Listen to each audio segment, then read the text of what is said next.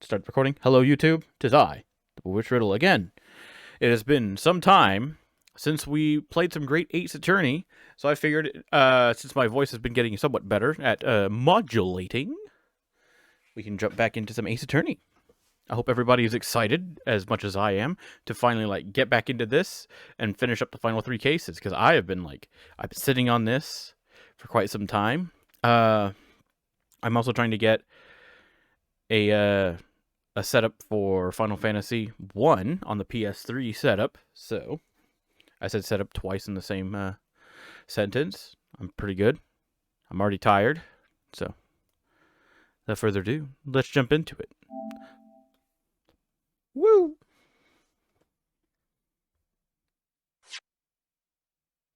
I've missed this game so much. It has literally been almost a month since I last played it.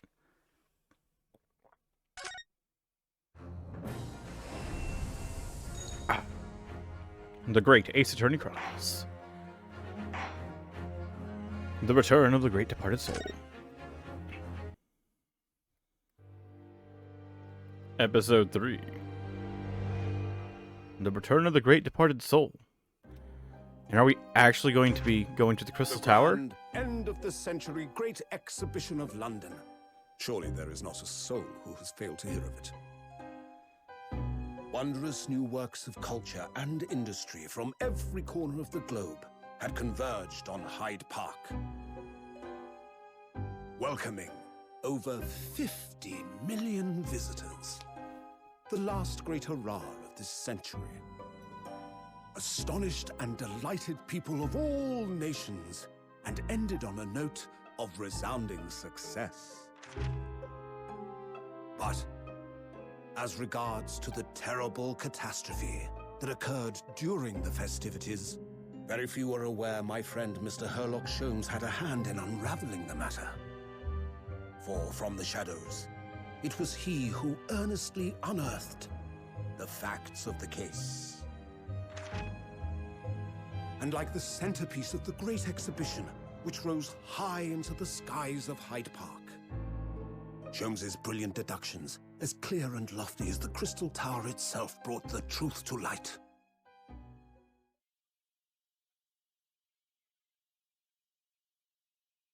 Alright, starting off good.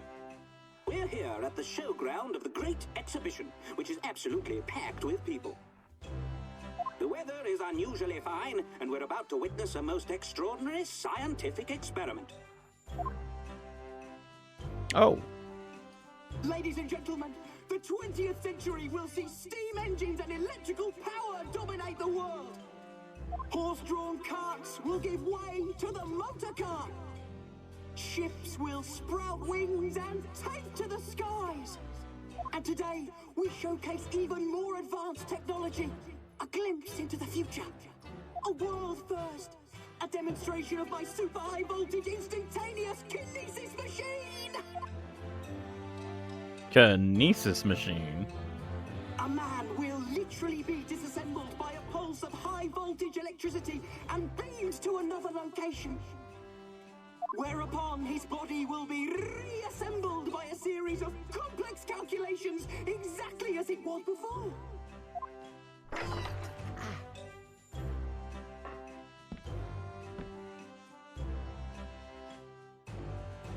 Should you not take off your hat, sir?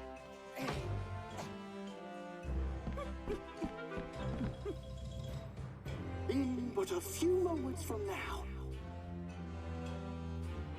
this gentleman will, in the blink of an eye, complete an incredible journey through the air.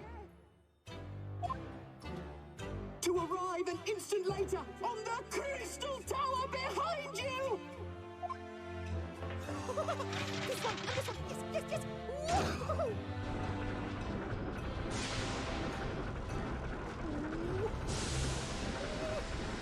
Yes!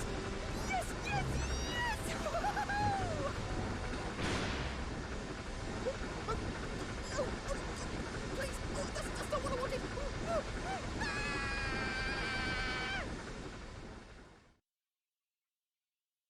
So, going pretty well. 22nd October, 9:36 a.m., Sholmes' suite.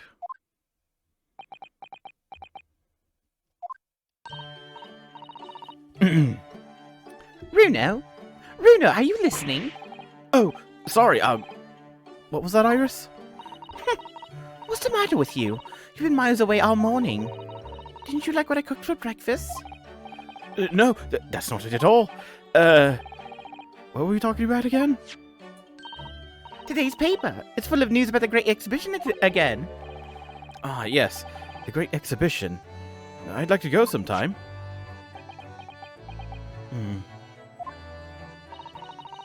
You're really not your usual self today. You seem very down. Don't you agree, Hurley? Oh, he is too. Did you say something, Iris? Oh gosh, you're even more down. When did you arrive, Mr. Naruto? I've been here for about half an hour already. We had breakfast together. What? Why didn't you mention it before? I thought you might have known I was here. You know, because breakfast? This is quite right. You're clearly lacking in vim. So much so that I didn't notice your presence. Thanks. Of course, I could deduce the reason perfectly well with some simple observations. What? Let's see. Yes, for example, your tousled hair this morning, with its unruly spikes, clearly can be deduced therefore that... let me stop you there, Mr. Sholmes, because I think I can see where this is going. My hair always looks like this. It always has. Ever since we first met, in fact. Oh, really? How interesting. It just doesn't look like a haircut as such, I suppose. Thanks again. It crossed my mind recently. It's been 6 months now. 6 months? Since I was forbidden from working in court. So I've been wondering how much longer I'm going to be banned. Oh. Well, that would explain why you seem rather glum. Don't you agree, Hurley?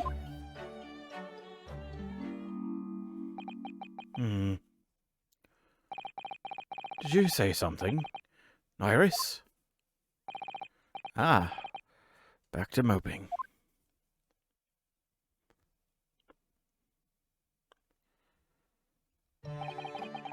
What's the matter with Mr. Sholmes today? He seems even more down in the dumps than me. I know, and the Great Exhibition has opened. You'd think he'd be excited. Why don't we all go see it together? I want to, of course I do, but I can't. Not for the time being. Why not? Why not? Why not? Because I'm a great detective after all. So you're embroiled in some tricky case that you can't be distracted from. Is that it? I didn't remember hearing that you're working on a case, Hurley. I suppose I should try to find out what's going on. Converse. Your gloomy mood. No, we'll start with events 6 months ago. Half a year ago now, I took on the defense of a young girl in a trial heard at the Old Bailey. What at first seemed like a simple case of murder that took place at a London pawnbrokery turned out to be one part of a much more far-reaching plot that involved the British government. During the course of the trial, it was found that I made an unavoidable, yet at the same time, unforgivable mistake. Words fail me. The situation is utterly deplorable. Mr. Naruto! Yes, my lord! I will decide upon your fate following the conclusion of this trial. Of course, my lord. In the end, I had my right to represent people in court revoked. I was told I had to spend my time in research and study. That's what I've been doing. You have, haven't you, Runo? Reading all those big fat tomes about British law up in your room, and the notes about Sholmes' old cases. Brewing Iris' special blends of tea, fetching my daily bread for me. You become something of a manservant around here. Start in the silverware next, Master Naruto. Well, I'm thinking of going to ask the powers that be to reconsider. Specifically, Lord Strongheart at the British Supreme Court on Whitehall. Lord Strongheart? Ah, the delightful Lord Justice. Not my favorite fellow. He's not mine either, but he's the man I have to talk to. He's the only one who can grant permission for me to start working in the courts again. I came to Britain to become the best lawyer I could. I can't do that just sitting around here. The Great Exhibition? The whole of London has been swept up in this great exhibition, hasn't it? The most advanced science, the most modern technology, the finest works of art and feats of engineering. For the next 6 months, our capital will be showcasing these things, and the world will be watching! Oh, do you know what I'd like to do? I'd like to look down on London from one of those lovely balloons. Look down on? Do you mean those things fly? Yes, of course. They fly high in the sky and don't even need wings to do it. All you need is hot air. I just knocked something over. But how? How does hot air have anything to do with flying? It makes no sense. I can't understand it at all. That's true of a lot of new scientific discoveries. Most people can't understand them at first. But in 100 years' time, all these things will just be common knowledge. I suppose they might be. Mind you, some of the science being demonstrated seems very questionable. Something went wrong in the open experimentation stage yesterday, apparently. There was a huge explosion. Still, I wish I'd seen it, though. I'd love to see how bad some of these scam experiments really are. Says the innocent 10-year-old girl. See here. Every page of this paper carries some article or other about the Great Exhibition. But the brighter things shine, the darker the shadows that are cast behind them. Personally, I find myself drawn to the darkness, to the impenetrable. That is my proper atmosphere. The Great Exhibition newspaper has been entered into the court record. Newspaper containing various articles about the world-leading science and technology and show at the Great Exhibition being held in London. Shadows cast behind. Is that a metaphorical way of referring to the back page of the paper?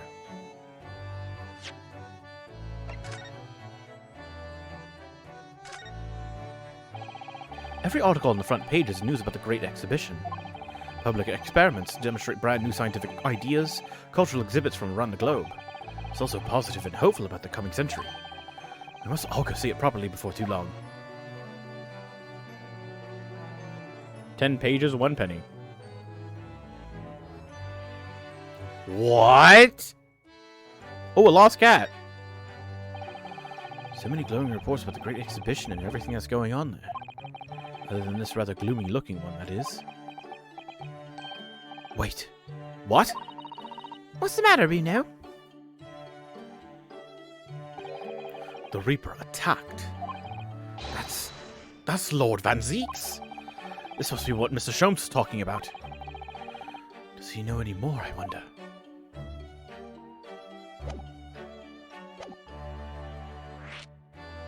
Nice. Talk about his gloomy mood first. Are you investigating a particularly tricky case at the moment, Mr. Sholmes? You could say that, I suppose.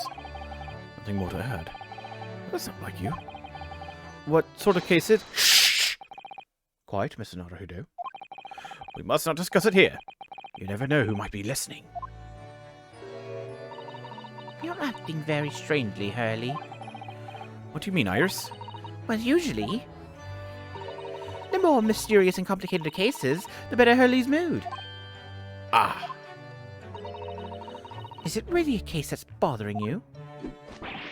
Iris, please! You mustn't exercise your astute powers of observation and deduction on me without invitation. Remember what I always say. Put yourself in the shoes of the individual about whom you're making deductions. You say that, do you? You, Mr. Sholmes. Never mind. Once I've had a cup of tea, I must make my way at once to the crime scene.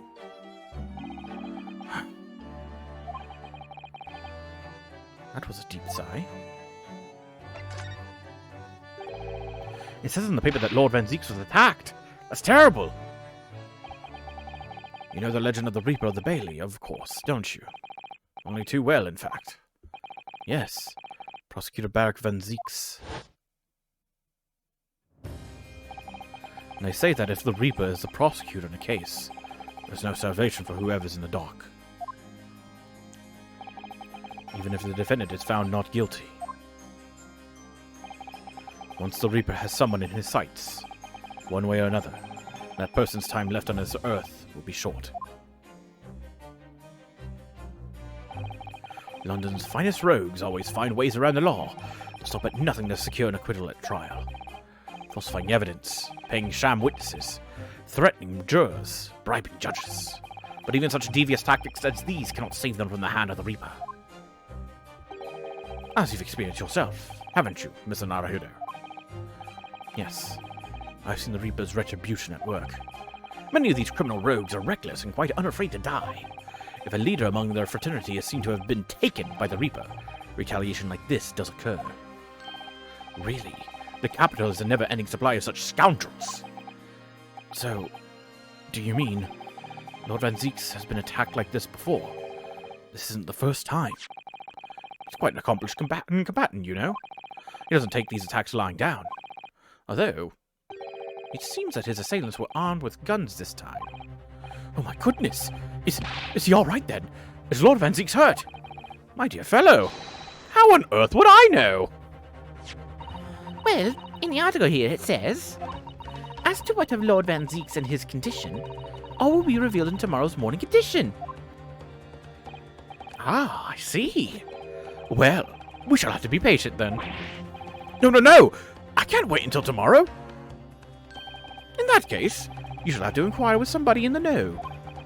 But who? Strongheart, perhaps?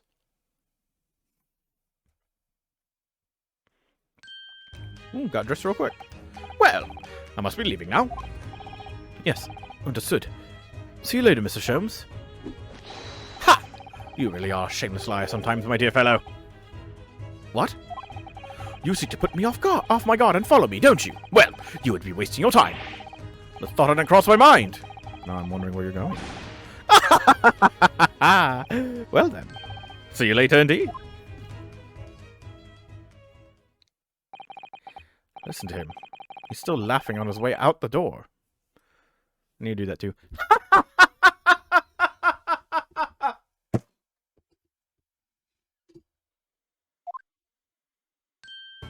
What the? Alright then, Reno, let's get going. Oh, Iris? What are you wearing? I've got change to go to the Great Exhibition. You're going to take me. What? But I was just about to go to the Spring Court. Oh, well, that sounds fun too. If you're going to take me there then. At gunpoint. Alright, fine. Just lower that weapon, would you? Of course. And to the Supreme Court, then we'll go to see the Great Exhibition. I guess so. Elliot, look around the room. Oops. No particular note. Ah, yes. Mr. Sholmes' faithful musical companion. Wasn't this violin made by somebody famous? Yes, it's a Stradivarius. I'm afraid you have to save up for 100 years before you could afford one, Reno. If I were to save it for 100 years, I wouldn't choose to buy a violin, personally. Oh? What would you buy then? I really have no idea. I think I have to do it so I can find out. Stuff. Books, papers, scientific implements. These shelves are stuffed to the gunnels. Mrs. Sato wouldn't be able to help herself if she were here. She can't stand mess. Susie might not be able to stand mess, but she wouldn't dare touch those shelves. Oh? Why not? Everything's in intricate balance. Hurley spends ages on it. If you were to touch even one thing, the whole lot would come tumbling down. Susie noticed it was a very delicate arrangement right from the outset. Make it sound like a meeting of great minds. The truth is, Mr. Sholmes just needs to tidy up. That's a big old thing. Every time I look at that machine, I can't help thinking what a monstrosity it is. What's it called again? The Great Analytoscope. It can analyze absolutely anything, you know. It does seem incredible. At the same time, incredibly useless. Ah, but it looks impressive, doesn't it? So that makes it very useful. How does that make it useful? Because it means you can pawn it for lots of money. The pawnbrokers always make idle remarks like, "What an incredible looking machine!" So Hurley often takes it to the pawn shop when he's a little short. Sounds like this thing pulls its weight around here more than I realized. By having its weight pulled around.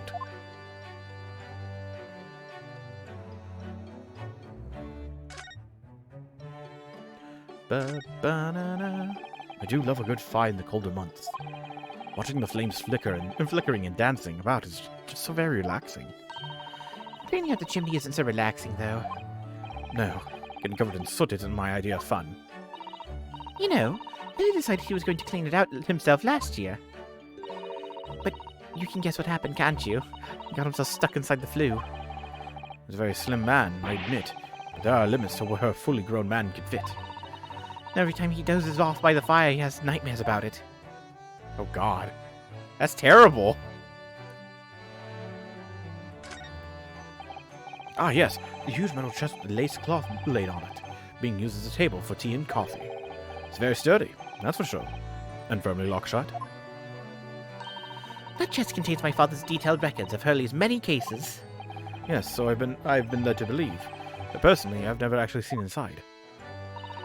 And that's the way it will stay. Those papers are a secret between Daddy and me. If you go opening it uninvited, you might find yourself being bitten. What? Is there a beast inside there or something?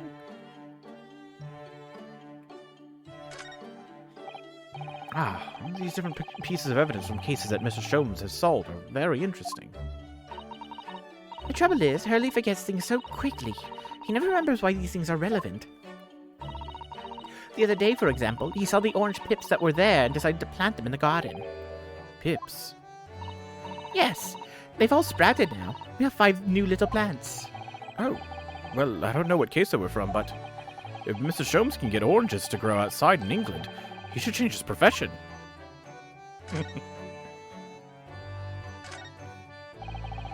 Look forward to finding out what aroma your tea will have, Iris. Every single day. Ah, well, I infuse a different concoction of herbs from the garden every time, so it's never the same twice. When you call it a concoction, it sounds more like a science experiment than something for tea time. Oh yes, that's because different blends can have very different properties. Some calm you down, some make you feel jolly, some give you energy. Today's particular blend is something quite special, so you're really in for a treat.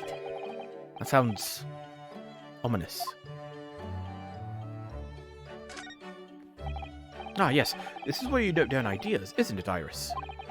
What's in the melting pot today? The blue carbuncle? Yes, it's from a case of theft that Hurley solved ages ago. The theft of a precious stone. A carbuncle is another name for a garnet, you see, especially if it's cut with a rounded top. Oh, really? And this garnet was blue, was it? Well, that's the thing. They're usually red. No blue garnets have ever been discovered. Oh. So who knows what the stolen gemstone actually was? That's the real mystery of the case. A proper Sherlock Sholmes conundrum, huh?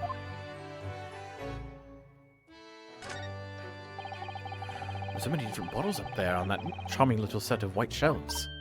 Oh, do be careful, Bruno. You mustn't try the contents of any of those bottles, even if you're hungry. I wouldn't do something stupid like that. I'm not a child, you know. Well, I wish I could say the same for Hurley. The other day, he polished off a full bottle of one of my alkaloids. He what? He said he was hungry. I'll be extra careful. Aren't alkaloids like poisonous? I can type with my eyes shut, you know. I can believe it. My deadline's approaching. You sound like a Gatling gun. That reminds me of a dream I had the other day. It was such a funny one. It woke me, actually. I was typing for a whole hour in the pitch black, but I didn't make a single mistake. That's incredible. But then, when it got light, I found that there wasn't any paper in the machine. Now I wondered if I'd actually been typing at all. I think you might have just fallen asleep on the job. God, that'd be terrible. It looks like I took a look at everything in the room. Shall we get a move on then? A new location has been added. What shall I make for breakfast tomorrow? Why don't I surprise you, Reno? Boy, oh boy. I love looking at everything and being all like, what's this? That's right, we're in a John Woo film with all the doves. 22nd October. British Supreme Court. Lord Chief Justice's chambers. Oh, damn it. Lord Chief Justice's office. It's been about 6 months now since I was last here. Some things never change. Like the sense of foreboding I always seem to feel in this place. Doesn't seem to be bothering Iris at all, though. She's happily reading over there. What is she reading? Oh, I love this place. I always find so many interesting books here. Of course. I was forgetting that you've been here before. The time we came here 6 months ago. When Susato-san was given the news that she was to return to Japan.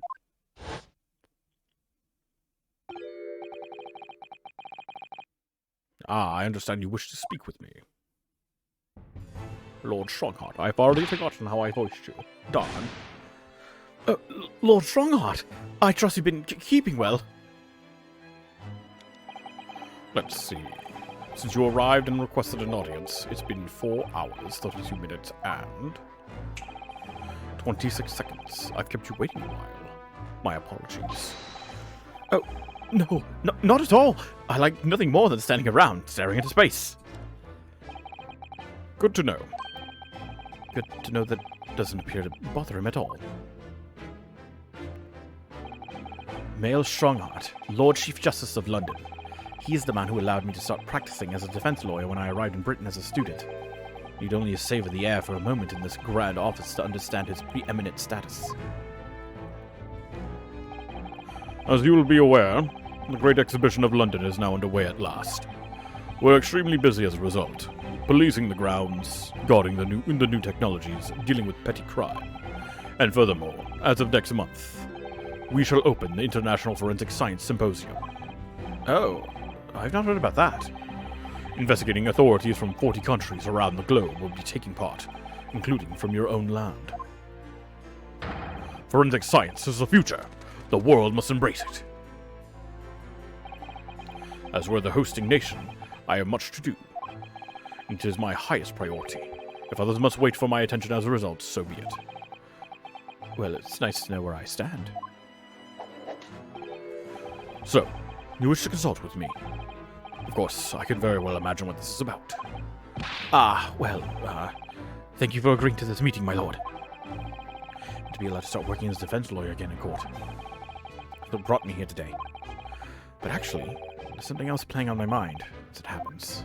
Lord Van Zieks! Bruno, just take a deep breath and come out with it.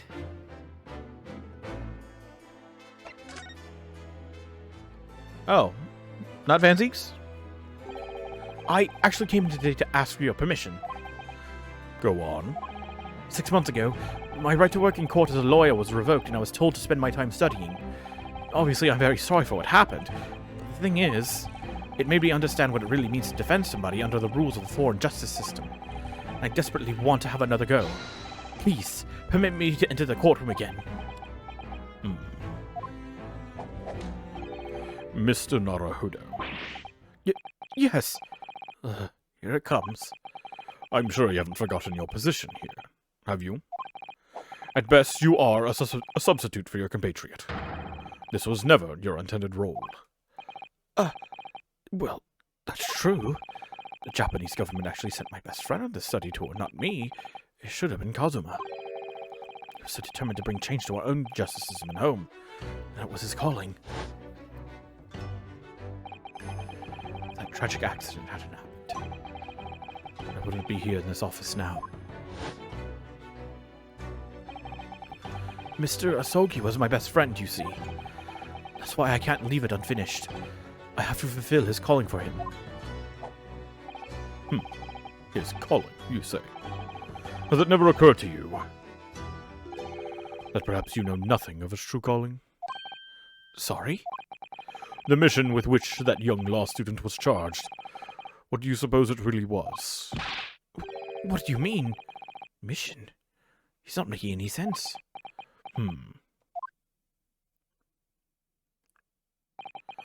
Never mind. I've read all the reports you've submitted over the past 6 months. It's clear to me that you regret your actions and have been studiously obeying your revised instructions. Do you mean?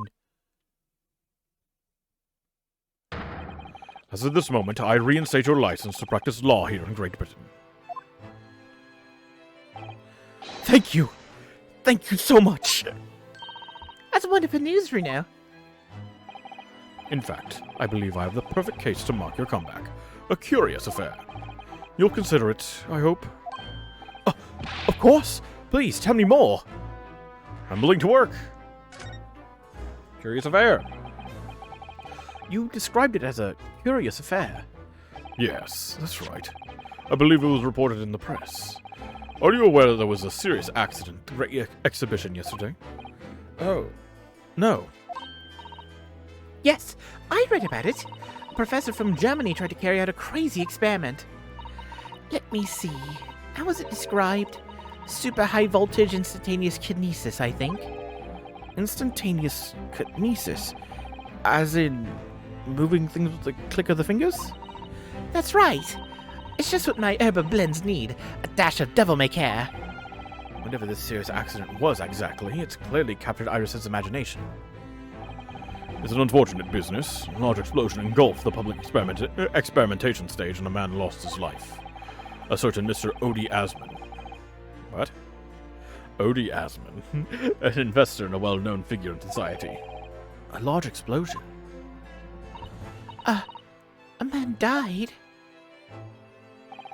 The man responsible for the experiment was Professor Albert Harebrain. He was detained immediately after the incident, and is due to appear in court tomorrow. On the charge of murder. What? Murder? If you intend to take on his defense, you should hurry to meet with him at the prison. There is very little time left for you to carry out any kind of investigation. The Great Exhibition. Scientific experiment gone wrong and murder? I feel out of my depth before I've even started. Still. We should go to the prison straight away then, and try to meet with this German professor. Don't you think? Definitely.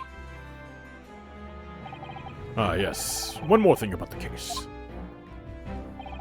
There's a connection with our mutual acquaintance, the Reaper. Oh, Lord Van Zeeks. How?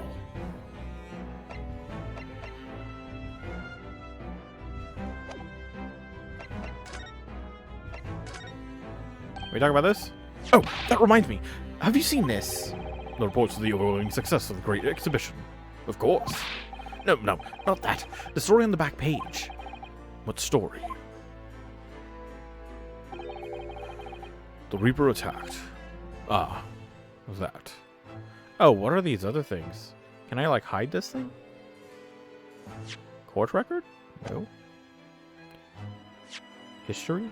No. Skeleton captures bumbling... What does it say? Burglar? The heck? Fiery ball? Gown sets dance hall ablaze? What? Hey, the Altamont Gas Company is there. Women form new suffragist group. Nice. Ruffians aim to intimidate a man of justice. And what is this middle one? French court. Here's glass eye case. The huge départ of Neuilly was presented today with the most curious case of a lady who refused to pay her dues for the purchase of one glass eye. The whole affair began when Madame Pluyet, the defendant, ordered the eye as a replacement for the natural eye. Whoop. Press the wrong button. Oh well. You've enjoyed some victories in court against my #1 prosecutor, have you not? Oh, Mr. Reaper. What happened to him? He wasn't killed, was he? There's no need for concern. Lord Van Zeeks would not be so easily dispatched, I assure you. Can you tell us what happened? I'd really love to know. Very well. If it interests you. It does. Strangely.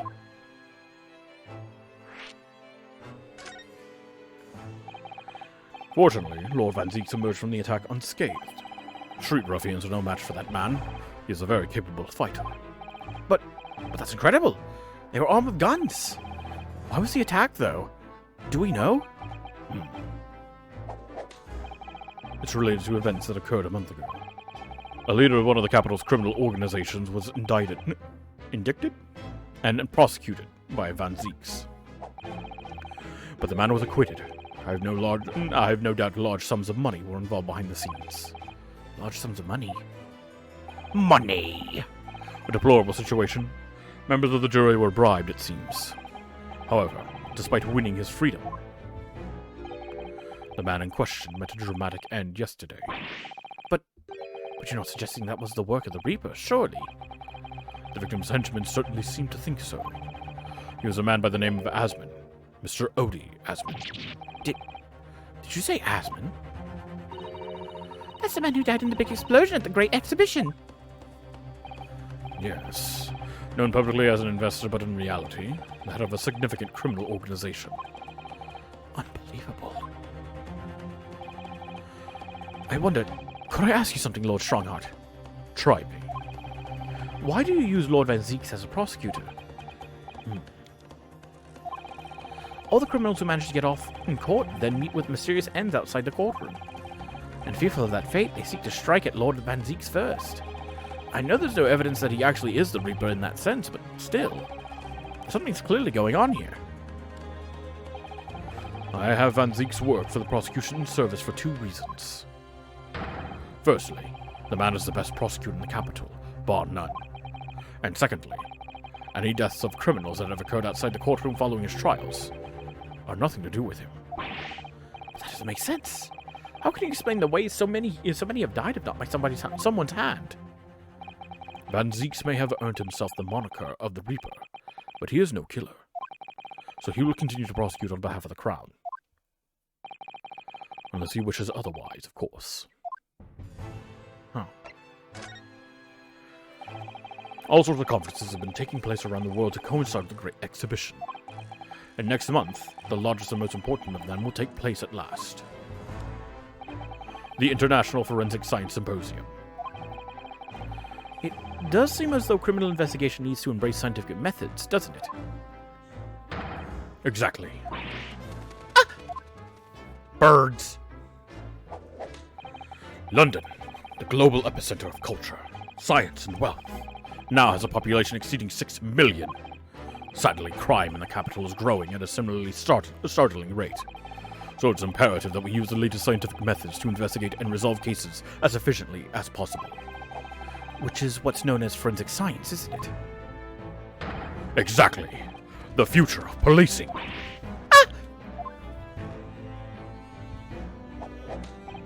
Regrettably, however, Britain is currently dragging its feet when it comes to the adoption of forensic methods. Oh dear, that's alarming.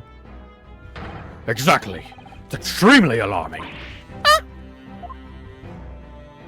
Birds. If I were Her Majesty's Attorney General, you can be sure the numbers of crimes committed and resolved in London would be very different to the current figures. And I can cite 12 solid arguments and 223 individual reasons to support my claim. Sorry? By way of apology for keeping you waiting earlier, I shall detail everyone now. What? Oh, how fascinating! It all began 15 years ago. I was... And then she... With the spoon... There was this great many log.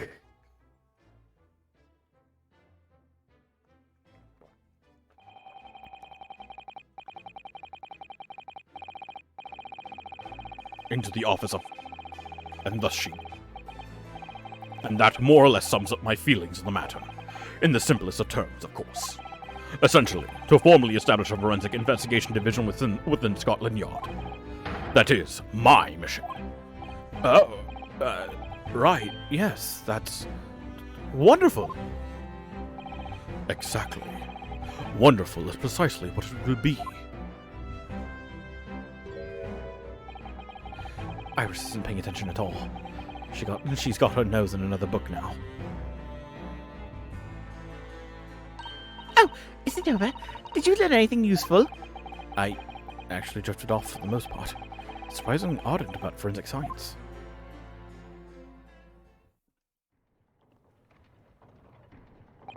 Well, I must be leaving for my next engagement. I'm already 11 hours and 16 minutes late. My colleagues may be starting to fidget. 11 hours late? That's quite something. That meeting had already started when I arrived back here for this engagement with you. So, lateness was inevitable. Time stops for no man. I'm sure it stopped for me during those 12 solid arguments and 223 reasons. Oh, yes. Where would I find Lord Van Zeeks now? I would assume he's at his office. Right. I'll go and ask him about the attack in person. I want to get this straight from the horse's mouth. Away with you now. I'm leaving Professor Harebrain's defense entirely in your hands. Of course, yes. Thank you very much, my lord. I'm going to be really upset if he's actually a bad guy. A new location has been added. What should we do first? I'm more worried about Lord Van Zeeks instead of my defendant. Harebrain definitely did it. What in the hell is this place? 22nd October, Prosecutor's Office. Ooh, so this is the legendary Reaper's office. Yes, it appears so. Sends a chill down your spine, doesn't it? What an amazingly deadly atmosphere. Oh, is that... Oh? That hooded figure was so still, I hadn't noticed her presence. I wonder who it is. What are you doing here? Ah!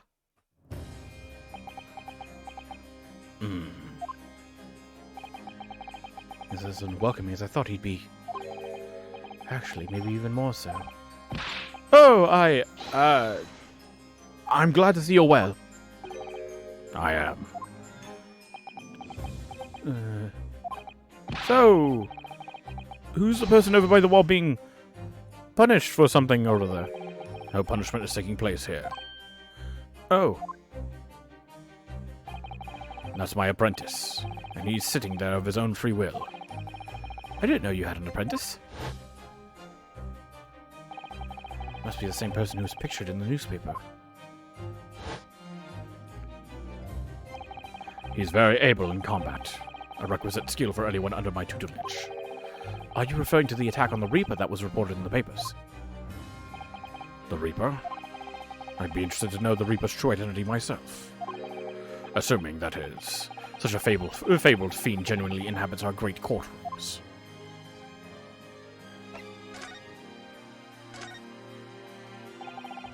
Lord Strongheart said that the assault last night was some sort of revenge attack.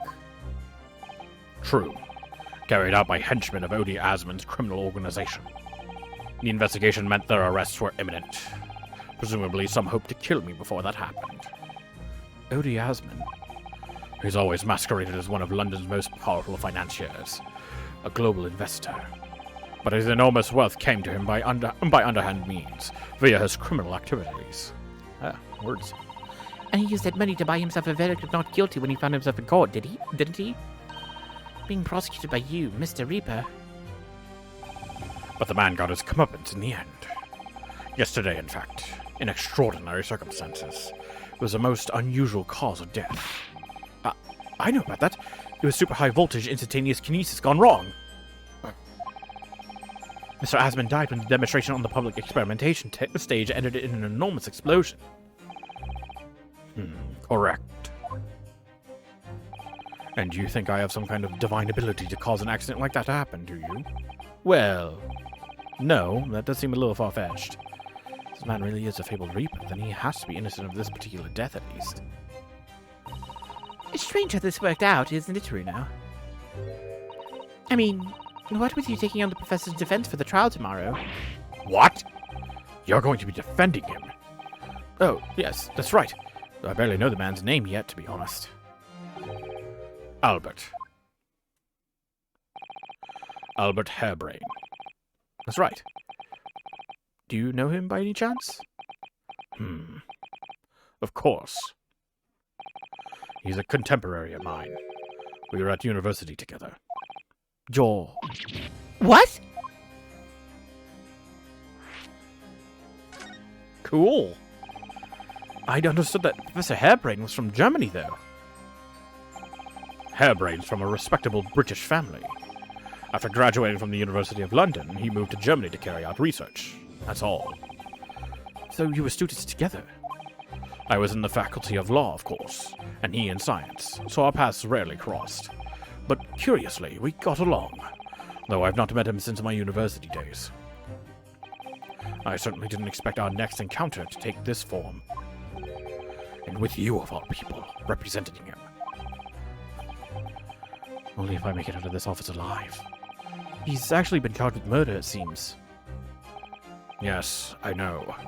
Because the prosecution will be handled by me. By you? But you made it sound as if you and the professor had been friends. We are friends. It's true. Then why would you do this? If the Reaper's the prosecutor, there's nothing anyone can do to save him. He's doomed.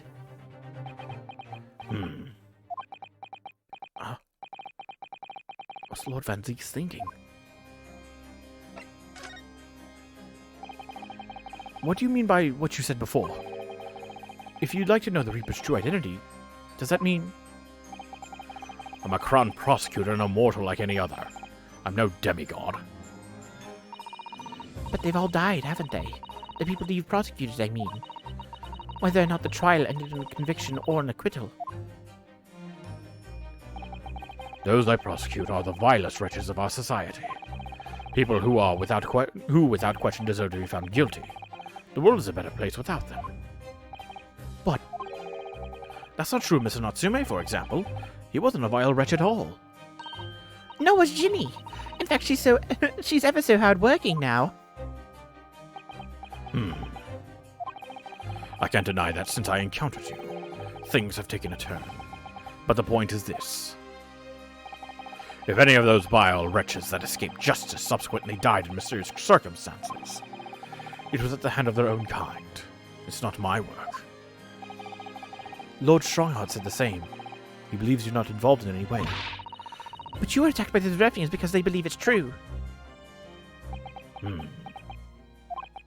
The fact is, since people started to call me the Reaper of the Bailey, the number of serious crimes in the capital has dropped substantially. Oh! It would appear that even the most hardened criminals can be made fearful for their lives. Do you mean to say... I mean to say that if my pseudonym serves a useful purpose, I adopt it gladly and with honor. This is putting you in danger. You could be killed. If that is my fate, let God decide. Lord Van Zieks?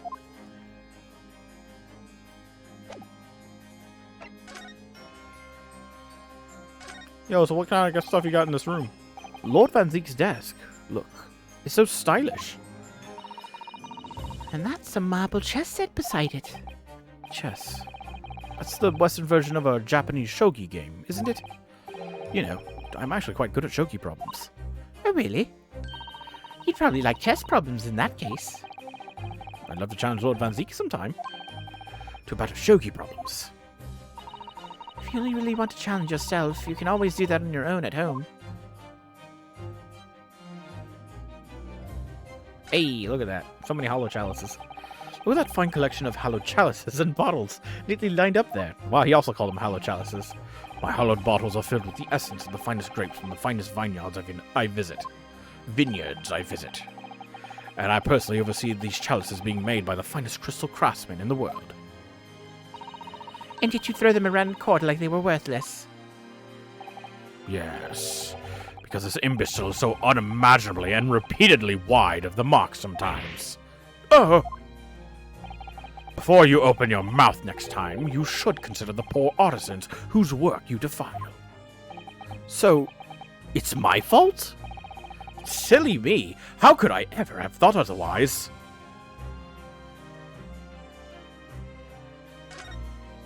That's a big old picture right there, that is. That portrait really dominates the room, doesn't it? Wow. It's a very majestic outfit and pose. But sadly, whoever painted it didn't do a very good job of capturing Lord Van Ziek's facial features. Yes, you're right. I mean, It's not far off, but the artist has exaggerated his subject's handsomeness, I think. Ah, that reminds me. I heard Emperor Napoleon of France ordered artists to make him look more attractive when they painted him. How vain. That's really not an attractive quality in a person, is it? That portrait does not depict me. Surely that's immediately obvious. Oh, then who is it?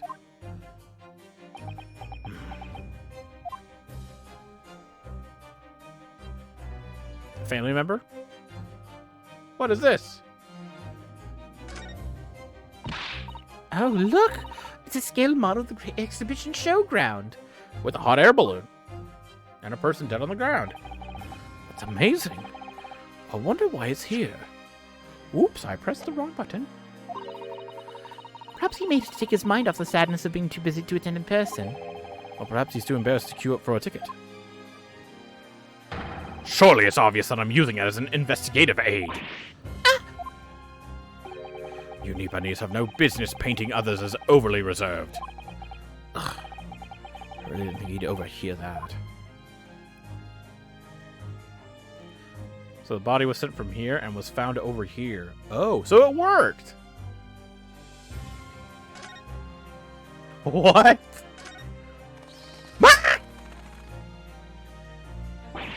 Ah!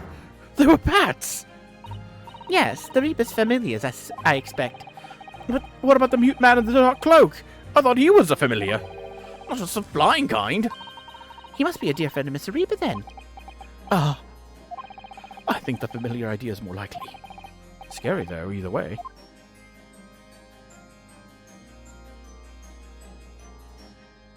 Why does this look like a wall?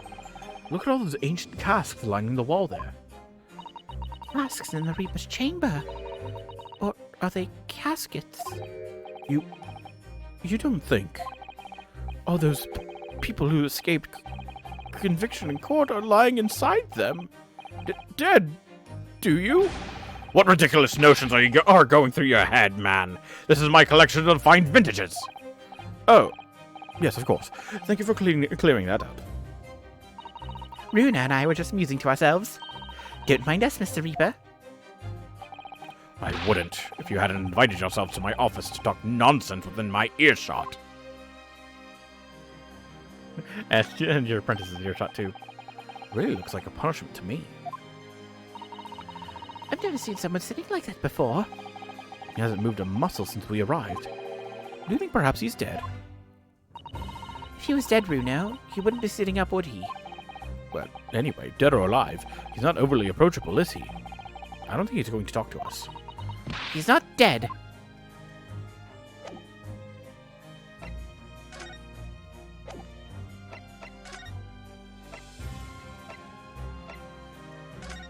I guess we'll just present the newspaper. Lord Van Zeeks, about the article in this paper. Ah, yes. Seems there was a reporter nearby when that little skirmish took place. I had no idea I had been photographed. It was careless of me. It looks as though it was taken after the people who attacked you had run away, though.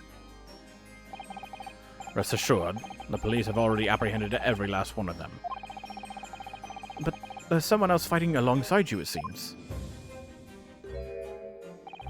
And I think it's the same man who's sitting over there as we speak, isn't it? As I mentioned already, he's my apprentice. Perhaps you could tell us a little more about him.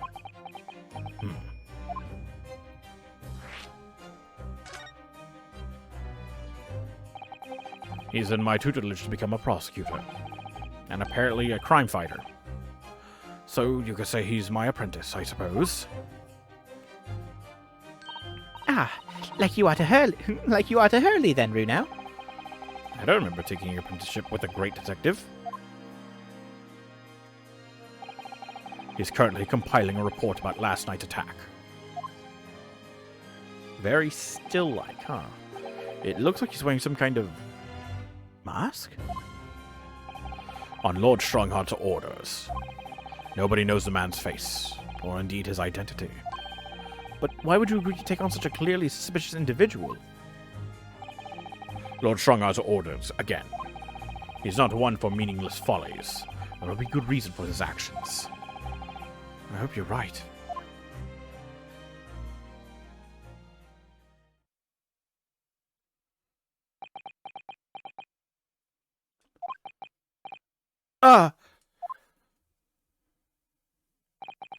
The task is complete. Good. In that case, you can collate all the briefs.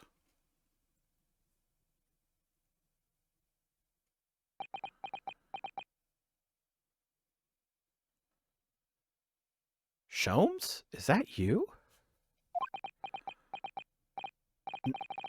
Nice to meet you.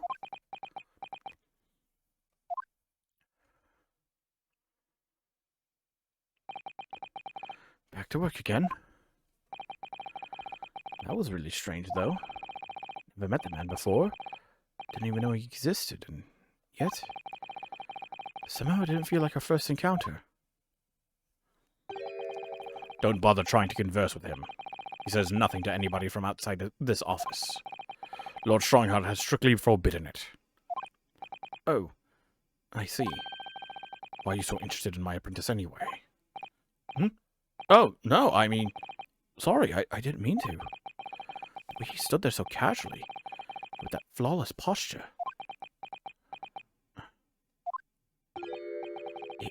It couldn't be.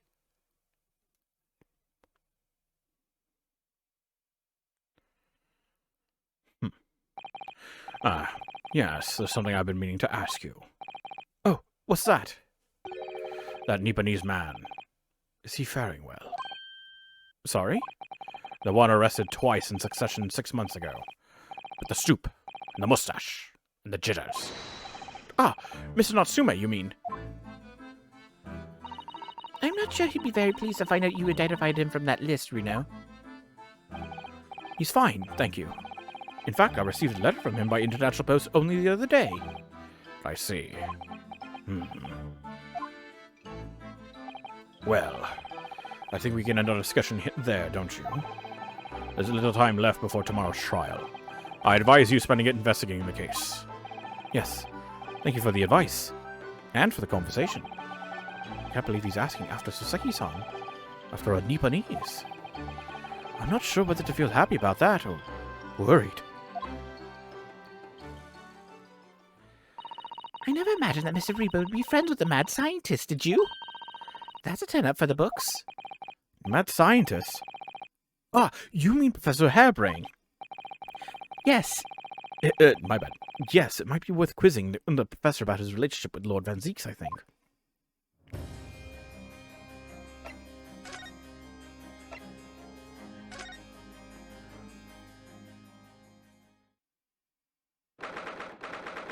October. Local prison, cell 11. The warden said cell 11. That's this one. Oh, there's someone curled up in a ball in the back corner. Look.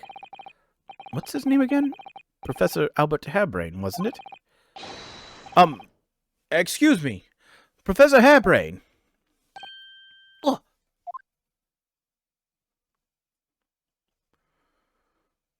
Ooh. Who are you? I'm Ryunosuke Naruhodo. I'm a lawyer? Was it something I said? A lawyer, you say? Would you be here about the experiment? Are you going to defend my hypothesis? Your hypothesis? Sorry, I don't... The demonstration! The demonstration was... That magnificent demonstration was... It was an out-and-out success by anyone's calculations. Despite that, no one listens. No lawyer believes in the science. When it's explained, they all leave at high velocity.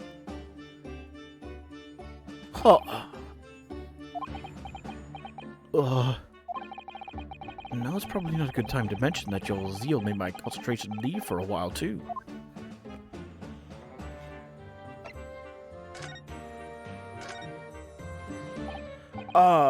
You mentioned the demonstration yesterday. The papers have called it a spectacular failure. After all, a man died in the explosion, didn't he? Yes! You could interpret the results that way if you really wanted to. Well, I suppose in the strictest sense, the experiment was a failure. But at the same time, it was a great success. You've lost me. I saw it with my own eyes, right there in front of me. Mr. Asman was spontaneously disassembled. Until then, everything was going exactly as my calculations had predicted. At that point, he should have been beamed at the Crystal Tower by instantaneous kinesis. However, the machine exploded and Mr. Asman in fact perished. yes, I can't deny that part of the experiment was a failure. So what you're really saying is the large explosion that killed Mr. Asman was an accident, correct? But the bigwigs had you arrested on suspicion of murder. I was responsible for a man's death. That is the immutable truth here. And for that, I wish to be punished. At once! But... murder? Never in a million years! It was an accident! Simply an accident! I see. Haley and I were talking this morning, you know. He said the situation would change completely depending on whether it was treated as an accident or murder. How exactly? Well, if it really was an accident, then the professor's machine would be kept in protective custody. On what grounds? Ah, yes, it's newly established here in Britain. The Special Dispensation? Special Dispensation for Scientific Equipment Act. That one passed me by. But if the case is treated as murder, then they'll say my machine was the murder weapon, and they'll be able to pore over it as much as they like. If they examine it in detail, they'll find out how it's made, and then they'll be able to copy my idea. My precious hypothesis will be stolen. The machine must be protected from that at all costs. That's why it's imperative this whole incident is shown to have been an accident in tomorrow's trial. Ah, I see now. It's gonna be hard. It's gonna be hard to prove. So, in short, there was a terrible accident at the Great Exhibition Showground yesterday. Yes! Well, rather, no. The devil's in the details. Strictly speaking, there was a terrible explosion. Sounds the same to me. You were demonstrating super high voltage instantaneous kinesis, weren't you? How fascinating. Humans, like all matter, are made up of particles that are held together by electrical bonds. So it must be possible using a sufficiently high voltage to break those bonds and beam the particles through space. That's in a nutshell. That's my idea, you see. That's my amazing hypothesis. Gosh, that's unimaginably high-level science. Oh, but dare to imagine it. Dare to dream of such incredible technology. Just think, one moment I could be here in the cell, and the next I could be at the Great Exhibition again. Well, yes, that would be incredible. And the next, in the mere blink of an eye, I could be at a great Parisian theater, say. The possibilities are endless. The whole of our vast planet would be within reach. So no more hiding in wardrobes on rocky seas for 50 days?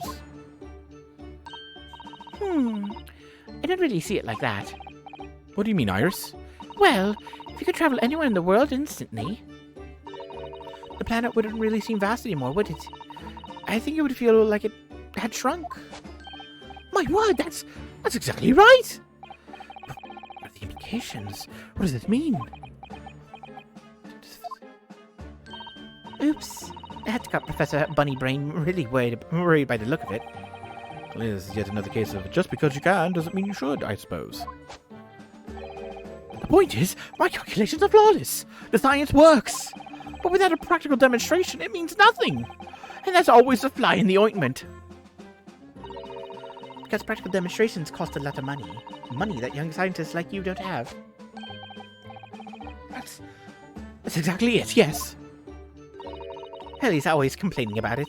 Says the government should invest more in science.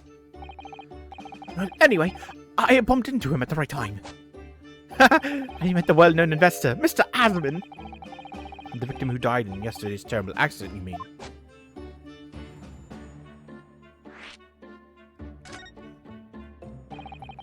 The full name of the man who died in yesterday's accident was Mr. Odie Asman, wasn't it? What exactly was your relationship with the man? He first visited me in my laboratory in Germany a year ago now. He said he wanted to invest in my immaculate hypothesis. I thanked my lucky stars. I see. So you hadn't really known each other until then? Money for scientific research? I'm so envious. As far as I was concerned, the man was an angel. Oh, really? An archangel, even.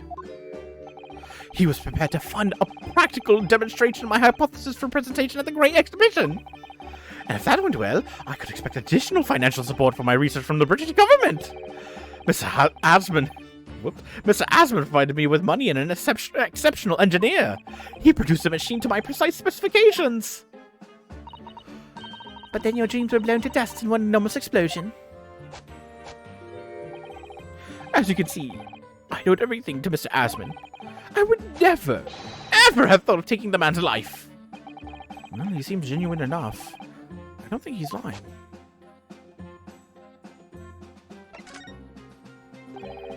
I understand Lord Van Zieks is a friend of yours from your university days.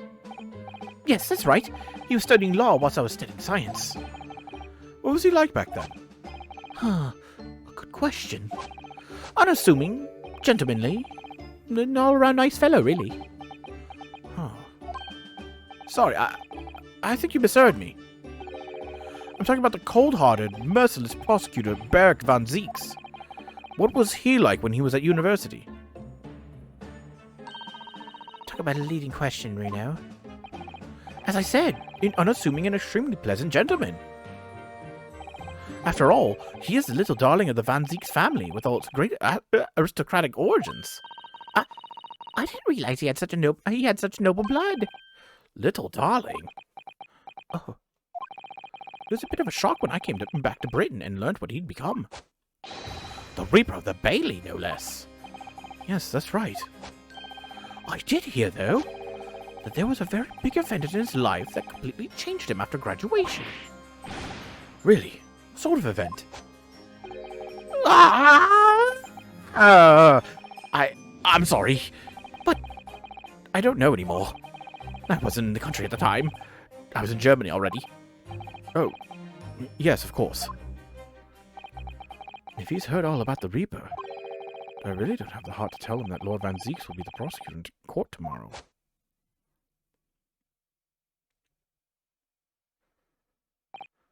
So, Professor, let me just make absolutely sure I've understood you properly. The huge explosion that occurred yesterday, that was an accident, you're saying? You had no intent to harm the victim, who was in fact the sole investor in your work. Is that correct? As correct as 2 squared is 4. I swear it. Yes, it's true that the man perished in the machine of my invention, so I know that I'm far from blameless in all this. But still, I would never use my discoveries, my inventions, to take a person's life. Not in a centillion years. I'm a man of science. It's all I know. You have to believe me, please. Do you believe me? Do you believe in my hypothesis? Science is the pursuit of truth, you know. I've always believed that all my life. I'm afraid I don't know much about science, or your theories. But I do believe you. And I will fight to prove your innocence with all my might. I'm a man of the law. It's all I know. You have to believe me. Please. When I went to live in Germany after I graduated, I learned something very important. Nationality, class, lineage, none of that matters. As long as you try your hardest, you can achieve anything. Thank you for that, Professor. And thank you in advance for defending me tomorrow in court. All right, Reno. It's time. Time to visit the Great Exhibition. Sorry? Well, that's where the incident happened, isn't it? Yes, I suppose that's true. Time to investigate at last. Don't we need to, sort some paperwork out?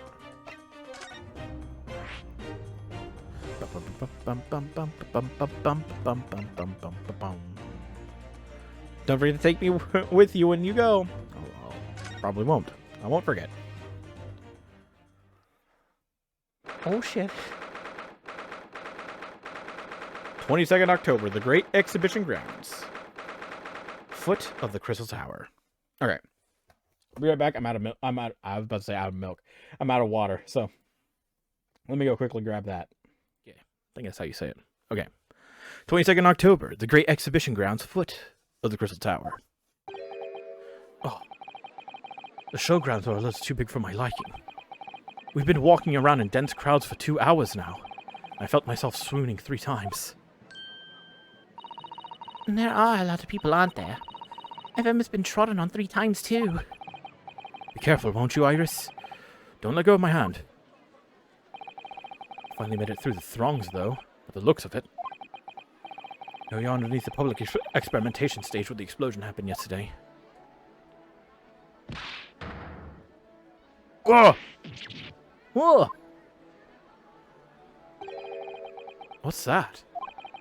I can hear voices from up on the stage. It sounds like an argument. Oh no. Right, I've had it with you this time. I'm warning you, I'll arrest you in a minute. Oh yeah? Go on, Inspector, give it a shot. You ain't got no evidence and you know it.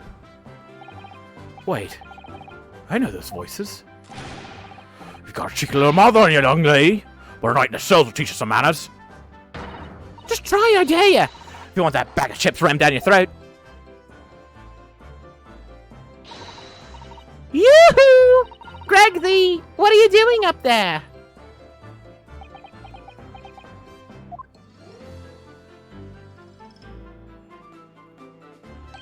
Ah! Ah! It's you! Here! You're here! Here you are! Your ladyship? How are you, your ladyship? I do hope you're well, your ladyship. Does that make her 3 times a lady? I'm not well at all. It's far too busy everywhere. I wanted to ride in the balloon, but there was a 3-hour queue. Unbelievable! I'll go have a word with you at once, your ladyship. Oof. Back into the groove. You'll be flying as high as a kite in no time once I pull some strings for you. Tobias Gregson, an inspector at Scotland Yard. Until recently, he was suspended from duty, but it would appear he's back in action now. He's actually quite well known, appearing as he does in the Adventures of Sherlock Holmes. And for that reason, he can't say a word wrong to the story's author, Iris. But there are limits, surely. Well, there should be. Watch it, sunshine! Sorry. What gives, then? Don't tell me you're on this case.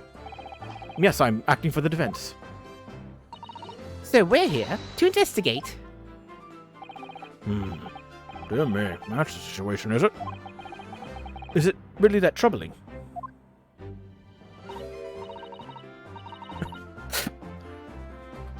Okay, how to make the sound noises. There we go. A measly 5 bob? Is that all you got? You're a lawyer, ain't ya? You can stand to carry a bit more copper around your pockets, Mr. Naruto. What? Hey! That's my last bit of spending money, that is! You can have it back. But I'll have to charge you for all that bother. 3 bob. This is Gina Lestrade, a pickpocket or diver, born and bred in the East End of London. In the case that led to my own suspension 6 months ago. This is the young girl I was defending in court. What's your problem, Oda? What's your problem, Oda? Diver? Pickpocket? What's with all the name calling? You want a bag of chips rammed down your throat and all, do you? I thought you were proud to be a diver, Gina. You were just arguing with Inspector Gregson about it, weren't you? I assumed you'd been up to your usual tricks here at the showground. That ain't no way to talk to a lady, Odo. Half a year's a long time. People can change. I'm an apprentice now. Learn to be a Scotland Yard detective. So I have to call me what everyone else does. It's Inspector Lestrade now. Inspector? That badge is homemade, surely. The inspector part is entirely accurate. No one calls her that. For what it's worth, anyway. Investigating is off the cards for all of us. What's that supposed to mean? Right, well, I'll be back up top. You hold the fort down here, alright? Right. Sir. This raises a lot of questions. How you doing, Gina? It was 8 months ago now that I first encountered Gina, in connection with the case I was working on. At the time, she was living in the East End with a group of other orphans. She helped all of them survive by pickpocketing, but then she got embroiled in a murder. I had a lot of time to think in prison. I realized I couldn't go out and go on like I was. The diving weren't working out. Oh, I'm so pleased to hear it, Ginny. Well done! So, you went from being a pickpocket to a detective? You got it. Good, ain't it? Inspector Lestrade. Sounds like something out of a book, huh? Talk about a sea change. And then there's Iris's old man to think about. Iris' father, you mean? Yeah. I promised her, didn't I? I said I'd get all the police forces around the world to pull out all the stops looking for him. Just a small promise, then. Nothing serious. Oh, Ginny. You're so sweet. So anyway, I thought I had a go at the test for Scotland Yard. Only trouble is I don't read so well, do I? Just a small problem. Nothing serious. And that's when Hurley approached Gregsy and asked for help. So the inspector said he'd take full responsibility for Ginny and made her a sort of apprentice. That was very magnanimous of Inspector Gregson. And brave. Well, you know Hurley. He enjoys finding ways to make people do what he wants. The great detective likes digging for dirt, in other words. So, the long and short of it is, if you got questions about the case, you can ask Inspector Lestrade. Right then, Inspector.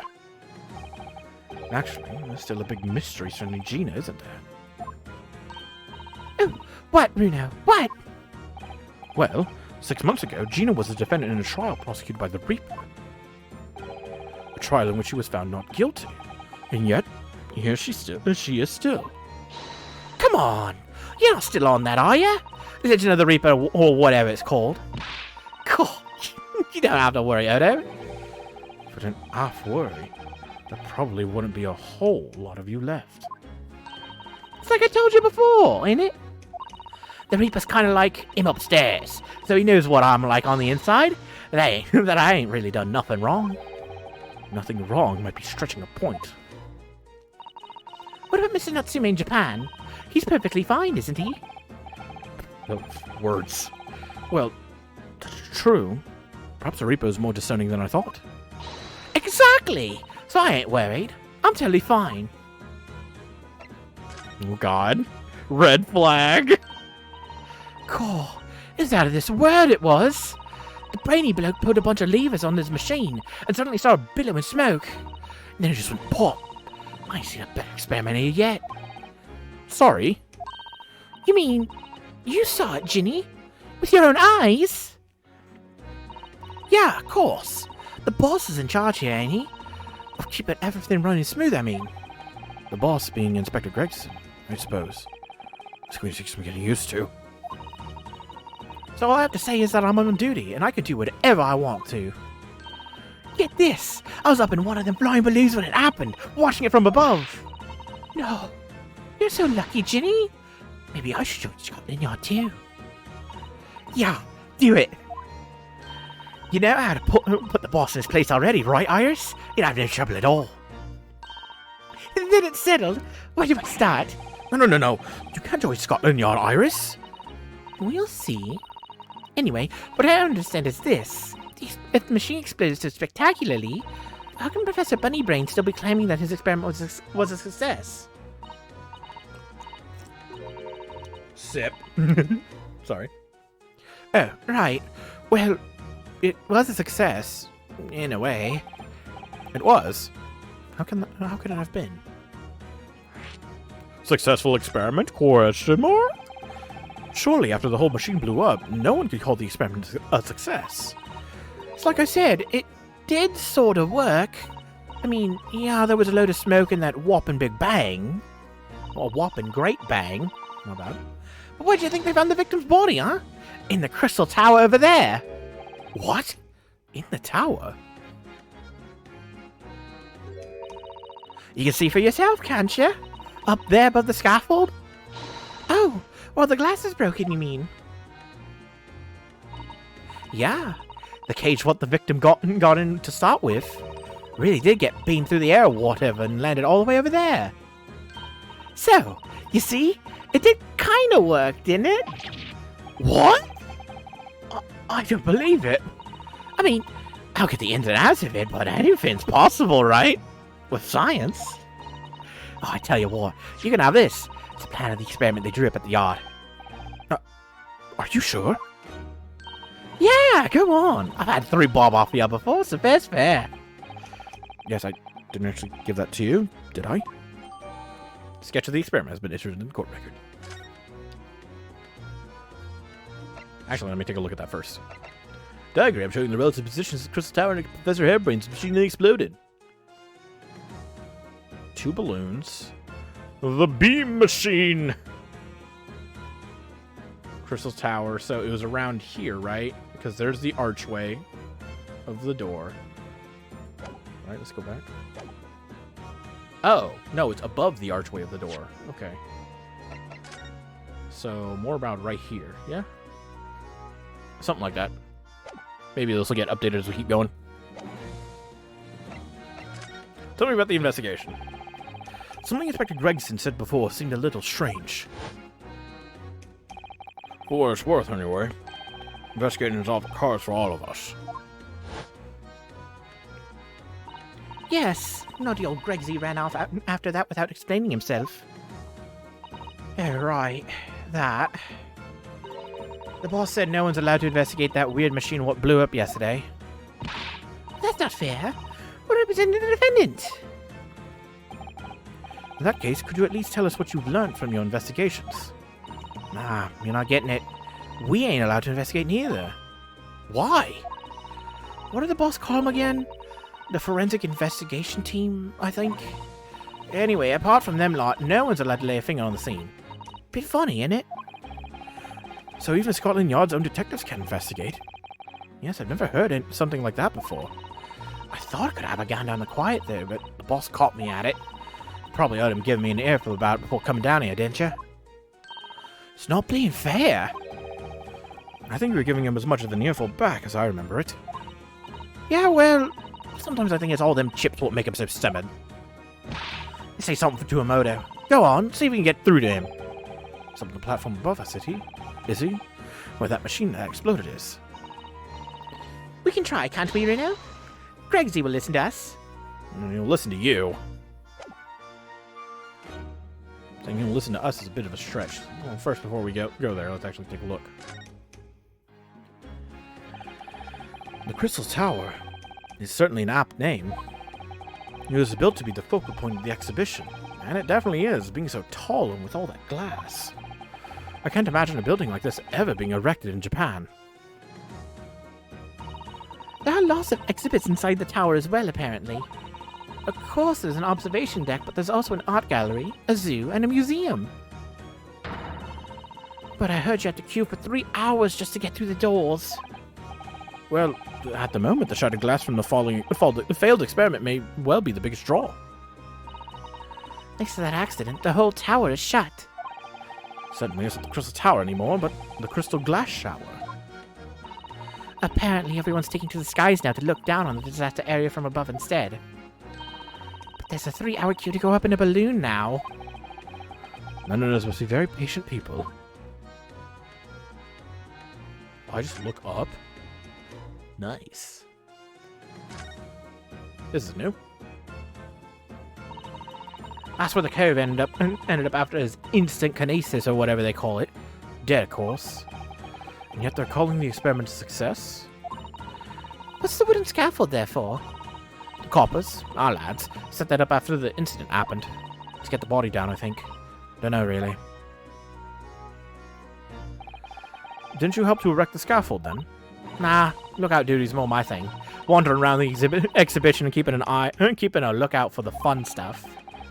Mind Gregson doesn't hear you saying that, or he'll give you the boot. It's incredible, though, isn't it? I mean, could the victim really have bridged that gap by some sort of invisible kinesis? Nah, I'm thinking the explosion just sent him fucking flying.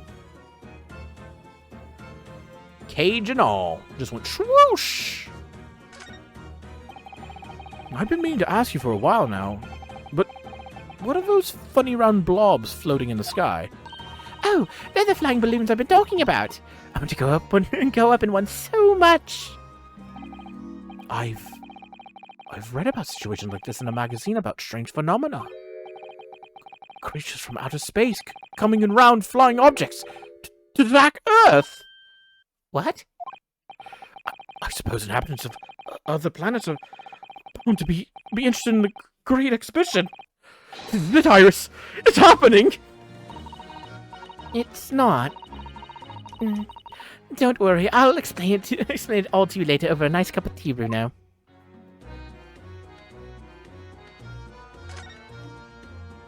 But yeah, let's take a look at this. Big mess on the floor here. For some reason, the ground is damaged in this spot. Look. Almost as if there was a fire here or something.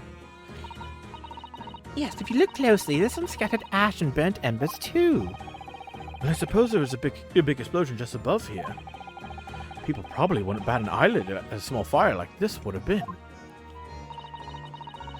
I'm not sure we English are quite that laid back, Bruno. Sure. Oh, look. What's this? A ripped piece of cloth. Sounds like any fabric I've ever seen before. It's very thick and stiff. And it looks extremely durable. It's canvas, I think, with some sort of rubber backing. And the edges appear to be charred as well. Maybe that means it had something to do with the explosion.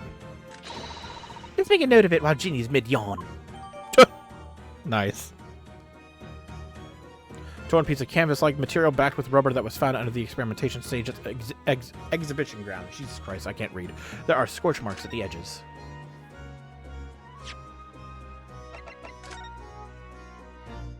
So this is the rubber part, huh?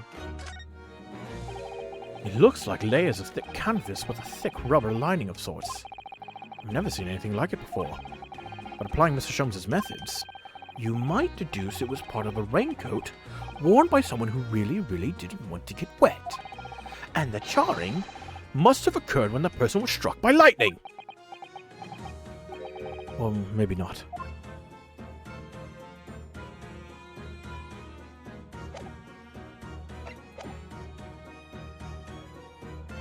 And what is this? Ah, it looks as though somebody dropped something behind the tree just here. Dropped? Or hid? What is this? Some part of the machine that exploded? Maybe. It could have fallen from the platform above in the blast, perhaps. What's going on here? Oh! Nothing. Hang on to this just in case. A serious contraption has been entered in the court record. Very curious device found behind a tree under the experimentation stage at the exhibition grounds, almost as if it had been hidden there deliberately. Why are we hiding it from her? She's on our side. Oh, right, this is to go up, I believe. What is this? Oh, it's a crossbow? What the fuck? Whoa, this is nutty. Anything lighting up? Please? Today? Hey, there it is. On the hammer. Ah, there's some sort of lever here. Holy crap-a-hola. What the? What is this? It looks like a cross between a bow and a gun. I think it's probably used for the same thing, too. Crossbow.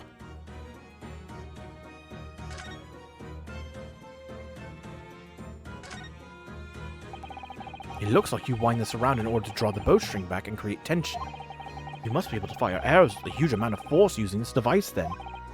In fact, I would imagine it's far more accurate and powerful than a Japanese longbow. Oh, I really had no idea what I was picking up when I spotted this at the exhibition grounds.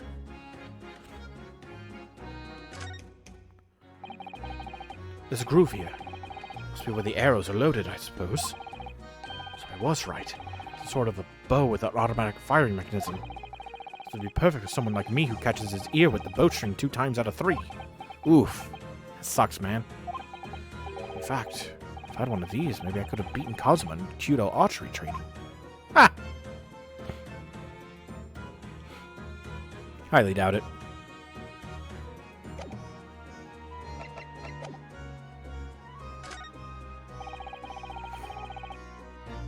These stairs obviously lead to the stage above. We should go up there and investigate the exact spot where the experiment was being conducted.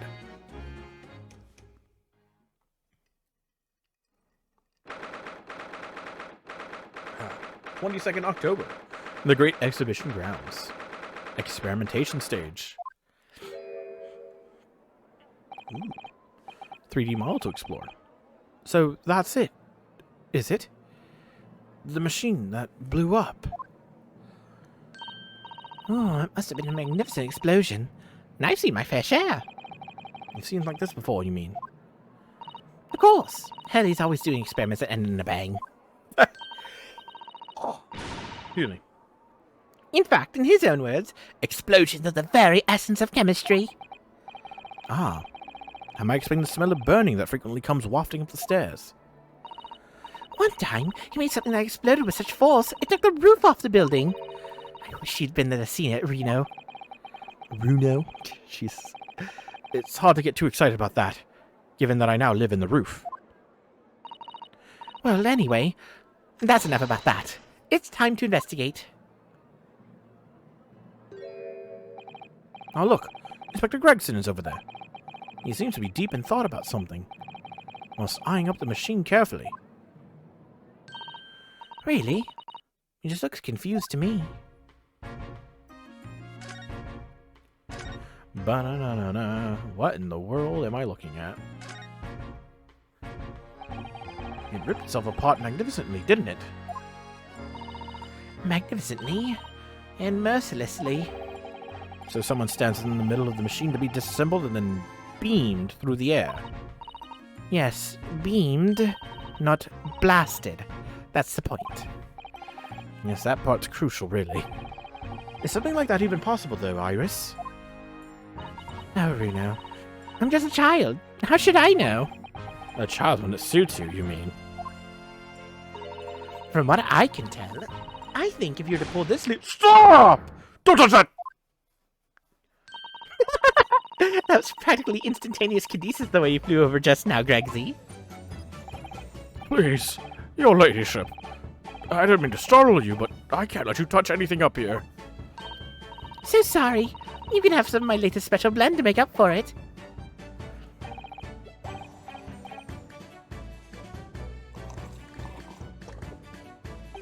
Ah, wonderful. This stuff really is wonderful. Just like old times, this is. Okay, no touching. Rule number 1, we can't touch anything up here. We're representing Professor Harebrained in court tomorrow, Inspector. So we should be allowed to examine the scene. Ha! Listen, Sunshine, even I'm not allowed to touch anything up here. It's that blasted special dispensation for Scientific Equipment Act to blame. It's driving me potty. Oh, yes, that special dispensation. The professor mentioned that too. More red tape's all we need. Don't know what the government thinks it's playing at sometimes. But we're allowed to just look, aren't we? Huh? Surely that's all right. Isn't it, Gregsy?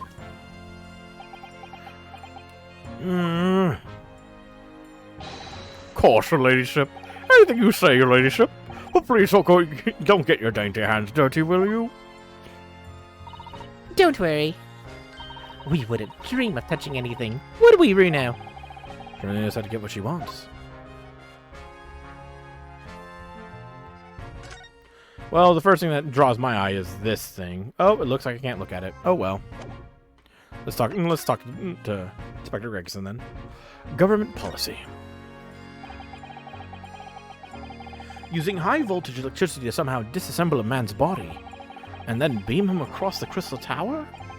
It's an extraordinary thing to attempt, especially in public. True. It was by far the most unusual of the experiments planned for the exhibition, mind. To be honest, I'm a bit surprised it was allowed. Carrying out something so dangerous with so many spectators present, I mean.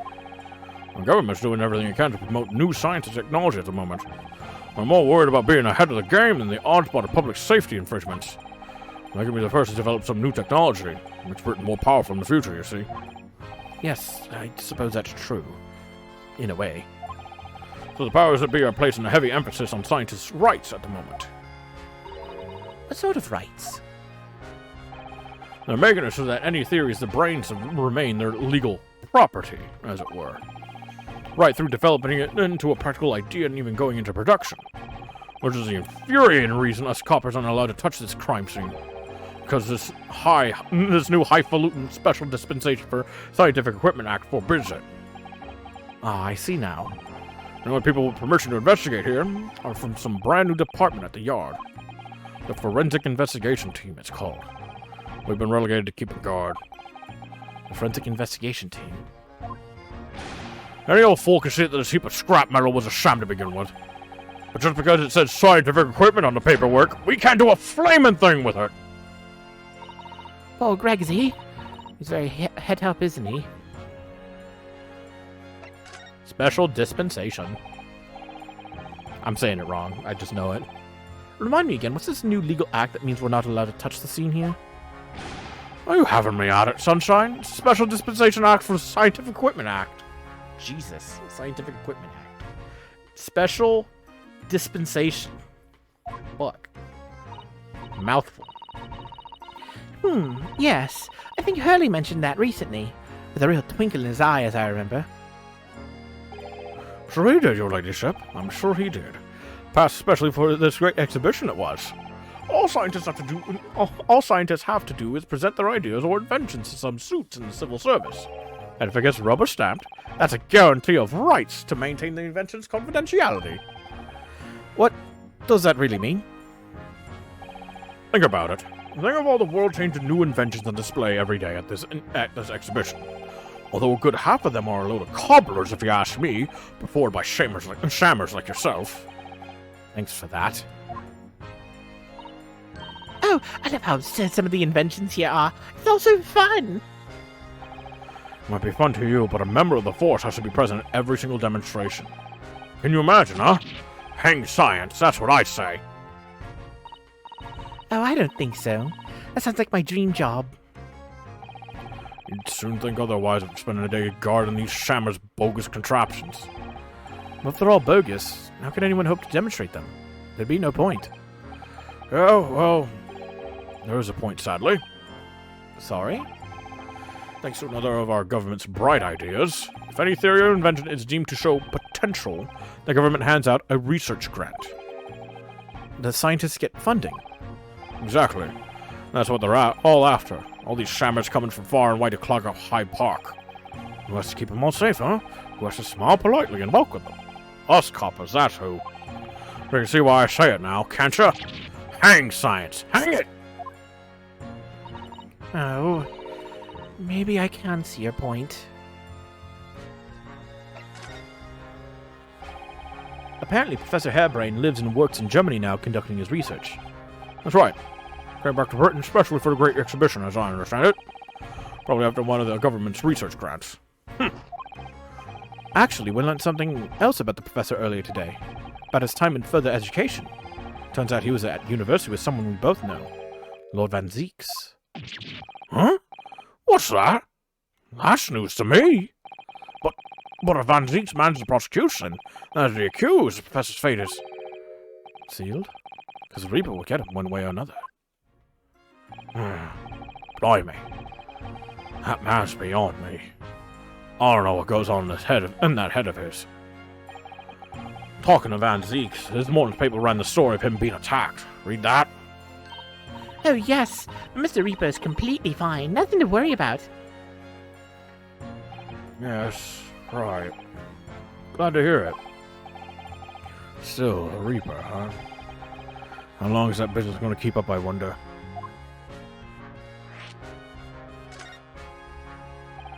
The victim of this case, the investor, Mr. Asman. He was another of the Reaper's victims, so I heard. Lord Barrick Van Zieks is a top-class prosecutor. But even he can't always push the right verdict through. Sometimes justice can't win. Yes, I've heard about jurors being bribed and evidence being falsified. And so the notion of the Reaper of the Bailey came about, isn't it? Obviously. Scotland Yard suspected Van Zieks initially. We all assumed he was taking matters into his own hands, and if he failed to seal the deal in court. Although the man himself denies that charge. Well, we've done a very thorough investigation.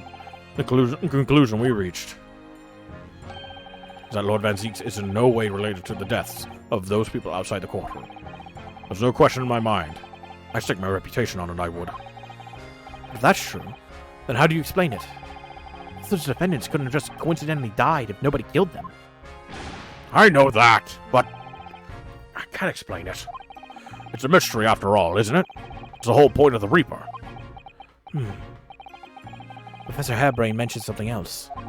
He said that at university, Lord Van Zieks was a totally different person. Easygoing and kind. What? He said that it was after they both graduated that something happened to change the man. Do you have any idea what it was? No clue. Really? Look, I've got my hands full watching over this frustrating crime scene. Why don't you go and make a nuisance of yourself elsewhere, huh?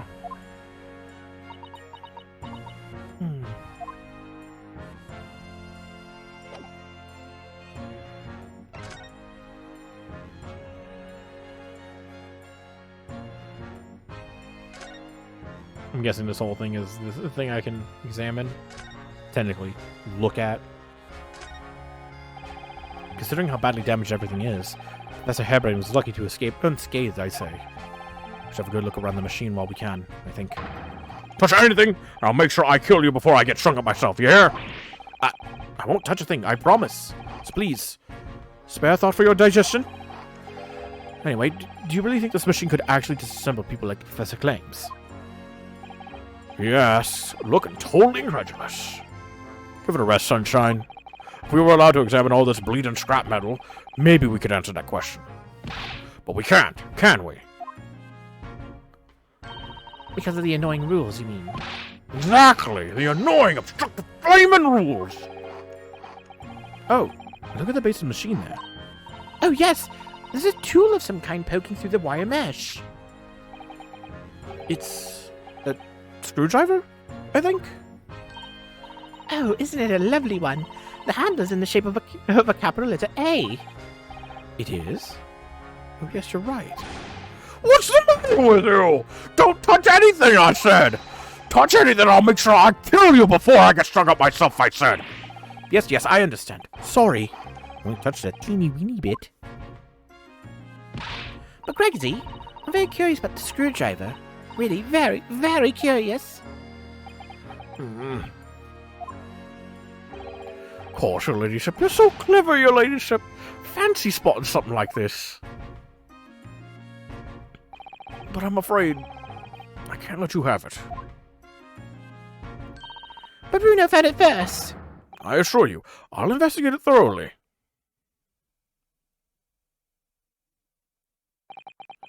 He's gone off with it. That was very mean. I'm afraid Inspector Gregson is going to make a very clumsy and embarrassing mistake in next month's installment now. Poor Gregsy. Ba-na-na-na-na. Oh, he's back. Right. Are you done here, Mr. Naruto? Sorry. Isn't it about time you were leaving? Or rather, it is about time you were leaving. That lot are here now. That lot? The forensic investigation team.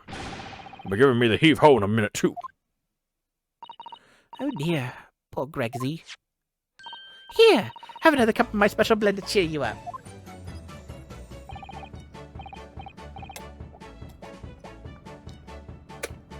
I hit the spot. You'll beat it every time. Well, at least I've seen the scene with my own eyes. It looks like this is as far as we're going to get with our investigations here, at least. I've been thinking. Hurley might know something, mightn't he? About what? About Mr. Reaper. Oh, but what happened to Lord Van Zieks, you mean? Because it sounds like something very significant occurred after he graduated from university. Something that completely changed his life. Maybe, but I have no idea where to find Mr. Sholmes at the moment. He's in the middle of some big case, isn't he? Oh, wait.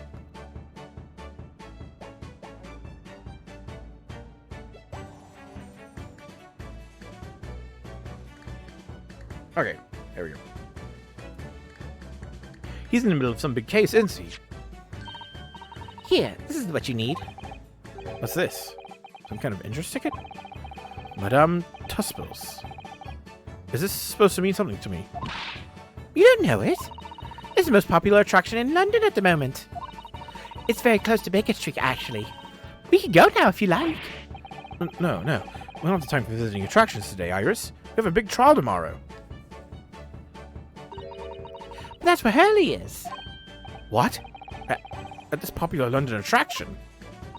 Yes. How is it that you know where he is? Hurley told me. He told me to keep it a secret from you, Bruno. Madame Tussauds. I don't see how it could be related to the case we're investigating here. But then, stranger things have happened. And when they happen, Mr. Sholmes is usually at the heart of them.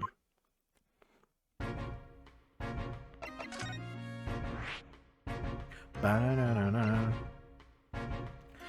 A museum of interesting waxwork exhibits not far from Baker Street. What the hell? We're going to a wax museum? 22nd October. Madame Tussauds Museum of Waxworks. Oh my.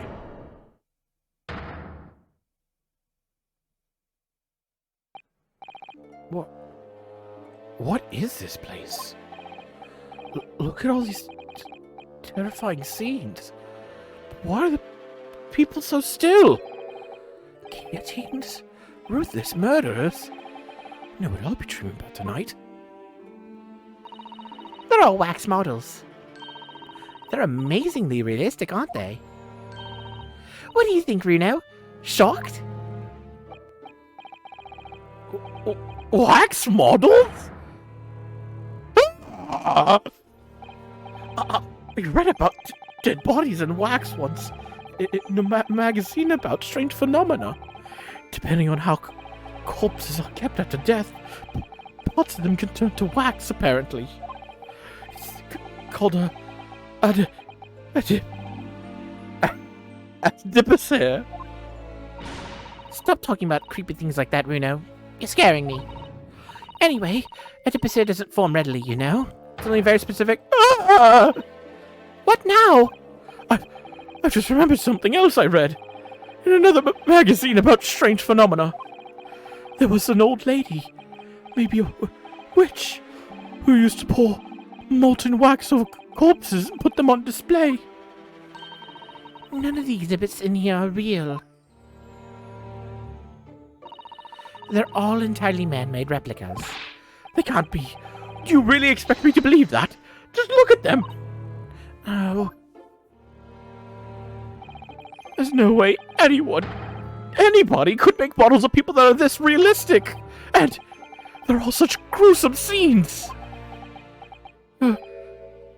Wait. What is it? Oh.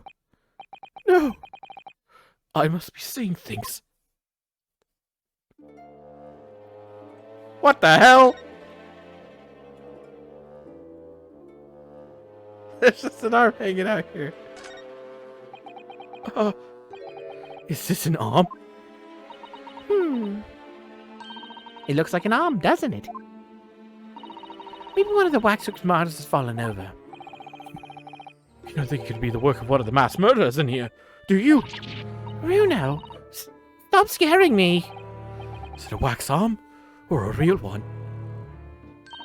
Come on, you're always pointing that finger of yours in court. Poke that arm now and see how it feels. Objection! That big heavy curtain is in a very prominent position, isn't it? A nasty feeling there's going to be something truly terrifying behind it. Oh yes, that's the famous Tussauds special exhibit. It depicts one of England's most notorious killers. Do you want to pay the extra fee and have a look? Pay more money? To be even more terrified?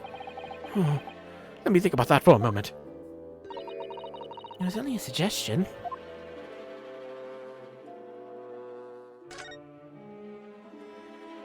Bathtub. Is this some infamous murder? Yes, called Jane the Ripper. All her victims were young women. I knew it. You tell by the way she's holding that knife. Sure sign of a murderer. Well, yes. Ah! What's the matter, Bruno? Get out. I know what she's doing. She's trying to fill that bathtub with blood so she can have a soak in her victim's gore. Not according to the information about the exhibit on the little board here. It doesn't mention anything about the bathtub. Really? Sorry. I don't think it's significant. I still think it has to be there for a reason.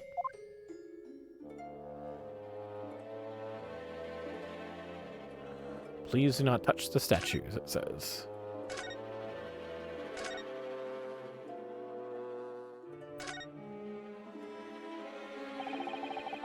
These models are so well made, I can't tell what's a waxwork and what's a real human. Or maybe all the exhibits are real people.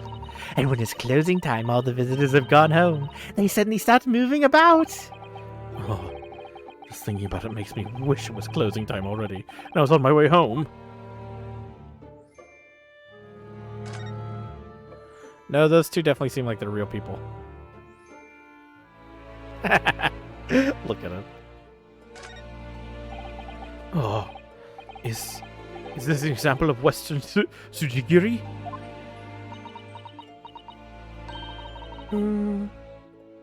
I don't know what that is. You know, when an unscrupulous samurai randomly attacks a passerby to test his sword. I still don't know. No. But actually, a waxwork samurai would probably be hugely popular. Could you model it, do you think, Bruno? Doing that Tsujigiri thing you mentioned. Well, I do have a sword, but I've no intention of testing how sharp it is on a human subject. For now, at least. Oh. Oh. It's a funny place for a little ladder. Oh, fuck! What is it? Is something wrong? No, it's just that in Japanese, we have a totally different word for a ladder that folds in half like that. We do in English too, you know. It's a step ladder, or just steps. So be careful of making assumptions about other cultures, Bruno. That's how wars are started. I didn't realize step ladders were an international point of contention, but the writer makes an astute point. Huh. So they are on neither side. Damn. Neutral ground. We don't know which side they're on. The ladder or the step ladder argument. It's the great detective, Mr. Sherlock Sholmes. Mr. Sholmes has his own wax statue in here. Really? Man stood unblinking until I examined him. Well, he is world famous after all. It's an uncanny resemblance, isn't it? Makes my skin crawl to look at it. I know. But look, Bruno. You can kick this early. You can kick this early, and he doesn't move a muscle. Oh! You can't go around kicking the exhibit, Iris! What? Wait. It just moved, I'm sure! And not just a little bit either. Really? Did it? And look closely. There are beads of sweat on the face of this waxwork model. Huh.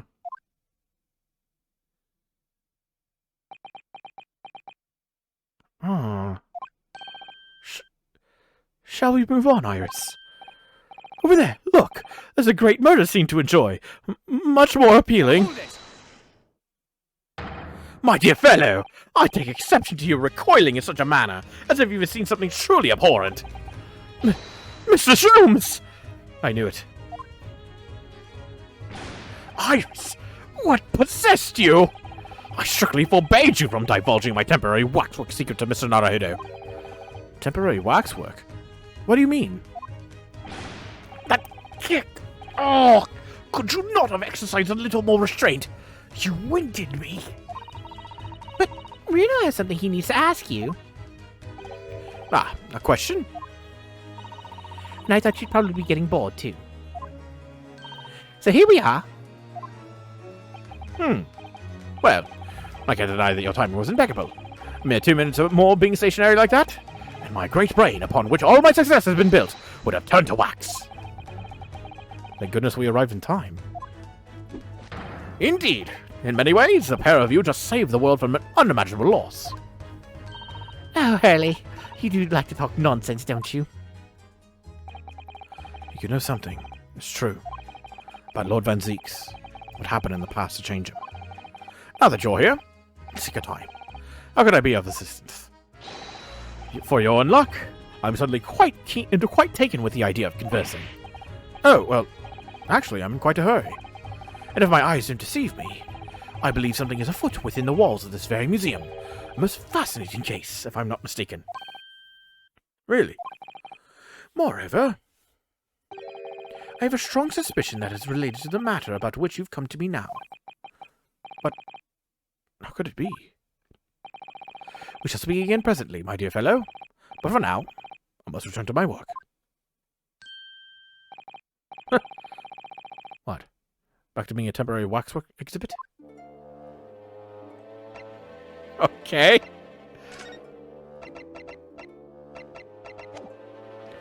Yeah, let's just talk to him first. What is this place? Madame Tuspels came to London from France 3 years ago, I understand. Since she opened this little waxwork museum last year, it's enjoyed great popularity in London. There are museums like this in Japan too, but these displays are something else. I mean, they aren't made from actual real people, are they? The extreme realism of these waxwork models is a particular secret of the Tuspels family, they say.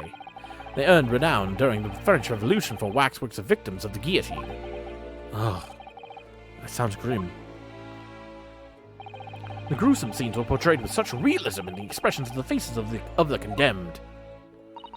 Apparently, the sculptors would make the models directly from the corpses, right there at the site of the executions. That really turns my stomach.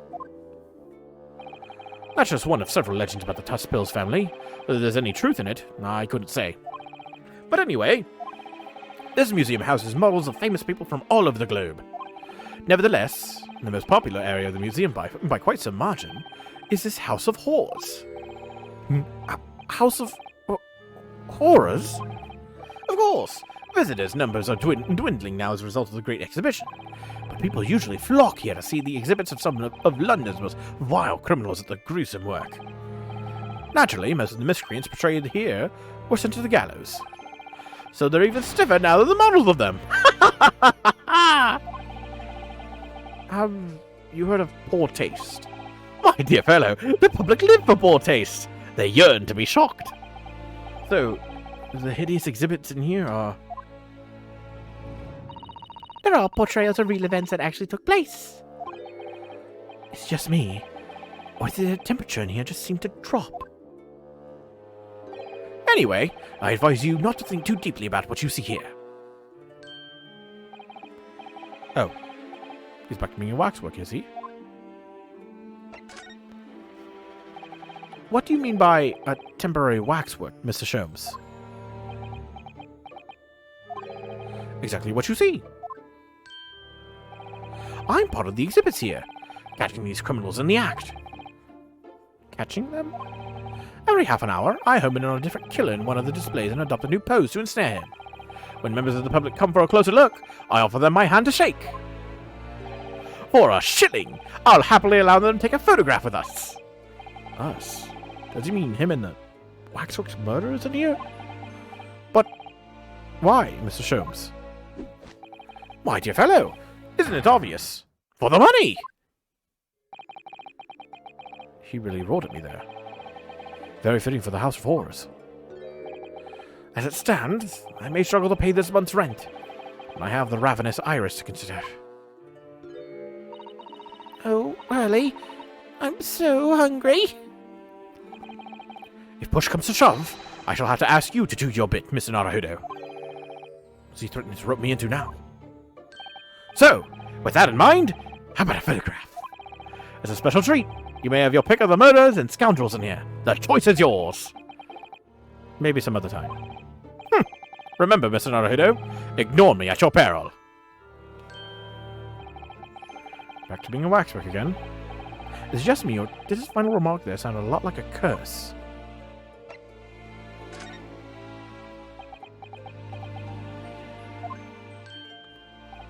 Well, what is it you'd like to ask me then? Actually, it's about Lord Van Zeeks. Ah, our friend Mr. Reaper. How did you find him? Well, I trust. Yeah, he's okay. And so I filled Mr. Sholmes in on everything I'd learned. About Lord Van Zeeks, about Professor Harebrain, about the strange coincidence that they had been at the university together.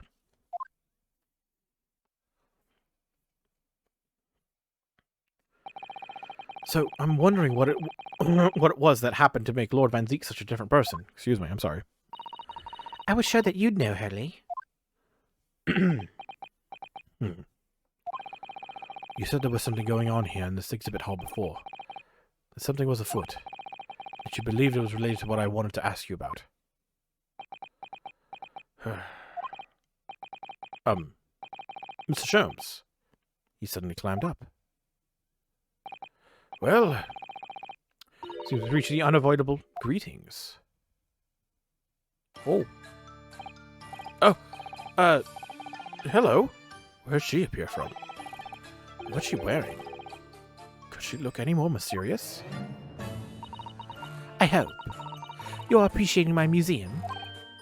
Sorry, have we... Mr. Sholmes, do you know this? Not again. My apologies. I am Esmeralda Tuspels. This is my museum of waxwork. Okay, so she is the Tuspel lady. Said he'd come from France? Alright, time to harness the French accent. How does one harness a French accent? Oh, sacre bleu!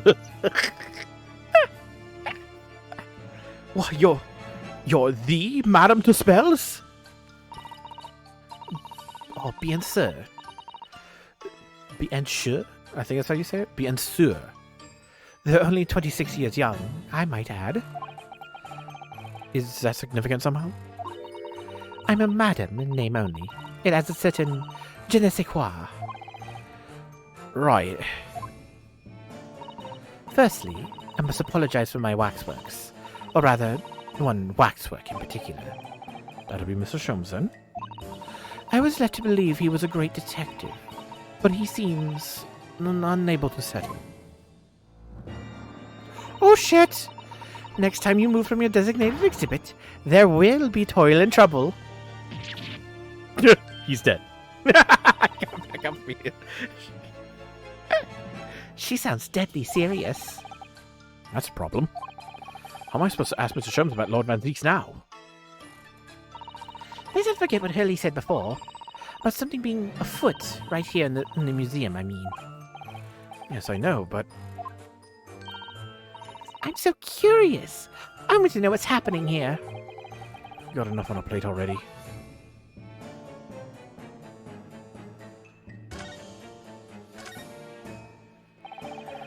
Did you make all these waxworks, Madame Tuspels? I did. I'm the third generation of waxwork artisans, you know. Gosh! It was my grandmother who began the tradition in my family. Her fortunes were checkered, living through the turbulent times of the French Revolution as she did. Though that is when she acquired a savoir-faire that leads to the astonishing lifelikeness. There we go.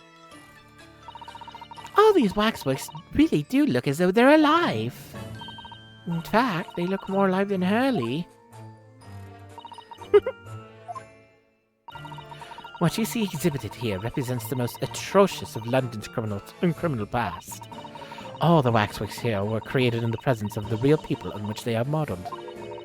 In the hours immediately following their executions. That is the secret to the extraordinary lifelikeliness. That sounds terrifying. All walks of life have similar challenges, I'm sure. To carry out one's trade par excellence, one must go to extraordinary lengths. My exhibits are a reflection of society. I create only that which the public wishes to see. Why couldn't the public have wished for something less horrifying? Do not fear. Sorry? This room is the only one in the museum with such a macabre theme. I do hope you'll explore. There are models of famous singers, actors, politicians. Something for every taste, I hope. It was Iris who dragged me straight in here. Come to think of it. Sorry. Perhaps I should have eased you into things.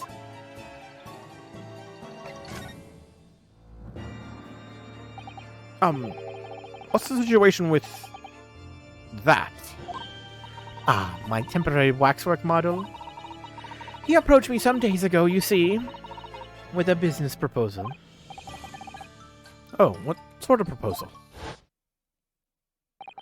My dear madam, what these sparse exhibits need is the addition of a world-famous great detective. Or words to that effect. Naturally, I am well aware that Mr. Sholmes is widely known in London as a talented detective. It's great detective, actually. He's very specific about it. Yes, the creme de la creme. So I was keen to come to some arrangement with him, of course. But sadly, we were unable to agree terms. Let me guess, someone wanted to charge an exorbitant price for his services. For a mere £500, I will dive into your cauldron of wax this very moment. Wow. Or words to that effect. Mr. Sholmes might have overdone it slightly with the sales pitch. Regrettably, the museum has a shortage of funds at the moment due to unforeseen circumstances. So we came to the current arrangement instead. Surely he doesn't really need to do what he's doing, though, does he? I would think not, but he was very insistent. I have a 50-shilling problem that must be resolved by the morning. Or words to that effect. It's the pawnbroker, that's what it is. He must have had something to redeem. Is the consulting detective work not going so well? Something afoot! Technically, it's something an arm. I wonder, could I ask you something? Bien sûr. I'm just curious. Is anything going on in the museum at the moment? Some kind of incident, perhaps? Whoever suggested such a thing to you? Oh, well, it was...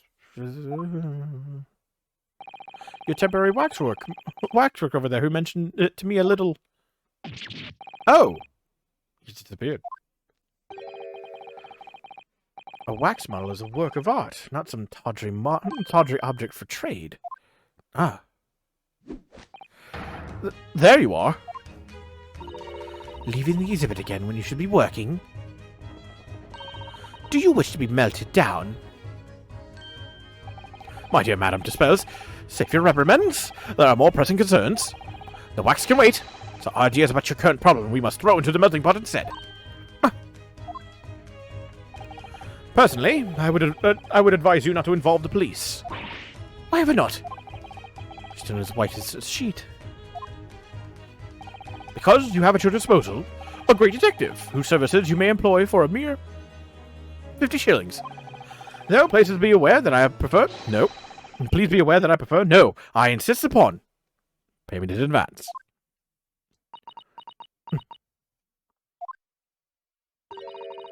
Very well. Let us see if the great detective is able to live up to his name. Shall we? Before I engage my analytical processes, I must ask you to clarify something. What, pray, is behind the curtain? That is the spell's special exhibit. There's an extra charge to see it. Ah, the special exhibit in the House of Horrors.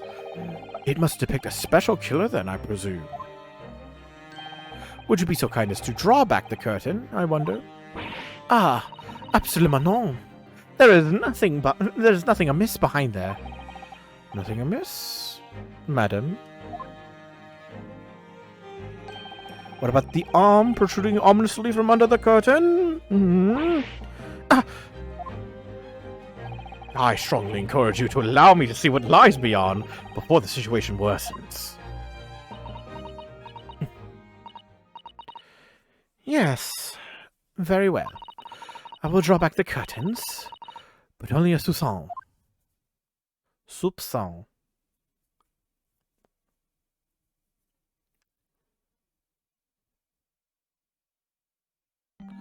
Number 139. I must confess I peeked behind the curtain earlier. The Tuspel's special exhibit is a very bleak graveyard scene indeed. And yet somehow surprisingly, the waxwork killer one would expect is nowhere to be seen. What does strike one, however, is a portly gentleman lying peacefully on his back on the floor.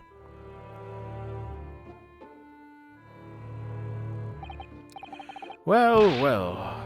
Oh, my bad. Well, then, perhaps, Mr. Sholmes, the man on the floor is the ruthless killer himself. I'm afraid not, my dear fellow. He's a perfectly ordinary London gentleman. Not even a waxwork, in fact. What? As skillfully made as these waxworks are, they are always distinguishable from real humans. So, allow me to present my two conclusions.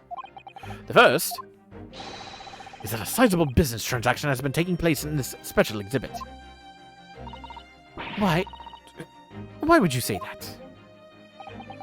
And the second is that the aforementioned transaction is linked to a serious crime.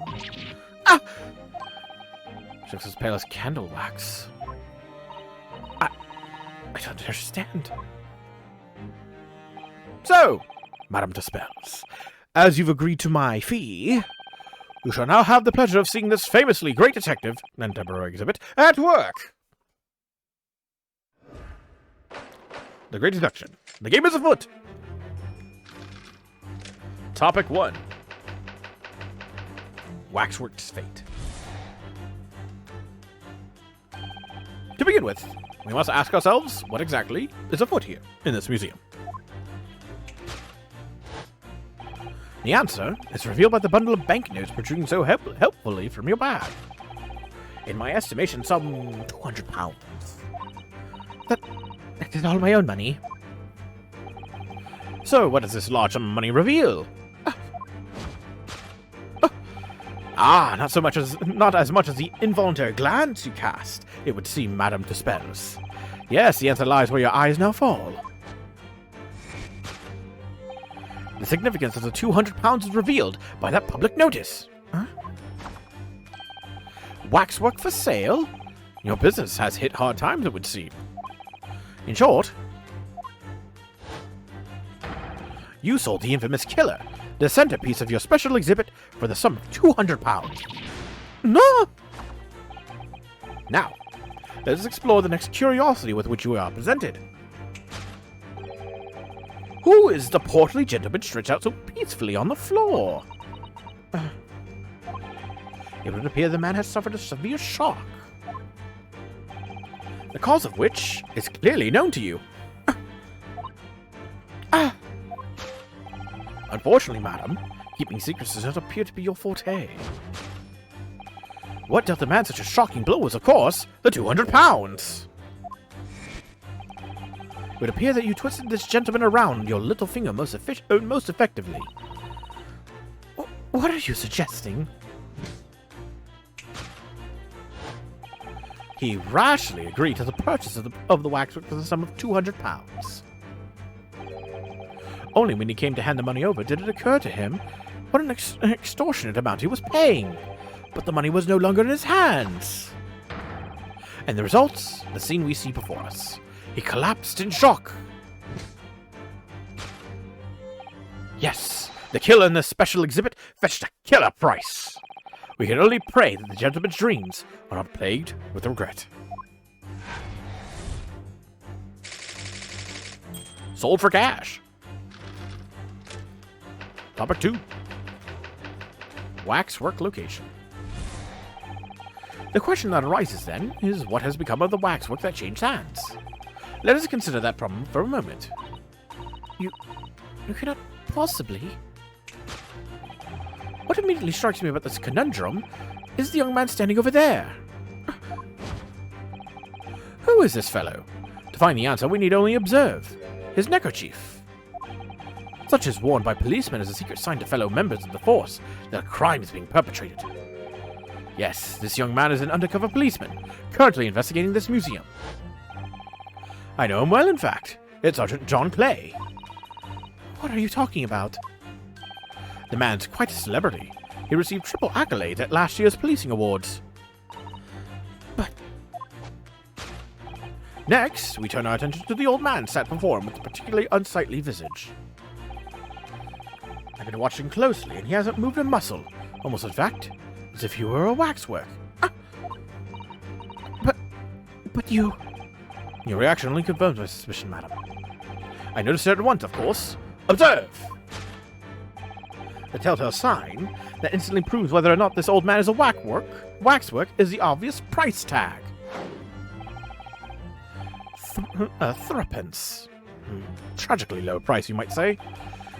Though perhaps the going rate for aging waxworks riddled with cracks. And yet you sold it to the portly gentleman for an exorbitant £200. The sort of plucky behavior that's sure to attract the attention of Scotland Yard. Isn't that so, madam? I do not... Yes, the waxwork you sold has already been seized by the police and remains in their custody as we speak. The old man must be reunited with his grave in the special exhibit. Not a moment too soon.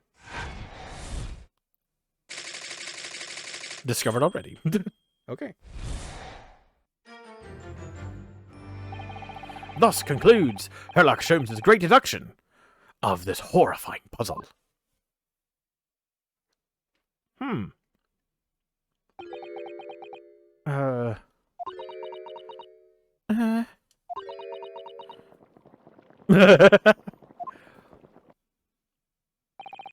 I see I've stunned you all into silence. You have, Hurley. You have. And you've obviously upset this young lady in the process. Her cauldron looks awfully hot. If I could just bring up one point, Mr. Sholmes. The notorious Naruto 1 point. I'm all ears, my dear fellow. According to your deduction, then, the special exhibit features this old policeman. So, that would mean that he is a particularly ruthless murderer, wouldn't it? The killer policeman. Ottomo. Sorry? It was a mysterious series of murders that rattled the capital only last year. The police rushed to the scene every time, only to find the culprit had disappeared into the ether. And it turned out the culprit was a policeman himself, a senior officer by the name of Ottomo. Do you mean that's who the sinister-looking old man there is supposed to be? Indeed. It is a particularly grim face, is it not? Unforgettable, in fact. Yes, I remember that odious countenance only too well. But is £200 a lot of money for a wax model? Would it be enough to afford one of the latest steam carriages if that put things in perspective? So, it is quite a lot then. Is there anything else you wish to add? Before I melt you down. The bubbling wax is looking more and more ominous. The smell of all that molten wax is starting to worry me. Mr. Sholmes did more or less just accuse her to her face, so... I think I might have to call on your assistance here, Iris. If that's alright? Make some minor corrections to the Great Detective's Great Deductions. Of course it's alright. We'll soon set things straight. Well, let's get started then, shall we? Before Madame dispels vents her anger. Or my bad, before Madame Dispels vents her anger. Whoops. I thought that was Iris. Ah! Just what I was waiting to hear, my dear fellow. So, Madame Dispels, in accordance with our agreement, you shall now have the pleasure of seeing this famously great detective and temporary exhibit at work.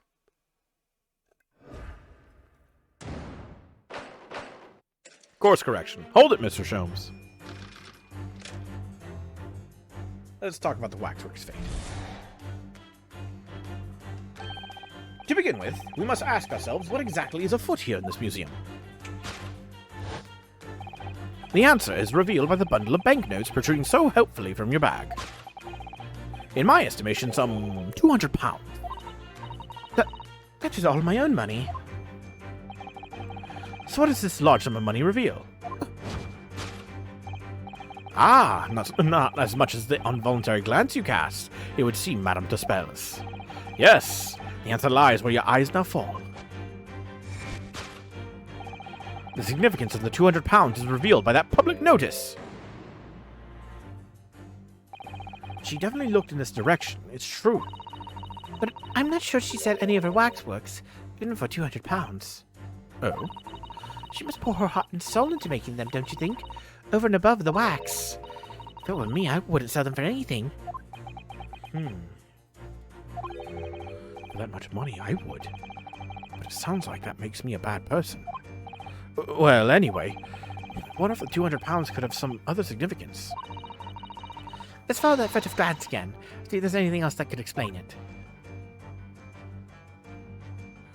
Bum, ba-dum, bum, bum, bum.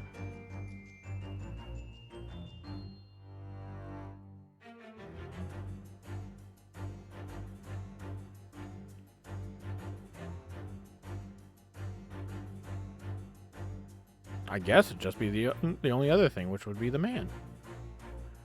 Well, technically, I could read it. Let's do that first. Waxwork for sale. Would anyone really buy models of mass murderers?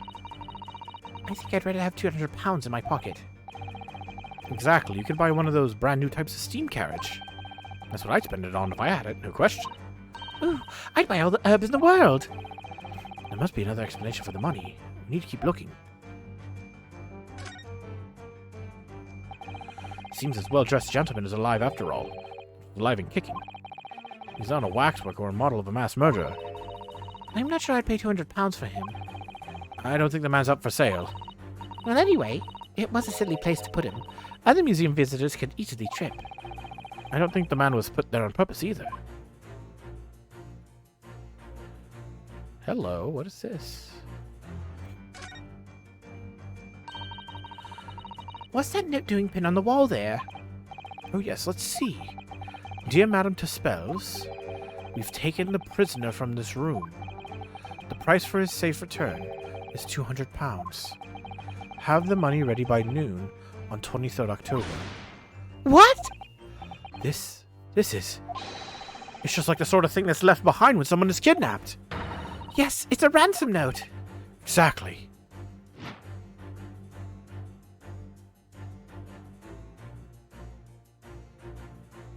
Number 139. Take that!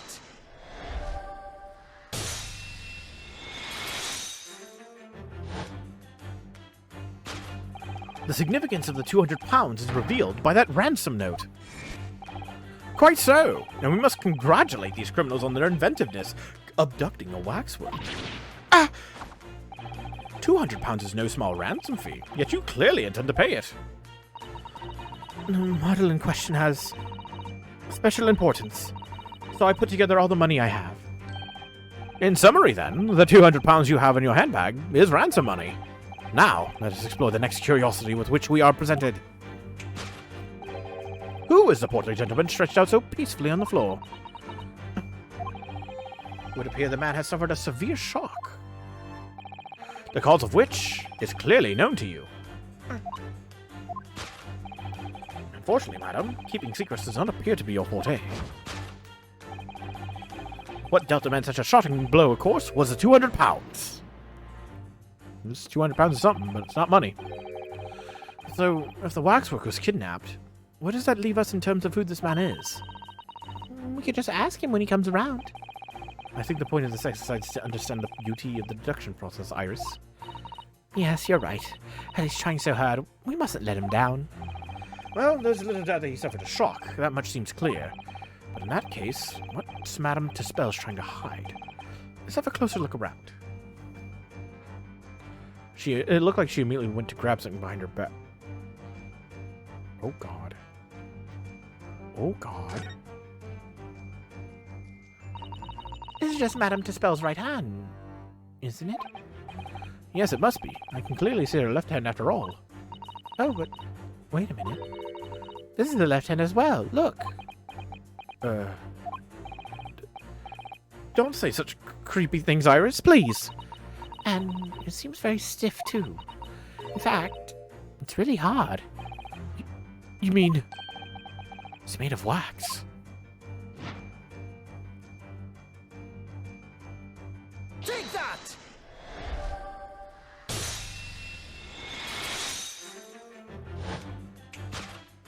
What dealt the man such a shocking blow was, of course, the waxwork hand.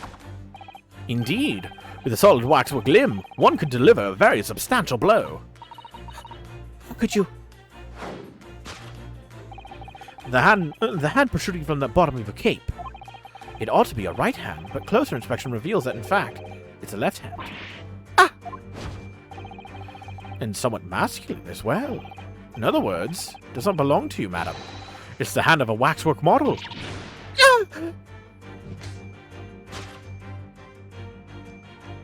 Oh my.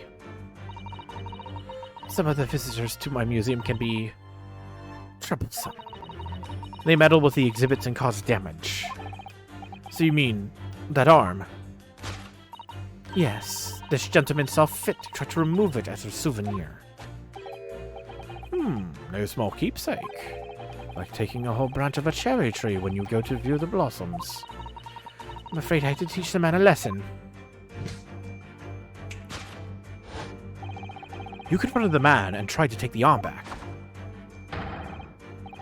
And the result? The scene we see before us. He was knocked unconscious. A point we may need to revisit later, but for the time being, we have a conclusion. Yes, the killer in this special exhibit has been kidnapped.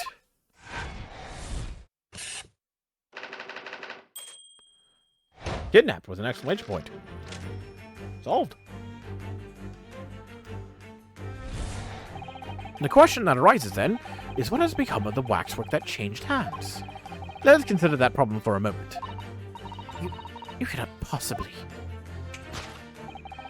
What immediately strikes me about this conundrum is the young man standing over there. Who is this fellow? To find the answer, we need only to observe his neckerchief.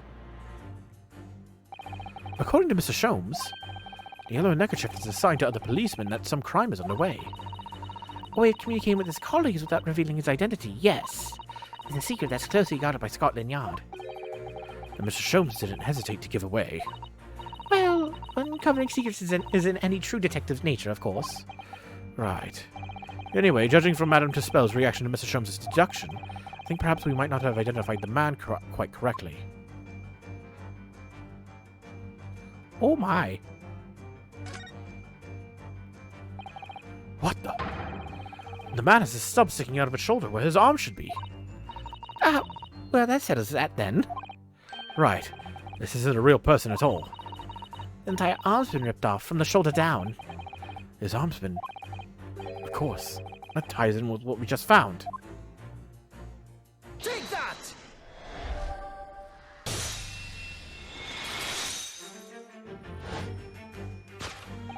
Who is this fellow? To find the answer, we need only observe his shoulder stub. No such boneless human walks this earth, of that I can assure you. In other words, the man standing here, the young Sergeant John Clay, is in fact defying all odds, a waxwork model.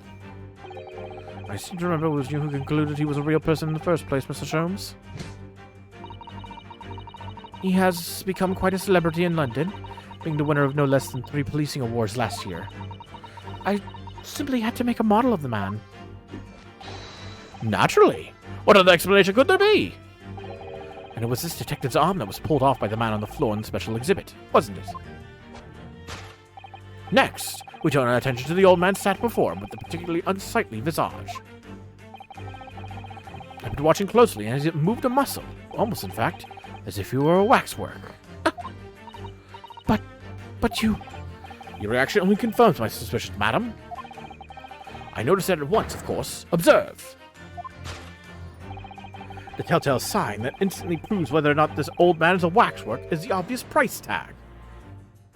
A killer policeman called Automore, was it? Was he well known? It was all over the papers last year, but I can't say I know what he looks like. It's a very low price, though. Threepence isn't much money. Only enough for a few measly hours of gas in Mr. Garrett's delightful lodgings, in fact. So, this is the special killer that was taken from the special exhibit, is it? The waxwork that somebody stole from the museum and tried to ransom for £200. Is this crusty old killer policeman Automore? Really? Perhaps we should have a good look around again and see if another idea crops up.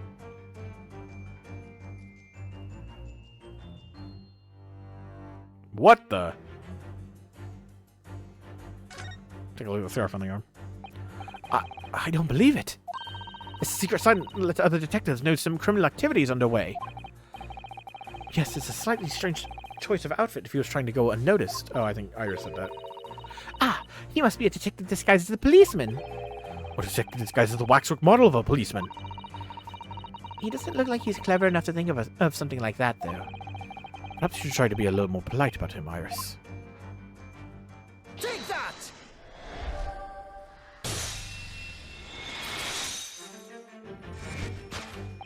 The telltale sign that instantly proves whether or not this old man is a waxwork is the obvious twitch. Even the most realistic waxworks do not exhibit a twitch. In other words, this splendid old man is in fact a genuine member of Scotland Yard.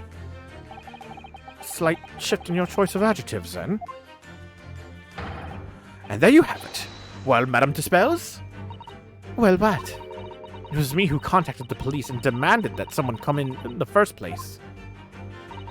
He is clearly fatigued. He is sound asleep. But then, what's this tag showing a price of 3 pence? No doubt the price tag of the muffler, which the old Bobby purchased recently at a local market. And I presume you've observed the scarf tied around his arm. Does it not strike you, Mr. Naruto? Yes, the secret sign used by detectives to show that some criminal activity is currently underway. Of course, because, as you know, there has been just such criminal activity happening here. As you deduced from the very beginning, detective. So, it would seem that we finally arrive at the truth.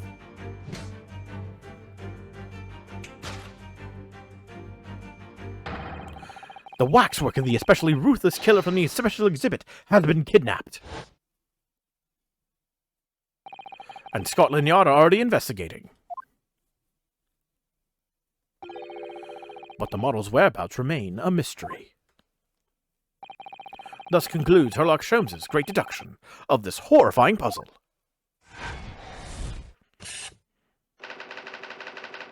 Still a mystery. Solved.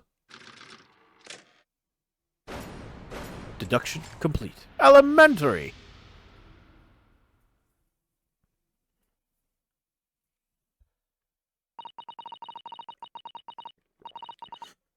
All sorts of people visit my museum here. Men and women, young and old. Sometimes they drop in for just a short time on their way back from the pub. I welcome them all. But if anyone tries to damage my exhibits, I do not take it lightly. Anyway.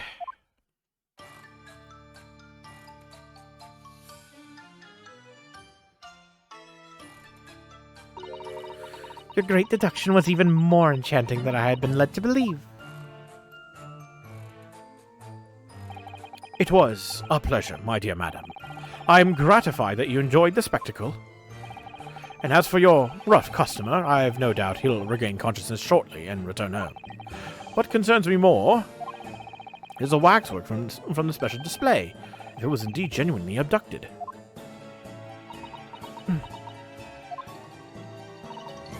Yes, tragically it was.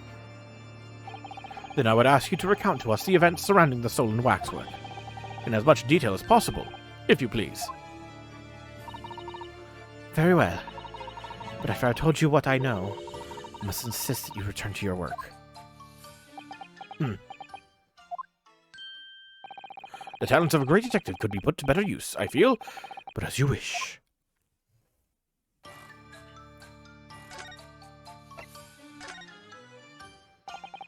Tell us more about the stolen waxwork, please.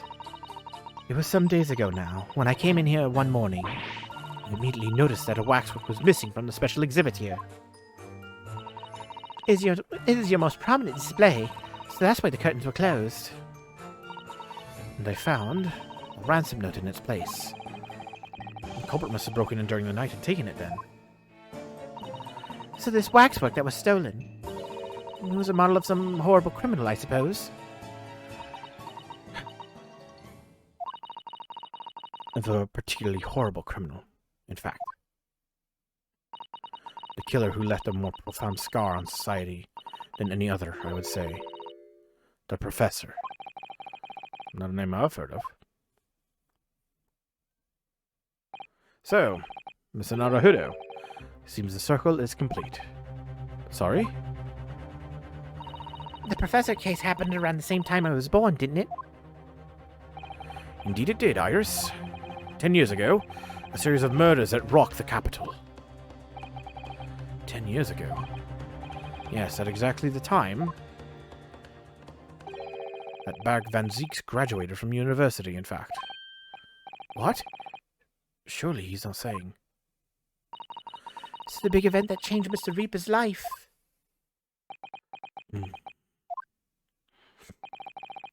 As you surmised, it was a Professor case.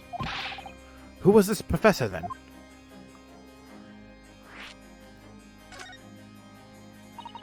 It was a series of gruesome murders that had all of London gripped in terror a decade ago.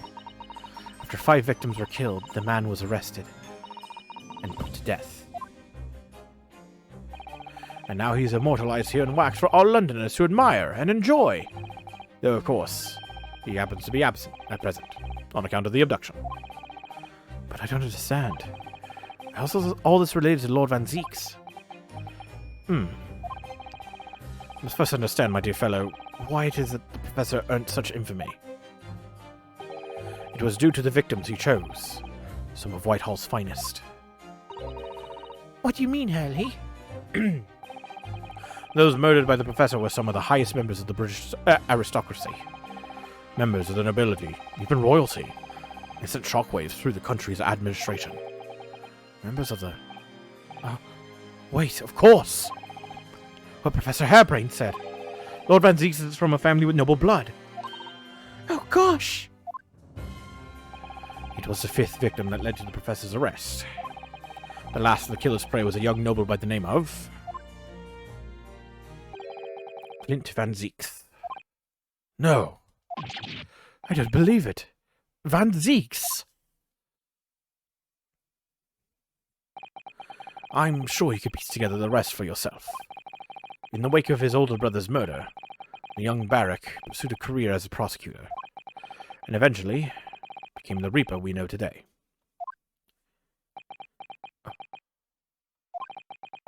I had no idea Lord Van Zieks had such a tragic past. Well, I'm afraid that's all I can say on the matter. For the time being, at least. After all, I have work to do. There's a waxwork exhibit.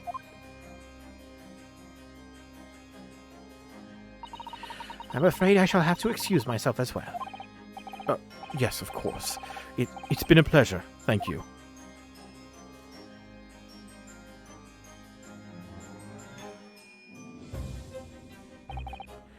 Well, none of the predicted scenarios I've been analyzing involved you coming to visit me here. Oh, shit. It has been too long. It really has. I'm delighted to see you, Barrack. It's been 10 years, and here we are, meeting in a prison of all places. I can't forgive myself for what's happened to Mr. Aspen. I just can't. I still can't believe it could happen. Tomorrow, the court will decide. Yes. I have a young Eastern man acting for my defense. He seems reliable enough, though. It was an accident, a terrible accident. He assures me he can prove it. I must warn you. Oh, I know. I've heard already. You're going to be prosecuting, aren't you? Yes. Since I returned to England, I've heard lots of stories. Barrick, you really... What? Never mind. I know that you have my best interests at heart. My friend is on trial. I wouldn't entrust it to anybody else. Of course. I fully understand. Thank you, Barrick. Until tomorrow, then. See you in court.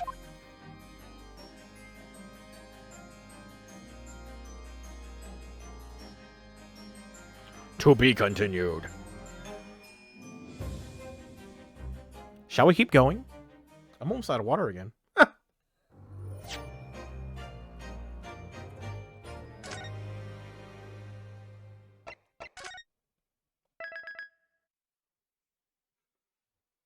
Okay. Once again, I shall return. I'm going to go refill my water. So, get a big old gulp too. Oh, I need this. Everybody get up, stretch, take a 5-minute break. My back. Ooh, yeah. How's everybody's night been? Leave us how you're feeling down in the comments if you reach this far. Oh, wait. That's might be cut out. Leave me a follow. If your night's been really good. And subscribe to me. If you know, you could have had a better night. Because, well, we all get those points sometimes. And that's what these streams are for. Alright. Let's get into trial. Hope everybody's ready. I know I'm not.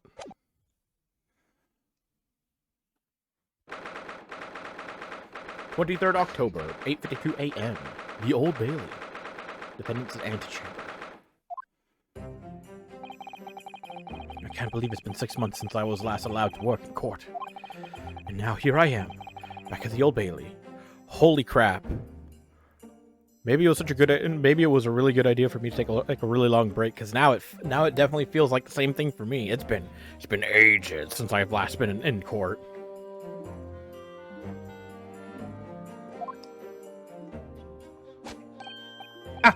Mr. Naruhodo. Good morning, Professor Hairbrain. I don't understand. It doesn't make any sense. The atmospheric pressure in here is off the charts. I've never felt anything like it. It's crushing me. Feel it every time I'm here. That gravity. Well, this is Britain's highest court. But you are telling me it's fitted with some kind of device that can actually control air pressure? I think it's probably all in the mind. Ah, yes, well, you won't let me down, will you, Mr. Naruhodo? I'm counting on you in today's trial to save my life. To save the secret of my super high voltage instantaneous kinesis machine from being made public. Oh, shit, you don't... that's right. I have to avoid talking, like, bringing up the schematics of his machine at all. But that's going to be, like, intrinsic to finding out the truth of this case and making it out to be that you had nothing to do with the man's murder. I'm believing. I have all the belief in the world that he succeeded in transferring that man into the Crystal Tower, only for that man to get there and then somebody else kill him. Shit.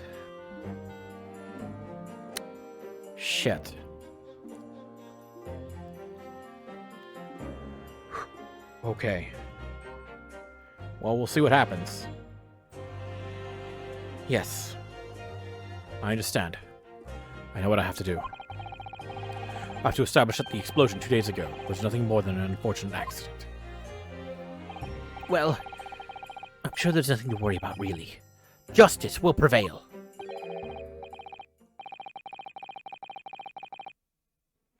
My commiserations, Mr. Naruto. You appear to have been lumbered.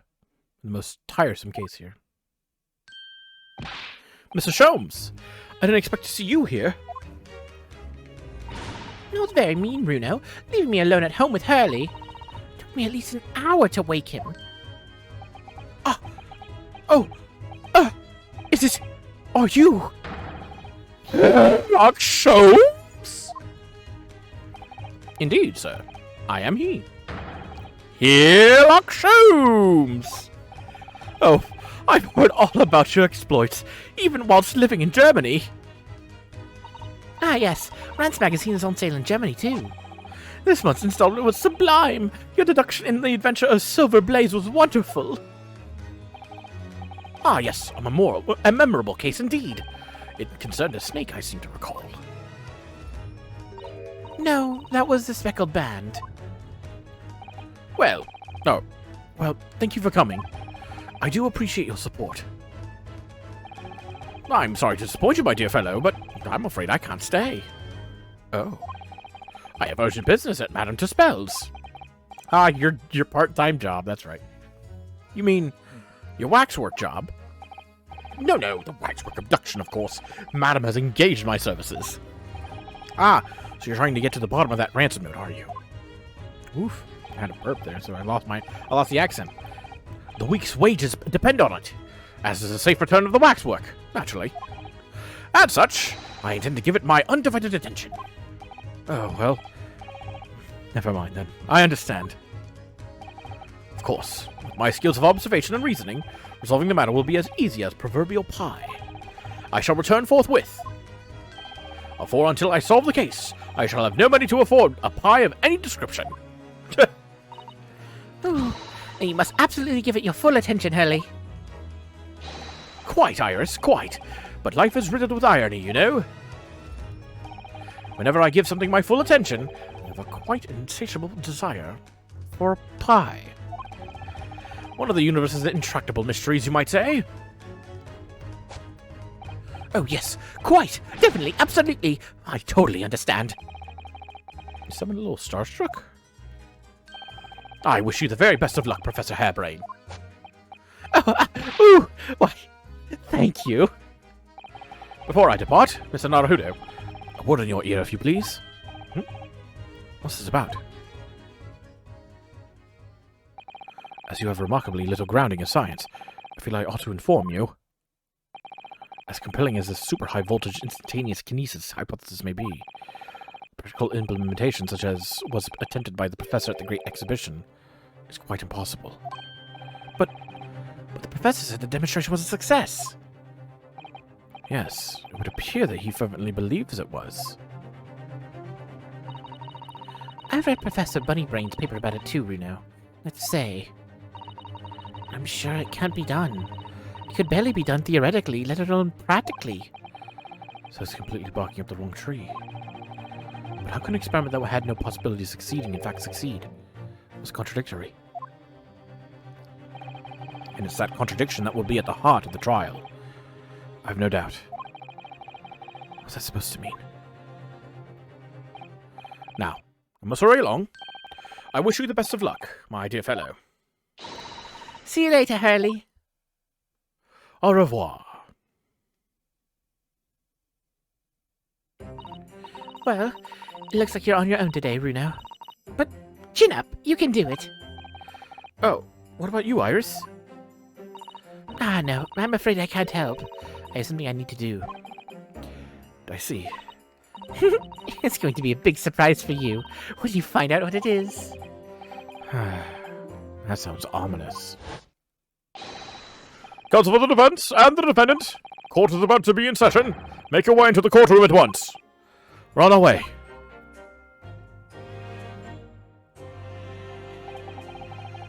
Experiment the laws of science say can't possibly succeed. And a scientist who's convinced that it did.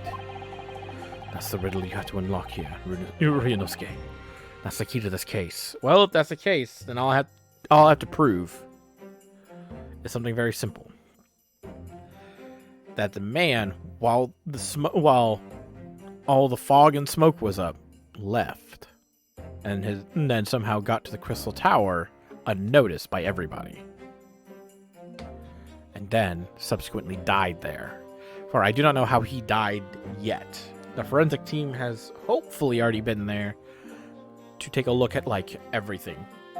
Hopefully that screwdriver that looked like it had blood on it was actually analyzed.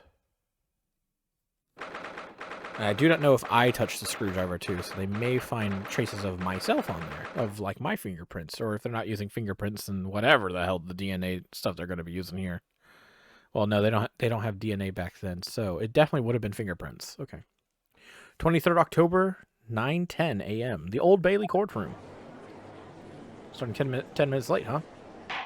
In the name of Her Majesty the Queen, I hereby declare this court to be in session. We are sitting today for the public trial of Professor Albert Harebrain. I now call upon the counsels for the prosecution and defense to declare their willingness to proceed. The prosecution is ready. The defense is ready, my lord. Whew. I'm 6 months out of practice, and what's more,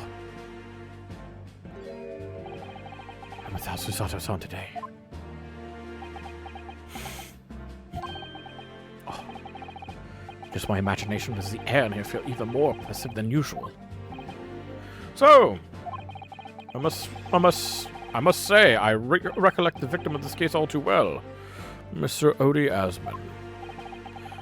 Mr. Asman was well known as a financier, though that was merely a front for his diverse criminal activities. It was only a month ago that the man appeared in court prosecuted by you, Lord Van Zieks. The jury unanimously found him not guilty. Oh, so he's... Okay, so he has been in several trials since facing me. That's good. Because every member of the jury had been bribed by the sound of it. These powerful London criminals are prepared to go to extreme lengths to keep their freedom. But 2 days ago, on 21st October, Mr. Asman met his end. The work of the Reaper, was it? If that is how your lordship would describe divine retribution. But the fact remains that Mr. Asman's death was a direct result of the actions of the accused, Professor Harebrain. Very well, then. Now, ladies and gentlemen of the jury, you have been selected at random to represent the will of the people. Are the six of you ready to fulfill your societal duty? I'm most gratified to have been selected to carry out this important civic duty, my lord. To have a man's fate in the palm of one's hand. Oh gosh, oh golly. It sends shivers down my spine. Science experiments, magic, conjuring tricks, courtroom trials. All are nothing more than performances. And it's by a scholar that defies the reputation of science is a thing. We have to listen to what's said on both sides of the fence, and zero on one. That's it, isn't it?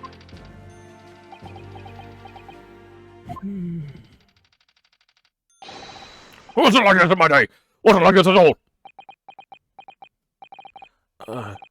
That's the police killer Ottomore look-alike. Again. He's as exhausted as ever, it seems. Now, as I'm sure you're all aware, the incident we are here to judge today tragically took place at the Great Exhibition, shortly after its opening. Though the death toll could have been far worse, with the exception of the victim, no one was killed.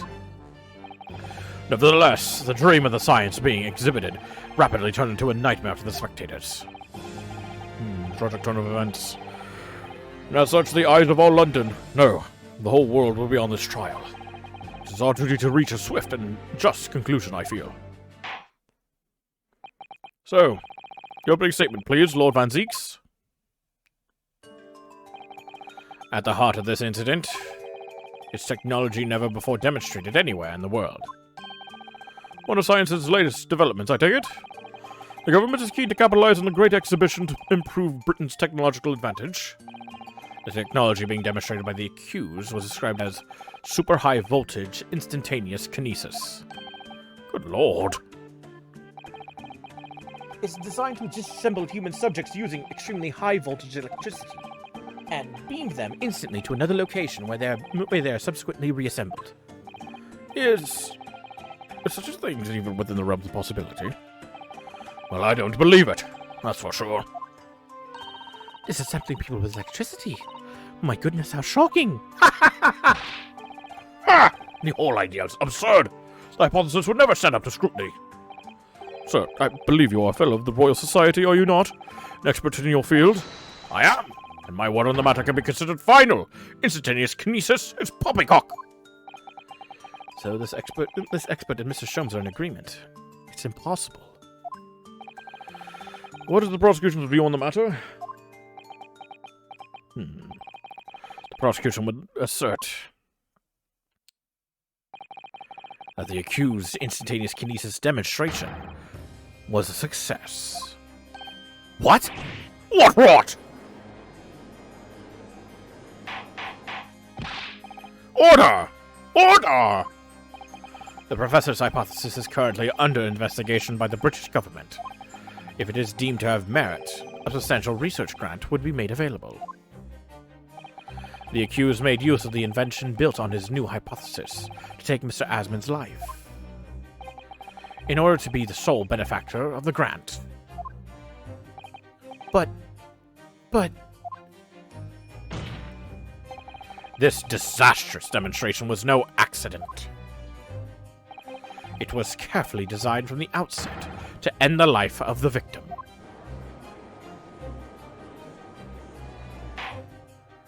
Thank you, Lord Van Zieks. The prosecution's stance is clear. But you will now bring forth witnesses to substantiate your claims. Gladly, my lord.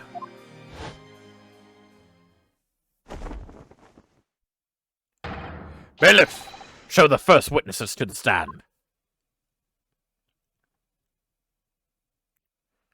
Oh, the defendant.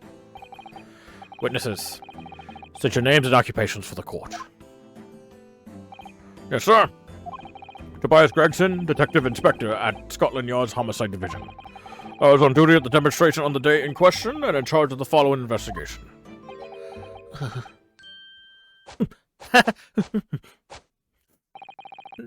Albert Harebrain, scientist. You were born in England, but have been carrying out research in Germany in recent years, correct? Yes, that's right. After graduating from university here in Britain, I went to work in Germany and made an amazing discovery, which is what brought me back. I had to demonstrate my incredible hypothesis at the Great Exhibition. What you demonstrated was incredible. Incredible, all right. Incredible explosion. But the science was a success. The instantaneous kinesis worked. Everyone saw it. They must have done. Yes, there was a terrible accident, but the demonstration of my hypothesis was a success. Well, not much is undeniable, as shown in this photograph taken by the forensic investigation team. This is taken inside the Crystal Tower, I take it? The centerpiece of the exhibition, no less. That's right, my lord. Seems the victim rammed straight through it. Wow. I see. Very well, submit the photograph as evidence. Photograph of the victim has been entered into the court record. As the court's heard, the victim of the incident was Mr. Odie Asmund. There have been a number of allegations made against the man, but putting them aside for the time being, he was the man who financed the research for the experiment and the demonstration itself. I see. So to summarize the situation, the defendant is accused of taking the life of the man who funded his work. Would that be correct? Exactly. But couldn't it be that the explosion was caused by some malfunction in the apparatus used for the demonstration? That's right! That must be it! My splendid machine! My poor splendid machine! You saw it yesterday, didn't you? We can't even examine the records thanks to the Special Dispensation for Scientific Equipment Act. What? The wreckage? The wreckage? But that being the case, how can the facts be established? How can it possibly be determined whether this was an accident or a deliberate and malicious act? Extremely simple, my lord. I beg your pardon? Isn't that right? Witness. What? Sorry, me? No, your neighbor. Yes, sir. It was murder, plain and simple. Anyone can say that with complete certainty. What? How can you possibly think that? Thank you, Inspector. I think we had better proceed to formal testimony. You will explain to the court on what grounds you claim this experiment to have been a front for murder.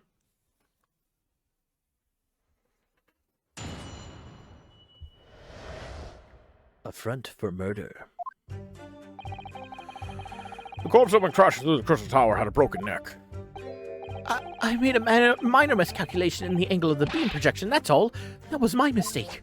But the post-mortem examination revealed another injury, a fatal wound. There was a lesion in his chest right where he'd clearly been stabbed by something sharp right in the heart.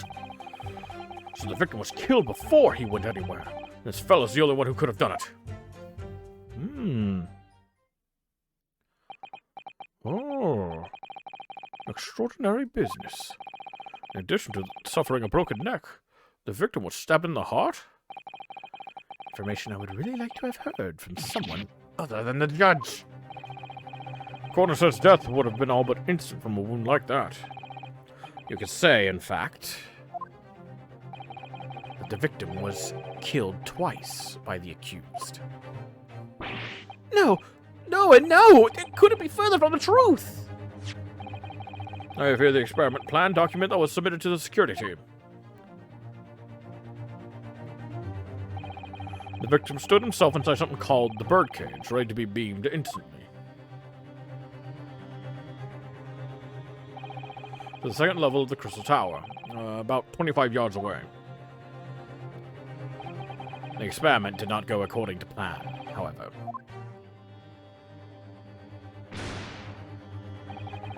As the machine was put into operation, there was a large explosion. The blast causes the beam transmitter to point higher than intended. Oh. Accordingly, the kinesis resulted in the birdcage materializing in midair, from where it subsequently fell, crashing through the glass of the Crystal Tower's large round window. My word. One assumes the victim's neck was broken upon impact with the tower, then. I'm so sorry, I didn't mean for this to happen. The machine was just too powerful. But honestly, really, I swear, it was just an accident, a terrible accident. Unfortunately, that excuse can't save you. No, not consider the sharp murder weapon that pierced the victim's heart. Murder weapon? What are you saying? This is the autopsy report submitted by the coroner. The prosecution would like it entered into the court record. Your request is granted, counsel. The autopsy report has been entered into the court record. Oh shit. I was there in person, you know. Saw the whole ludicrous performance. Alright, everybody shut up, I need to read this. Coroner Courtney Scythe. Details of the victim, name Odie Asman, male, age 47, nationality British. Time of death, 21st October, around 10:20, wow. Around 2:20 p.m. Cause of death, hemorrhage of a wound to the chest that pierced the heart inflicted by a sharp implement. Additional observations, a broken vertebra, most likely resulting from impact after a sudden fall from considerable height. Let's see. It's a color. Shows an apparent stab wound to the chest.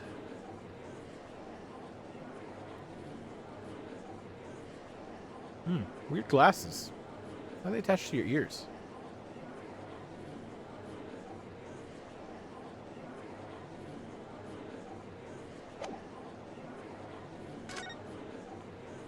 How can he have broken his neck? There's like padding here. Whatever, maybe the force was just that strong. The only other person on the stage with Mr. Asman was that disgraceful excuse for a scientist. And really, by all accounts, it must have been him. Hard to think otherwise, really. Very well. Counsel for the defense, proceed with the cross-examination, please. Oh, yes, my lord. To focus here. It's been a while.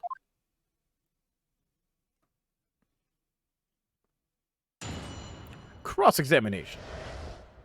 Affront for murder. Hold it! Okay, tell me how you got a broken neck, though. Are you suggesting that it's because he fell from a considerable height? Exactly. Which highlights something else about this whole rum business. What's that? The fact that the instantaneous kinesis itself was a success. After the explosion, the cage with the fella inside suddenly appeared out of nowhere in midair. So although the experiment ended in disaster, the so-called instantaneous kinesis did actually occur. Remind us, Professor, what was the cause of the fatal disaster? Minor miscalculation in the angle of the beam projection, that's all. Hold it! So the angle of projection is critical, is it? And you calculated it yourself, personally? Absolutely. The calculation is far too complicated for anyone but me to carry out. Only, you got it wrong, didn't you? Yes, that's right. That's the point. The calculation is so complicated even I can make a mistake. Do people fall for that brazen confidence? I should try it. I took into account the subject's height and weight, the wind direction, and the ambient temperature. I considered every possible variable, so I just don't understand how this could have happened. Obviously, then, you had to include the weight of the clothes Mr. Asman was wearing at the time, I suppose. Crap. Comets! The answer should have been 3! So much for safety first. The 3 must be for safety third. The post-mortem examination revealed another injury, a fatal wound. Hold it! What caused this wound? Another fatal injury, you say? That doesn't make any sense. I didn't think I'd have to spell this out, but here we go. Just because there were 2 fatal wounds doesn't mean I'm saying the victim had 2 lives to lose, does it? 2 right. Obviously, at first, we thought the bloke had died due to his spine snapping in half as well. But you're saying that's not the case. Go get your hands on once I finish my fish and chips. You don't keep buttering in every few seconds. We all know that's a bottomless bag. The victim plummeted 30 feet into a glass tower. It would be reasonable to assume that as the cause of death. Right. That's what we all thought. It was a red herring, wasn't it? There's a lesion in his chest where he'd clearly been stabbed by something sharp right in the heart. Hold it! The defense knew nothing of this crucial information. The prosecution received this report from the forensic investigation team only this morning. That was the first we knew of it as well. I can only apologize for the impossibility of informing the defense. Sarcastic and insincere? Thanks. So, what was the nature of the sharp object? Among the accused's tools that were in use at the demonstration, one is of particular interest. This. Oh yes, that would appear to be some kind of screwdriver, wouldn't it, Counts? Ah! There he is! My trusty little companion, Andrew! Andrew. Of course. Ah, do you know each other already? He's one of my dear friends, like all my tools. I named them all, you know, one big happy family. Andrew is my flathead screwdriver, of course. His brother Michael is a crosshead. Well, it would appear that your beloved Andrew has a red stain on his shank. That isn't... It's blood, beyond all reasonable doubt. No. That's not all. The long, sharp shape of this Andrew fellow is completely consistent with the victim's wound. What? What? Sorry, man. It looks like you're Andrew. You killed a guy. Shit. Order! Order! The court will enter this friend of the defendant as evidence. Whew, shit. So, one of Professor Harebrain's tools is a murder weapon. Great. Great. So the victim was killed before he went anywhere, and this fella's the only one who could have done it. Yep. Hold it! What grounds do you have for saying that? I'm going to examine the screwdriver.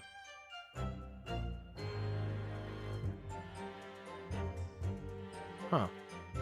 Looks like a wrench down here. I've seen this unusually shaped handle before. The same screwdriver that was lodged in the grill on the floor of the kinesis machine. Which could be important information, so I should definitely make a note of it.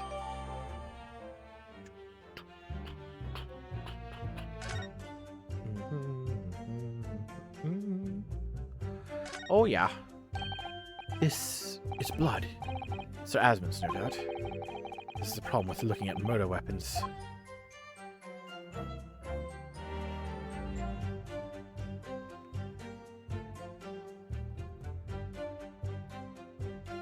Looks like that's all for now. Huh! Do you really need to ask? There are only two people on that public experimentation stage in front of the whole crowd. The victim, Mr. Odi Asmund, and the accused, Professor Harebrain. And as far as we know for certain that before the experiment, the victim was alive. That's right! I saw him with my own eyes! Furthermore, following the explosion and kinesis, nobody went anywhere near the body. In other words, only someone else on stage with the victim could possibly have done it. Scott! Great Scott! Excuse me! Professor Harebrain, do you have some information that may be relevant here? Professor! Sorry! I was just calculating the optimum coefficient of electrolysis. Electrolysis? Yes. To separate molecules in the human body. And the witness stand is the best place for that? It seemed as though you might have something to say about Inspector Gregson's last remark. Oh. Yes, that's right, of course! He just said that nobody else could have done it, didn't he? Yeah, that's right. Who else could have stabbed the victim, huh? I don't know! But there's no way that I could possibly have stabbed Mr. Asmund as you say. Huh? Explain, please, Professor. Of course, this cold-hearted policeman may not be aware, I suppose. But humans are warm-blooded mammals with blood running continuously through their veins. I had heard. Then surely you see, if I plunged something the size of Andrew into the man's chest, the whole stage would have been a bloodbath. No, a blood swimming pool. But thousands of Londoners were watching me at the time. And yet not one of them claims to have seen a swimming pool of blood. Well, no, I suppose not. You see, not one. True, I didn't see anything like that. Well done, Professor. That's a great counter-argument. Order! Order!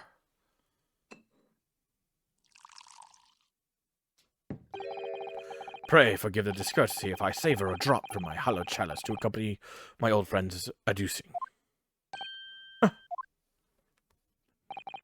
Here's to you, Albert. Oh, you're too kind, Barrick. But I'm really not a patch on you. No, you're not. No? You've neglected to mention one crucial possibility. I have?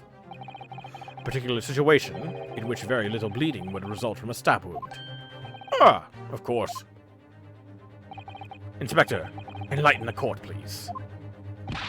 Yes, sir. Where are they going with this? Very well. We'll amend your formal testimony now, Inspector Gregson. The weapon the victim was stabbed with must have been left in his body whilst he was beamed through the air.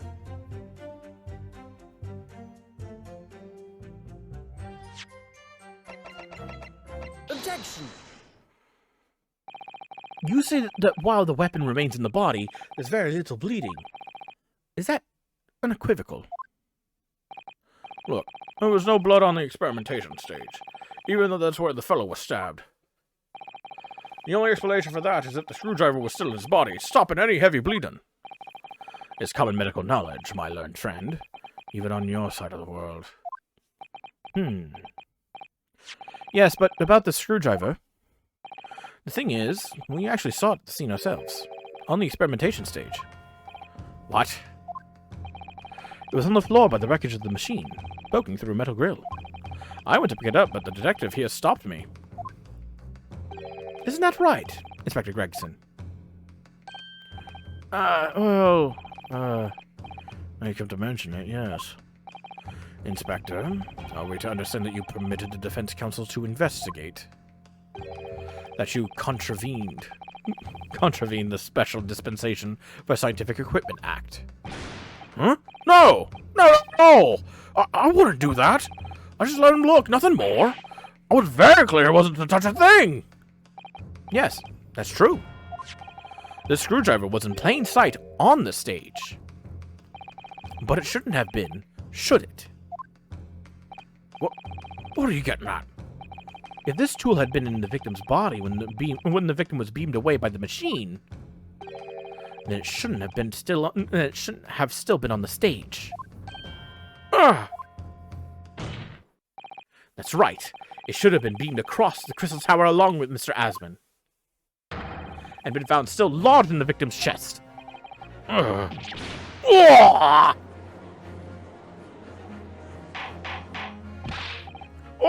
Order! How to explain this, Inspector? I don't... It looks as though everything the victim had on his person moved with him when he was beamed.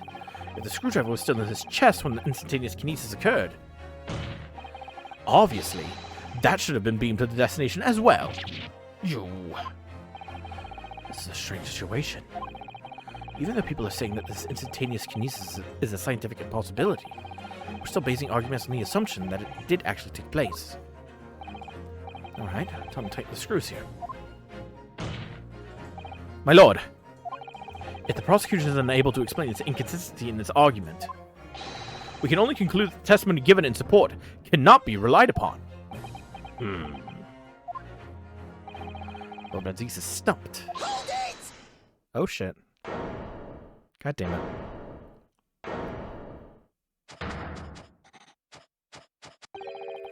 Do you have something to say, witness? Yes, I knew it! It bears out. The equations hold. Mr. Naruhodo, don't worry! About what? Without delving into the details, there's no inconsistency. What? Even if Andrew had been lodged into Mr. Asman's chest, my trusty tool wouldn't have moved. Andrew remaining on the stage is consistent with my calculations. What? What?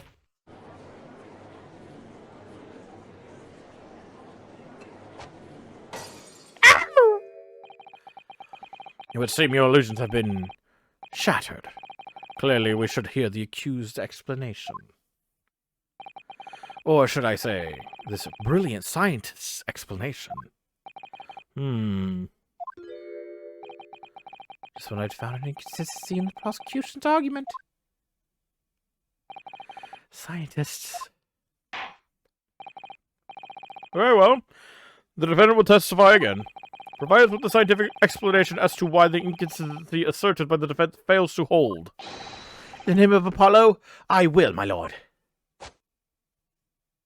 Why?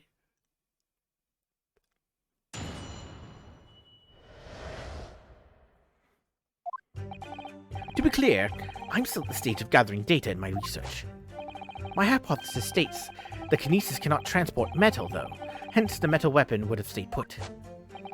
In other words, the point just raised by Mr. Naruhodo isn't an inconsistency at all. Mr. Asman was the patron of my research. Without him, my work wouldn't have been possible. Now I have a duty to protect the incredible machine that we built together.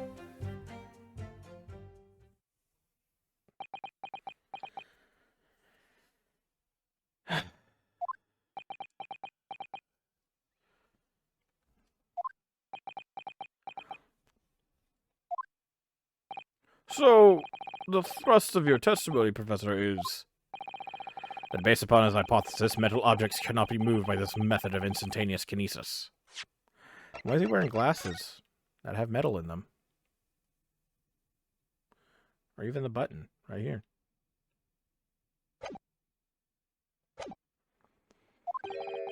In other words, since the screwdriver is made of metal, even if it remained lodged in the victim's chest, its subsequent discovery on the stage, despite the victim being found elsewhere, is not an inconsistency. And therefore, Professor Albert Harebrain could still have been the killer. My great hypothesis holds, you see. We had to make the cage used to contain the subject from wood for that very reason. I was not addressing you, witness. Professor Harebrain. Yes. Whose side are you on here? I don't take sides, Mr. Naruhodo. No. My only interest lies in upholding my hypothesis. I'm a scientist, after all. Is he working for us or against us? It's very hard to tell. Let's see how you cross-examine this testimony, my Nipponese friend. Yes, fire away, Mr. Naruhodo. Truly a scientist.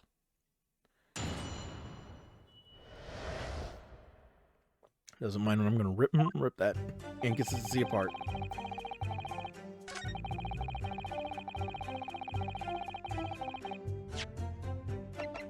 Objection! Professor Harebrain, you say that according to your hypothesis, nothing made of metal can be beamed by instantaneous kinesis using the machine you made. Is that right? Yes, that's right. Spot on. Exactly correct. In that case, I'd ask you to have a look at this photograph that was taken at the scene.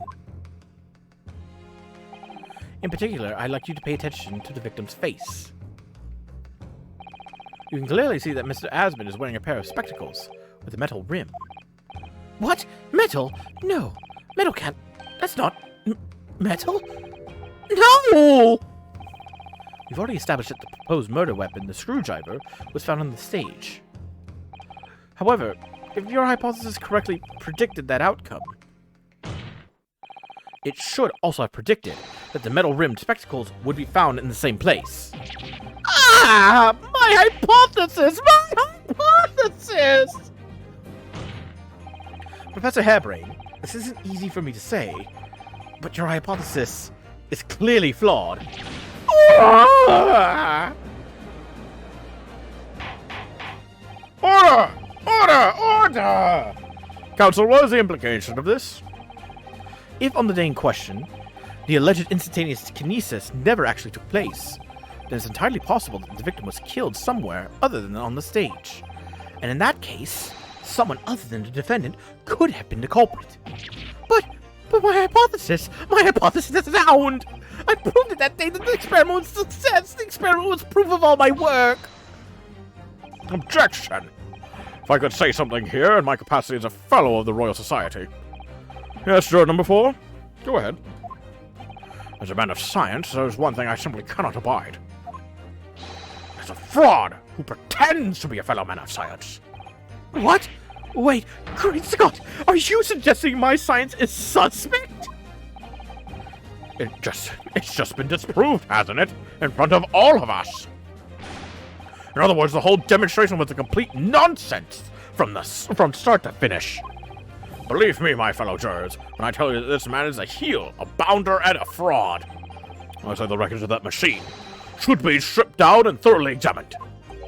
No! Never! That machine is the essence of my entire hypothesis! Protected by the Special Dispensation from the Scientific Equipment Act. What in the devil is that blasted act all about, huh? Who made up such a daft rule? I don't like the way this seems to be going. It's the best way for me to help the professor.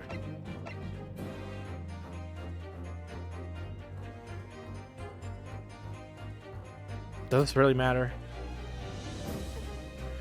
I don't think it would. But I think that this needs to stop. Objection! Professor Harebrain has yet to perfect his invention. That would seem to be the case, yes. But even so, What? Going to such trouble and expense to create a fake machine display in public. He would have absolutely no reason to do such a thing. He had an obvious reason to do exactly that. For the research grant money. If the government was foolish enough to have deemed the man's ridiculous notion plausible, he and his conspirators would have received a handsome sum indeed. Conspirators? What would be the value of such a grant? £10? You're an order of magnitude out, ma'am. Madam, £500 a year. Oh, you could live handsome on that much for years. Society's noticed an increase in bogus public demonstrations in the field of science recently, and plenty of scientists arguing with each other to get the largest slice of the funding cake. People's greed is plenty motive enough for murder, I assure you. No! I haven't deceived anyone, least of all the government. My hypothesis is sound, the science is sound. Please, you must believe me. No matter how unbelievable this hypothesis may seem to you, ladies and gentlemen, the fact remains that the victim was transported instantly to the Crystal Tower. Which means that the experiment was a success. Oh, Barrick. And therefore, the only person who could possibly have committed this murder is the accused. Barrick. Where is this heading? I have no idea. My lord, if I may. Yes, Lord Van Zieks. The prosecution would like to summon new witnesses to the stand. New witnesses? What would be the nature of their involvement? They were spectators of the demonstration at the exhibition, who were occupying special seats. Eyewitnesses. Very well. The court grants the prosecution's request. I should very much like to hear from eyewitnesses to the incident. The prosecution's stance is clear. The experiment was no postiche. The accused killed the financier victim there on the public stage before the very eyes of the spectators. Postiche took me off guard. Jesus. Now, my learned friend. Oh, yes. It's time for you to make your own stance clear. There's clearly a flaw in the professor's hypothesis. I can definitely see that. But where does that leave me? We shall take a short recess now, during which time the prosecution will prepare its new witnesses to take the stand. As you wish, my lord. Good. In that case, court is adjourned for 20 minutes.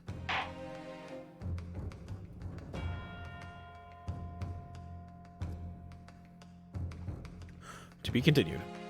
That was short.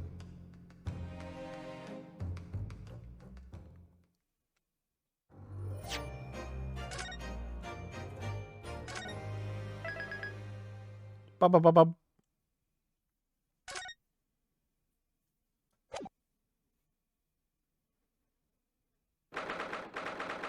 Was it not short? Is that like another 2 hours? Jesus. 23rd October, 10:44 a.m. The Old Bailey, defendant's antechamber. Mr. Naruhodo. What on earth were you playing at just now? Or rather, what on earth were you playing at all along? My hypothesis! My amazing hypothesis! You've been picking holes in it from the start! Sorry about that. But you promised me! You said you'd prove that dratted explosion was an accident, not murder! You said you'd keep my precious invention from falling into anyone else's hands!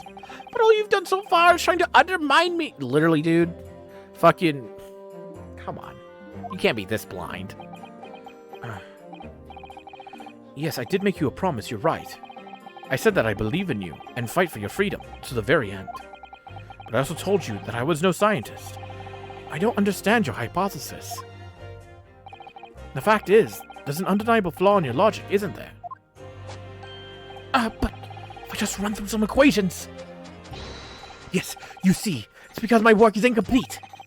Perhaps it is. Nevertheless, the man died as a consequence, didn't he? Oh. Oh no!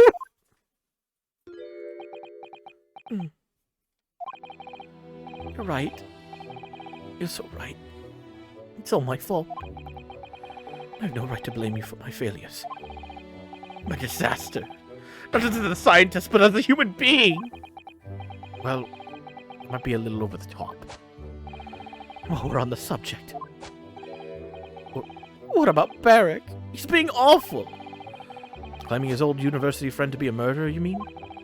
He's a disaster. Not as a prosecutor, but as a human being.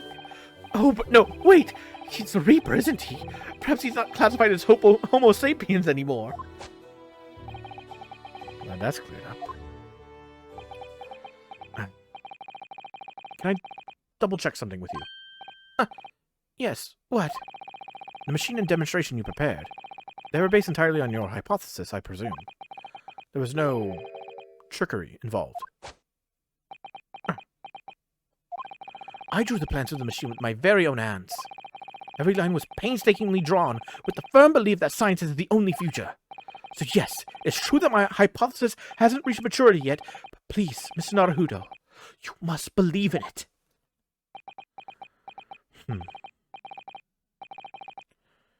All right, Professor, I understand. Counsel? Defendant? The prosecution's witnesses are ready to take the stand. Court is about to be in session again. Make your way into the courtroom, please. It all hinges on that demonstration. The professor's hypothesis is sound as he claims. It leaves him as the only person who could possibly have killed the victim.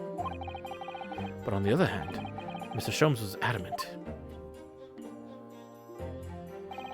A practical implementation such as was attempted by the professor at the Great Exhibition is quite impossible. So really, what should I be trying to prove here? That's the question, ain't it? That's the really tough question. Woo! 23rd October, 11 a.m. The Old Bailey courtroom.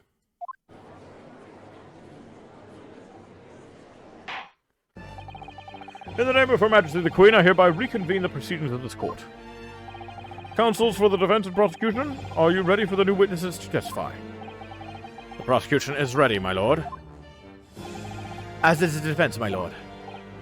So, Lord Van Zieks, I believe these next witnesses saw the demonstration on the day in question with their own eyes. Indeed they did. And as luck would have it, one of them is a police detective. So the testimony we are about to hear can be considered highly reliable. Perfect. A detective of all people. The prosecution's stance remains unchanged. Though it ended in tragedy, the demonstration on the day in question was scientifically sound. And consequently, the sole person with the opportunity to have committed this act of murder is the only other individual to have been present on the stage at the time. The accused. Thank you, counsel. The prosecution's position is clear. So, bring forth your witnesses now. Bailiff, show the witnesses in. The witnesses whose proximity to the incident on the day in question will clarify the truth unequivocally.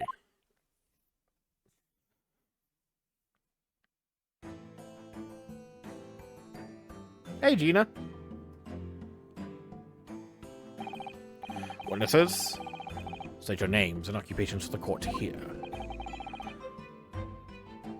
My name is Balthazar Lune.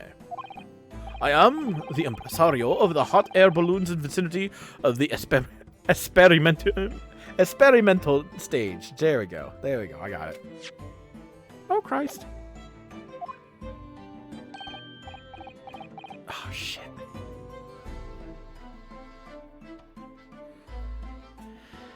I haven't worked on my Dutch accents.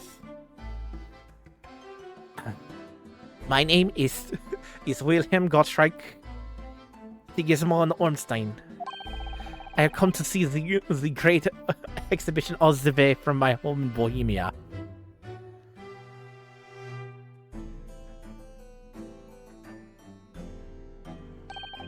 I'm very rich. Inspector Gina Lestron, Scotland Yard. I'm a great detective. Even Sherlock Holmes agrees. I was on security duty at the exhibition. And I got to go up in one of them balloons. It was amazing. Gina. Again. But she did mention that she seen the disaster from up in a balloon, actually, didn't she? She clearly loved every minute of it. There were 3 balloons flying near the public experimentation stage when the incident occurred. 2 of these witnesses were in one such balloon at the time and saw events unfold from the skies above. You make it sound like they were in the clouds. It was only an altitude of circa 60 feet. Very low. Well, you can't see nothing if you fly too high, can you? 60 feet. About 18 meters then. Thank you for your introductions. Now, we'll give you a formal testimony for the court. Kindly describe exactly what you witnessed, especially those of you who had a vantage point above the stage. Witness testimony. The view from 60 feet up. It was an incident. It was an incident terrible. I am only grateful that my balloons were not damaged. There's this huge bang from the stage, and the next second, another bang in the sky beside us. What? And from the smoke, a cage appeared out of nowhere. Really? The cage, it fell from the sky like a stone. It crashed into the crystal tower. I didn't get a good look inside the cage, but no one went near it after it crashed into the tower. Interesting. Very interesting. A most extraordinary collective account, I must say. Could I just clarify something? There's a detail in the witness's testimony that I've not heard any mention of until now. Specifically, that there were 2 explosions. More precisely, 2 explosions in 2 separate places. Yes.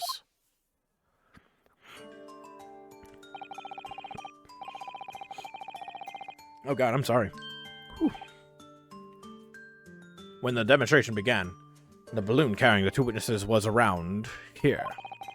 There were other balloons in the air nearby at the time, carrying other passengers as well, to be clear. Oh! Then, as power was supplied to the machine for the demonstration, the first explosion occurred. The so-called birdcage that contained the victim disappeared from the stage, and a moment later, the second explosion occurred, indirectly adjacent to the balloon carrying the witnesses. The birdcage appeared at the site of the explosion, and subsequently to plummet down into the crystal tower. I was very surprised. Suddenly a cage appeared before my eyes with a person inside. The blast was so hot, but I didn't want to miss a thing, so I kept my eyes wide. Definitely makes it easier. They just put V's and S's there. I still have lots of money. Precisely who is this curious infant? I'm told he is a young noble of Bohemian royalty. Apparently, he disguised himself in order to steal unnoticed into the great exhibition. Yeah, I am here in London on a sightseeing trip with my elementary school. We'll have the benefit of a child's point of view in the testimony. Do we really need that? When I remove my mask, this is what I look like. Ah, yes, I see. Delightful face, I'm sure. Ja, everyone says so. Everybody says so. Great skies, then. The point is, the testimony of these witnesses further substantiates the facts before the court. Namely, that despite ending in an explosion, instantaneous kinesis was successfully demonstrated. And furthermore, that until the arrival of the police, no one approached the crystal tower where the victim fell. Therefore, only the accused, who was with Mr. Aslam on the stage, could possibly have committed the murder. Yes. Thank you, counsel. The prosecution's views on the matter are quite clear. So, the defense's cross-examination now, please. Yes, my lord.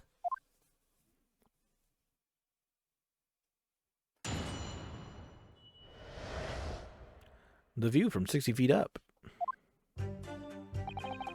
It was an incident terrible. I'm only grateful that my balloons were not damaged. Hold it! There were 3 balloons flying above the experimentation stage at the time, I understand. See. All three of them. My bellissimi babini. They are very popular, signor. Some people would pay £10 for one ride. £10? That's worth my annual stipend. 20 £20 a month. That is my pocket money. Worth of all the luck. I got up there for free, I did. Play the old I'll work for Her Majesty's police card, you know. Detectives have all the luck. If they're so popular, why would you only be operating on such a small number of balloons, though? Because if I have too many in the skies, they could crash into each other.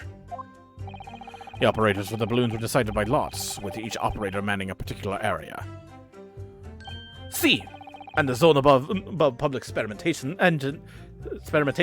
Wow, experimentation stage is the most profitable. The other impresarios, they hate me. Thank you, witness. I think the court has a clear picture of the arrangements for the balloon ride at the exhibition. Perhaps we could hear more about what you actually witnessed of the incident. Right, I can feel you in there, my lord. There's a huge bang from the stage, and then the next second, another bang in the sky beside us. So, you actually saw the accident happen from up in the air? Yup. Isn't it amazing what a detective gets to do, huh? I'll tell you, Odo, being a lawyer is a mug game. You should join the force and we can go flying together. You know me so well. Yes, well, anyway, could you tell us exactly what you saw, do you think? Everything. We saw everything, because we were up above it all. That dodgy code climbing into the cage and that dodgy professor pulling all them levers. And that's when it happened. That's when there was that massive bang and the cage disappeared, just like that. You're describing the moment the subject's body was decomposed by the electricity, I believe. I didn't know what to make of it. But then there was another bang right in my ear. I looked around and there was a huge, great fireball right next to us in the sky. And there was nothing there before.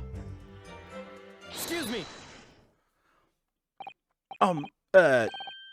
Master Goss, does your memory of the day differ? My teacher at elementary school said that when you meet someone for the first time, you should always use their full name. Ah, yes, what was it again? Wilhelm Gottschalk Sigismund Ormstein. Just 4 names, then.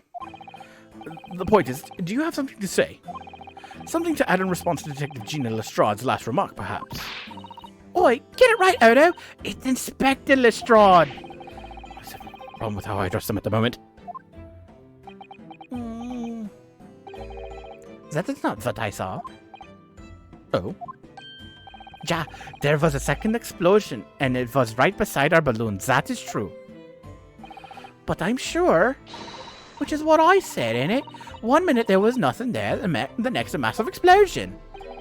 One teacher at elementary school that when someone else is speaking, if you are rude enough to interrupt, you will have the most awful life imaginable. Are all Bohemians brought up to be so full of joy?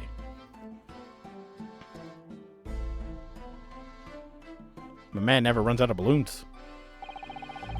Just before the second explosion happened next to our balloon, I clearly witnessed a green balloon flying in the sky. A green balloon? Huh? You what? Never saw nothing like that. Well, I did. I saw it, and you can't say I didn't. I will complain to the council. I will cry and scream. My testimony is the truth. I am Bohemian Prince. You cannot say it's a lie. That is not allowed. Playing the bleeding royalty card, are you? Typical. Says the orphan who likes to remind people she works for Her Majesty's Police. In that case, young man, I must ask you to amend your formal testimony. In the interest of cordial national relations between Great Britain and Bohemia. It was not the sky that exploded. It was a green balloon that was next to ours at the time. Hold it! Ask more about that.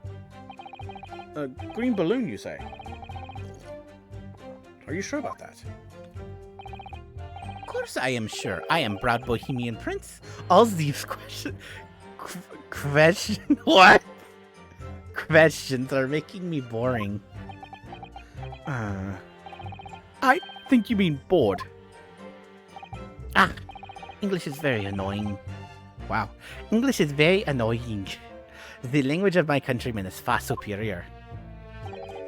Well, I guess it's very wrong to lie. Lie? Flying balloons never explode. For the same reason the planets never explode. It is logical. Please tell me that doesn't mean logical. If you insult me, you insult all of Bohemia. Might I? I will have the army come and shoot all of your stupid balloons out of the sky. All of them!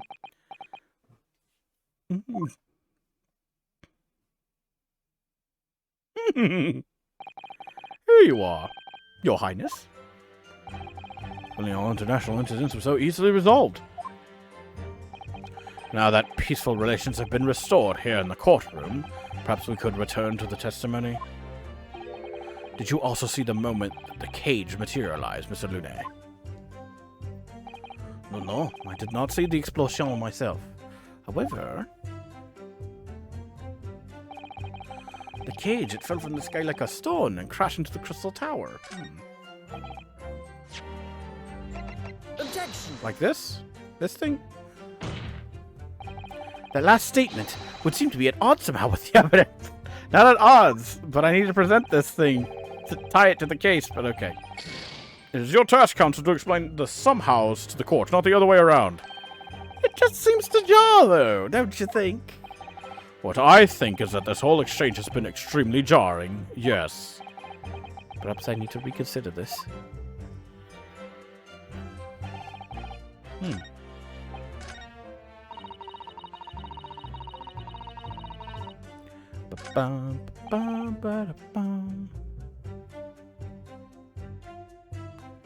Hold it! Did you see that actually happen? Boof. No, in reality, I did not. I saw after it hit the tower. There was a grande confusion around the stage. I ran to see what happened. It was terrorized by the idea that one of my balloons had crashed. Or I was terrorized. I suppose they are his livelihood. Oh god. Whew. But when I looked up to the sky, all of my precious balloons were still there. I saw it though. I saw it slam into the tower. After all, I'm a detective now. Then tell us what you saw, Inspector Lestrade. That's what I like to hear.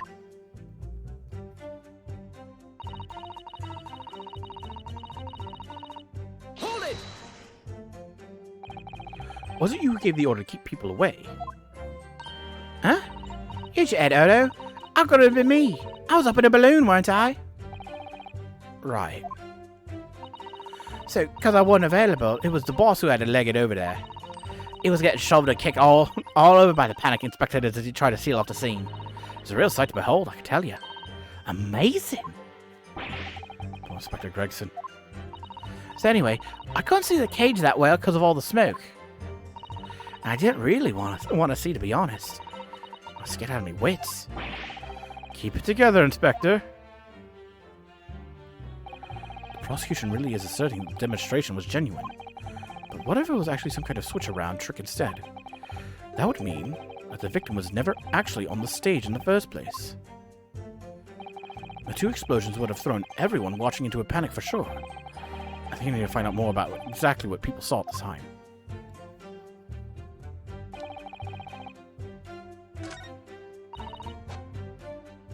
Oh.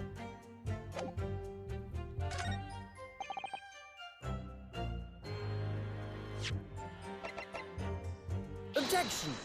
Cool. Okay, that's where you present that.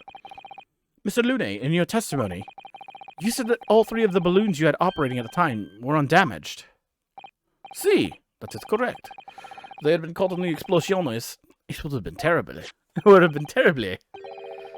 Terrible. There we go. I wonder if you might know what this is. Ah, I think it may be See, part of a balloon, a burnt piece of the fabric of the envelope. Sorry, the envelope.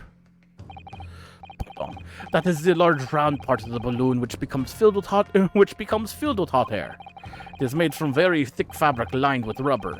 You do not want to rip it when you are in the sky. Just as I thought.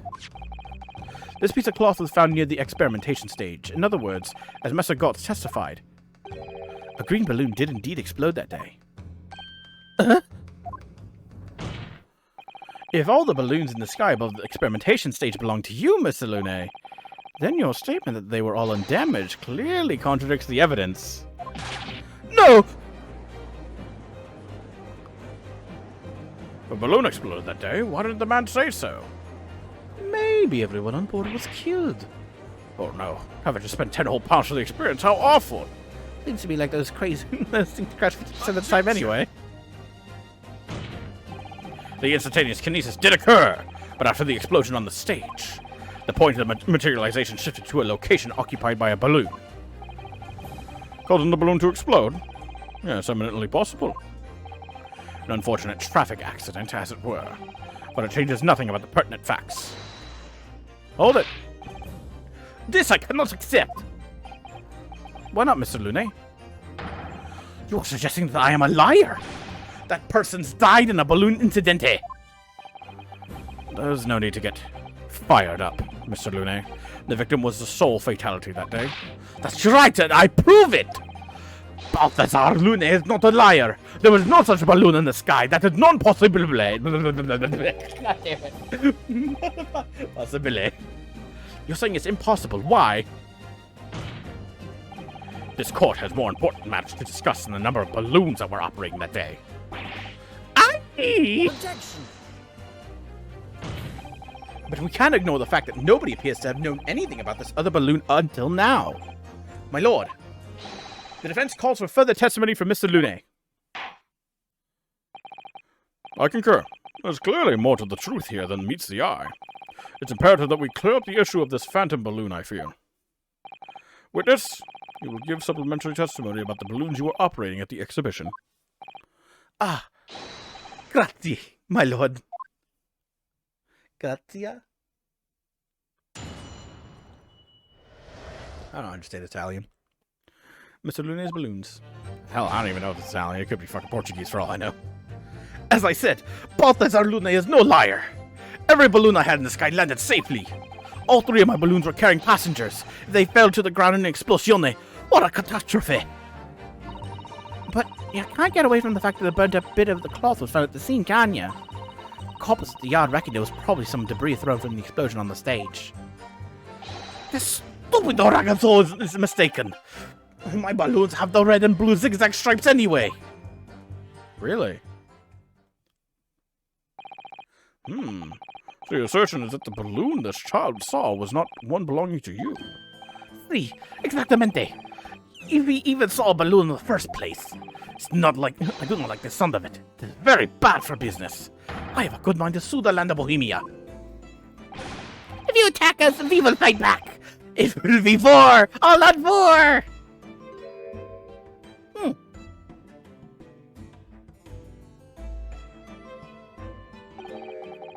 What happened to all out war?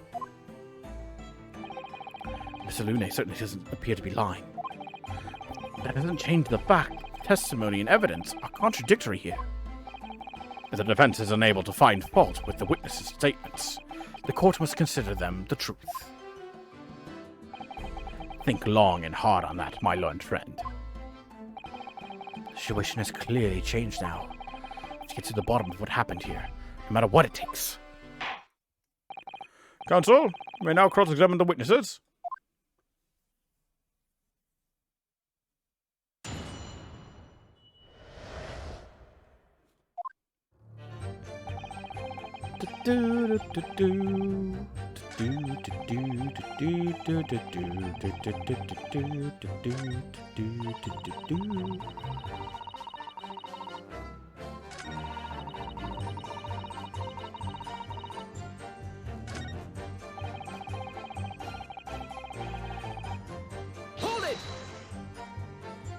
This statement caught my eye. You mean the color is wrong. See, Signor, I do not have any green balloons in my warehouse. And yet, a piece of green cloth was found at the scene, and is unmistakably from a balloon. Well, I do not know how that can be. For the sake of argument, let's say that a green balloon did explode above the stage. You couldn't therefore conclude that it happened on the day in question. Why not? There have been recreational balloon flights over Hyde Park operating from before the Great Exhibition. One could have exploded on some earlier date. Unfortunate, as I'm sure you'd agree. You believe may have been from some earlier balloon accident that predates the exhibition? See, exactamente, as the Signor says. It's not from one of my balloons. Clearly this little ragazzo from Bohemia is mistaken about what he saw. If you come to my warehouse, you will see my three bellissimi balloons all present and correct. I've already verified Mr. Lunet's annual business reports, and he's had the same number of balloons for a year now. Well, as thorough as ever, Lord Van Zeeks. Disarmingly so. In that case, is the young boy just imagining things? As I thought, Mr. Lunet's testimony just doesn't quite add up. The young Bohemian boy claims to have seen another, fourth balloon, but Mr. Lunet vehemently denies the possibility, and it's hard to imagine the man in charge could be mistaken about the number that were in the air. Still, this inconsistency must tell us something, I'm sure. I'll see what happens when I follow up in this one. The balloon's the red, blue and red zigzag stripes anyway.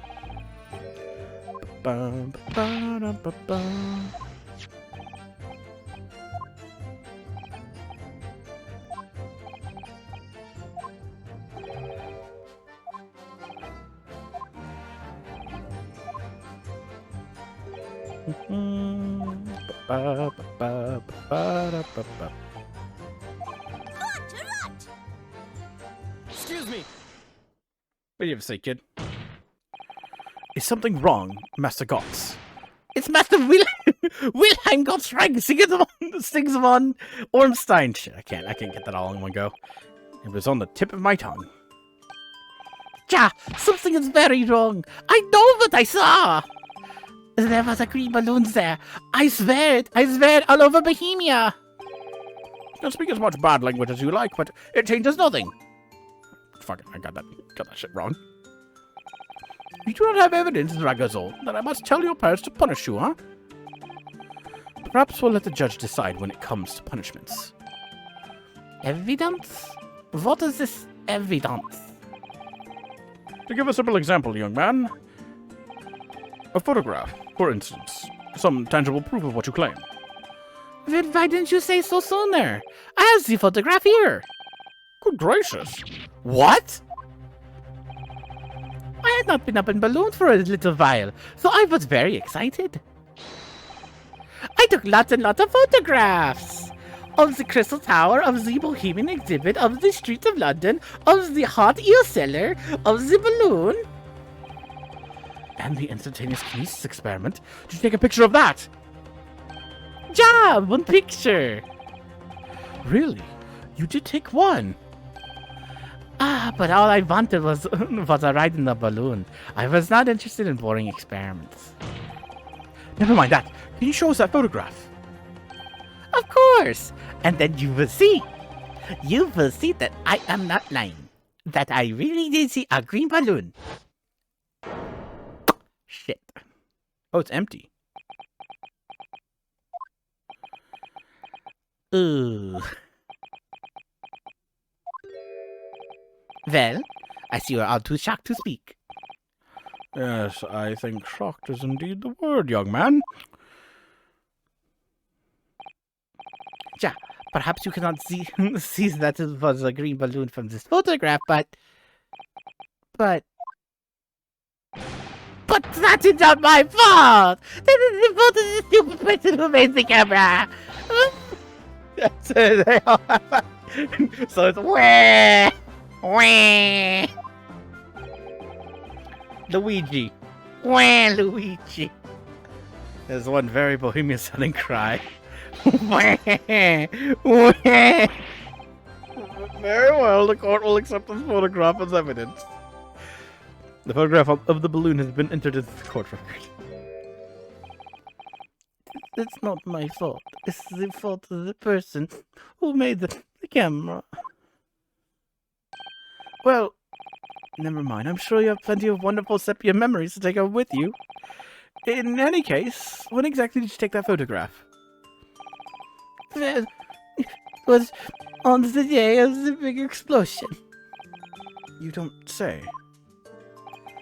When I pressed the shutter release, there was this very loud bang, and a hot wind rushed over my face. That means this photograph was taken a split second before the explosion occurred. Well, if you ask me, this black and white photograph changes nothing. I could not give the flying fig. Lovely language you picked up.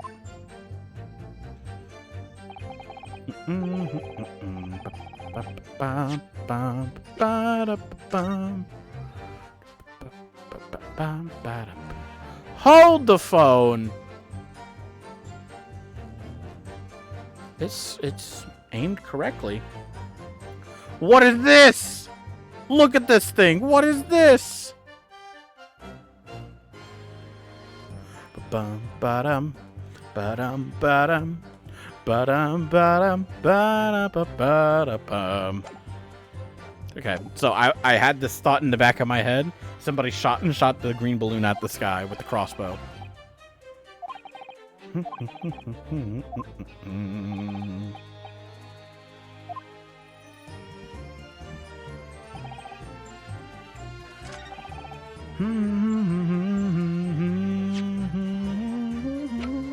Objection!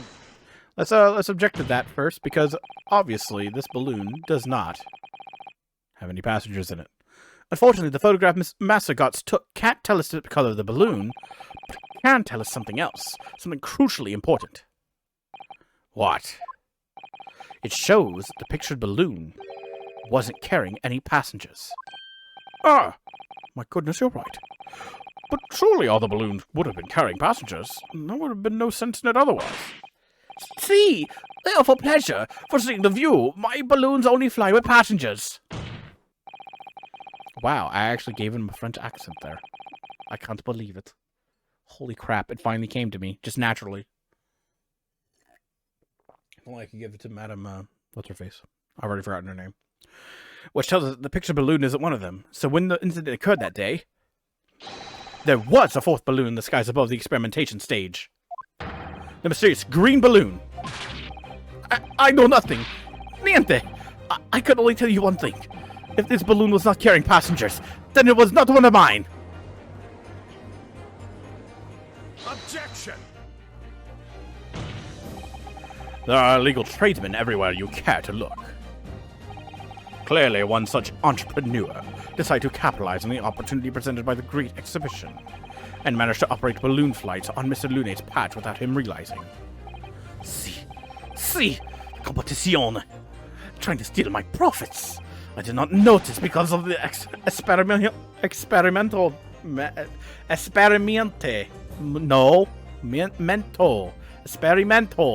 There we go. Because of the experimental that went wrong on the stage. This fourth balloon exploded at this very same moment Mr. Asman was beamed from the stage below. Right. So them scraps that fell to the ground after and left them scorch marks, they didn't come from the stage at all. It was bits of the balloon raining down. God, excuse me. But cause no one was in it, he didn't get no attention. Mysterious fourth balloon carrying no passengers, silently floating over the experimentation stage. Objection! This photograph shows us nothing more. A stray balloon carrying no one and operated by some rogue trader clearly has nothing to do with the case. This relevance doesn't elude me, I must say. The court has seen sufficient evidence and heard ample testimony already. The prosecution calls for this trial to be concluded.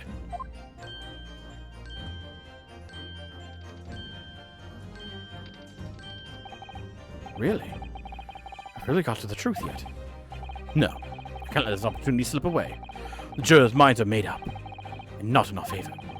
What else can this photograph tell us? Is there nothing more we can learn from it? There's more. Objection! Ladies and gentlemen of the jury, wait. Please don't give your decisions yet. The photograph from Master Goth may well be hiding one more vital clue. What's that? A vital clue? Objection! That's a great face. I need to make that an emote. We're well past the point of mere possibilities. It's time for definitives now, so tell the court.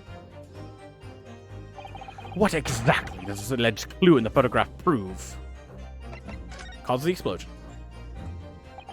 We can reasonably assume that the pictured balloon was destroyed in the searing heat of the explosion. Ja! That's right, ja! It was not my fault. Evidently. Because the birdcage from the kinesis machine materialized in the sky where it had been flying. And the balloon, being filled with flammable hydrogen, instantly and explosively ignited. Objection! No, that's not what happened. What? It would appear that this photograph requires closer examination. Counsel for the defense, you will highlight the location of this alleged clue in the photograph for the court. Of course, my lord. If you look closely, it's plain enough to see. And what's shown is linked to another piece of evidence we have. In a way, that leads to an unbelievable conclusion. The clue that heavily suggests the real reason the balloon exploded is... How do I aim at this? This? Take that! The timing of this photograph can only be described as miraculous. If you look, you'll notice there's a bright white line that appears to point directly at the balloon. Most likely a ray of light caught incidentally on the film. I'm afraid I can see nothing of the sort. If you look with a magnifying glass, my lord, it becomes clear what the nature of this bright line really is. Goodness, what is that? Undeniably some flash of light, yes. Oh, golly. Do you think it might be lightning? But it couldn't have been a finer day. I believe we may be looking at fire. A bolt of fire heading straight for the balloon. Like an arrow. Oh, yes. Like an arrow. I didn't notice it the first time. He opened his eyes. Indeed, even to my aging eyes, it would appear to be a flame of some sort. My word, are you suggesting this flame struck the hydrogen gas that filled the balloon? Objection! That's absurd. The balloon would have been 60 feet above the ground at the time. No flame could possibly have reached such a height. Objection! Actually, it's my opinion that a particular piece of evidence found at the scene reveals how that is exactly what did happen. What evidence? If such evidence exists, counsel, then for goodness sake, present it, man. Which evidence explains this mysterious shriek of flame that appears to be headed directly for the balloon? Take that! This was found hidden at the foot of a small ornamental tree near the scene. Good lord, is that a crossbow? An arrow dipped in oil and set alight could have been shot from this weapon, sending a flaming arrow straight into the hydrogen-filled balloon. Are you suggesting that crossbow was used deliberately? Blimey, you're right. The streak of light in the photo looks just like an arrow, doesn't it? The explosion of the balloon, it was. Very likely the result of a flaming arrow from this crossbow igniting the hydrogen gas inside it. No! Order! Order!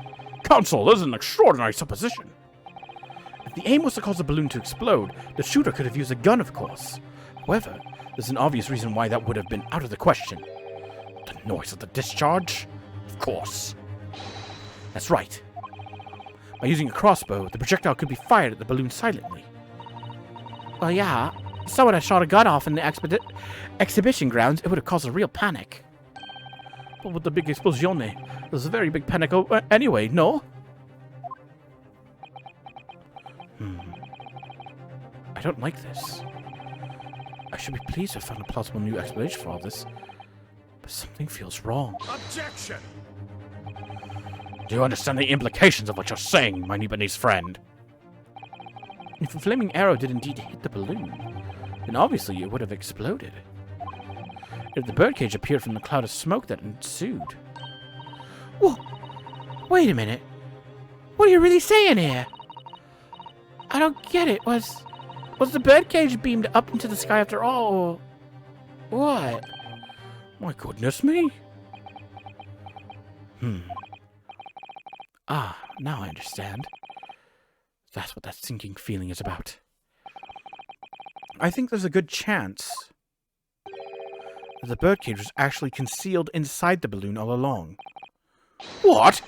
Did I just hear that correctly, Counsel? There's no going back now. The horse has bolted. Let's assume, as I said, the birdcage was hidden inside the green balloon from the start. On stage, when the experiment was started, the birdcage and the instantaneous kinesis machine disappeared in a cloud of smoke. At that moment, the flaming arrow was fired from the ground, causing the green balloon to explode and drawing the attention of the spectators to the sky above their heads. From amid the smoke, the hidden birdcage then appeared to fall down and crash into the crystal tower. I think you'll all agree it's entirely plausible that what I've just described is the real truth behind the miraculous experiment carried out that day. Good grief! Objection! This is ludicrous. What you described as no science experiment. It's child's play. A contemptible display of stage magic. But Mr. Chums and Iris said the experiment was a scientific impossibility. In which case, this is the only way to explain what happened that day. In any case, the victim's body was found inside the birdcage in the Crystal Tower.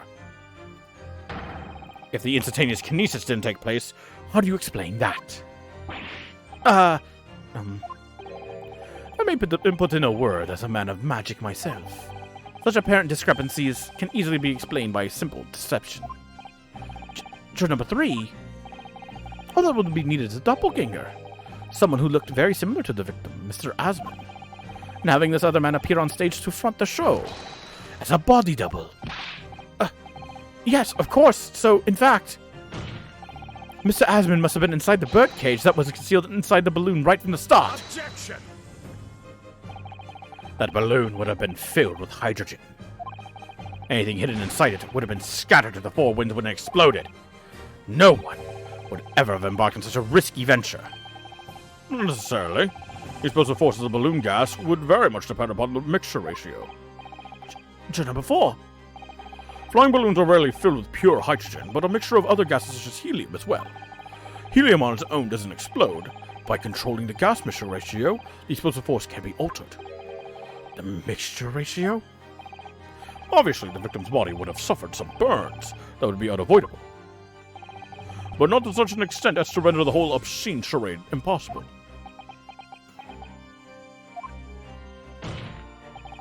So everything that happened can be explained, logically and scientifically. Uh-oh.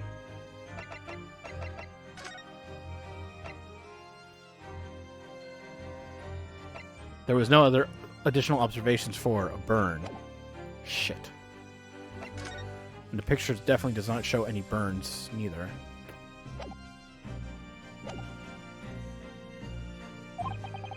The explosion that engulfed the stage at the start of the experiment was no accident.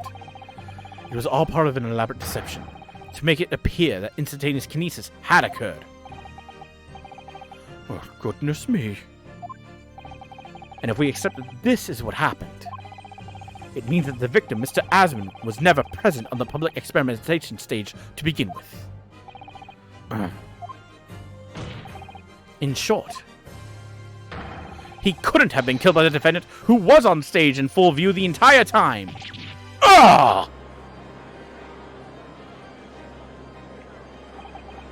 This would be very hard for the prosecution to counter. Lord Van Zieks can't credibly maintain that Professor Hairbrain is a suspect now.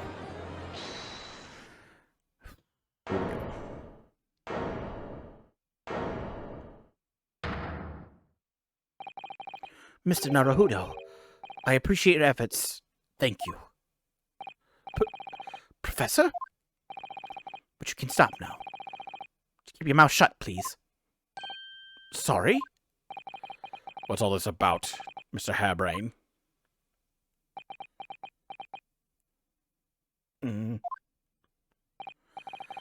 I, Albert Hairbrain, hereby confess that it was me who stabbed Mr. Odie Asman. Yes, it was me with my faithful friend and partner, Andrew the Screwdriver. Wow. What? What are you doing? Order! Order! Order! Defendant, explain the sudden confession. Objection! Professor Hairbrain, what are you talking about? It's what I've said all along. I must protect my hypothesis and my precious machine. You stand there and claim it was all a trick, an elaborate prank, but where's your proof? No, you'd have to examine the machine if you wanted to prove it, but then it would all be over. My beautiful hypothesis would be laid bare. I mean, the indignity of it all. The indignity of it. It's clear that you drew the plans for the experiment, but you didn't actually build it. It's quite conceivable that you were duped, Professor. If you'd just let me, I can prove back. Yes. I'll cooperate. I'll do whatever you say. I swear it. So please, ensure the special dispensation for Scientific Equipment Act is adhered to and protect my creation.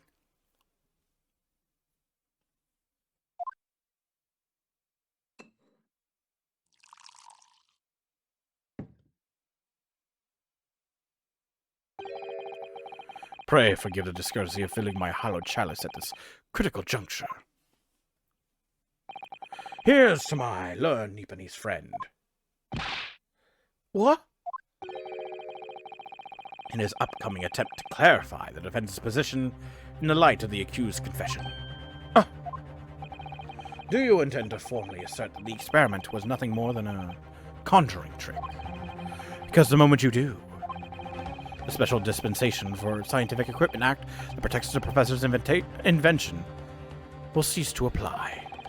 The prosecution will then demand a rigorous examination of the machinery involved in order to establish the truth. However, if you acknowledge that the machine is genuine and instrumental in the victim's murder, any chance of investigating will be crushed, and the confidentiality of the professor's hypothesis preserved. Shit. Well, counsel, what is the defense's official position on this matter? Professor Hairbrain, my client, actually asked me to prove that the explosion on stage was an accident and protect the secrecy of his hypothesis. There's no way to do that without implying the professor's guilt. Do I protect my client's life by asserting his innocence, or do I uphold my client's request but seem condemned? Either way, I can't avoid betraying his trust. You've been silent long enough. Is it talking your trade, my learned friend? Or has all knowledge of English escaped your confused Nipponese mind? Mr. Naruhodo, there's no escape here. I have to make a choice. It's an impossible one. I want something. What? The defense asserts the defendant's instantaneous kinesis machine was in fact...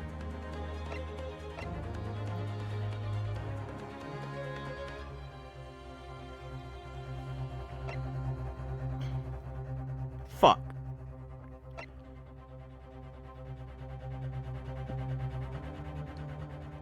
I represent him. I represent the man. This is what he wants to represent.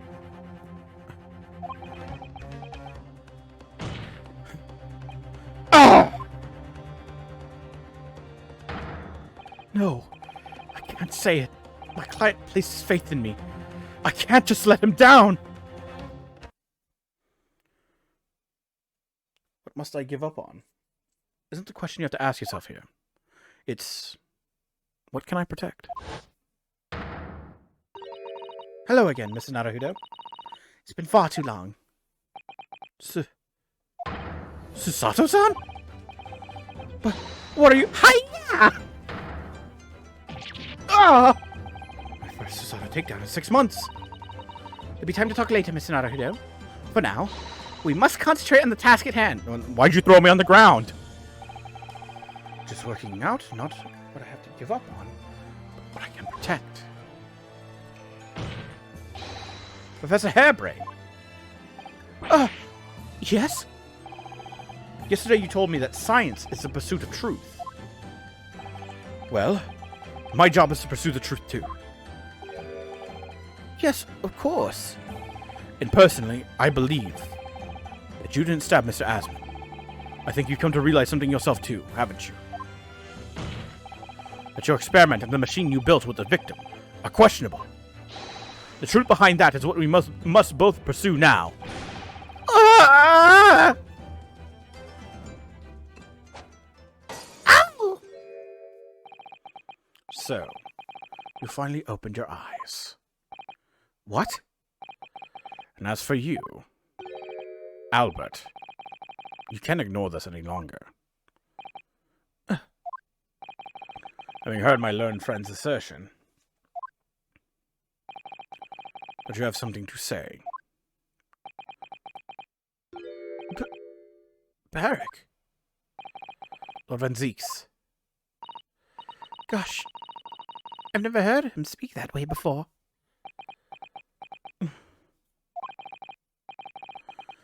In truth, there is one thing. Something I've remembered that's of relevance. What? On the day it happened, just before I began the experiment, I saw a man near the stage. A man holding that crossbow. I beg your pardon?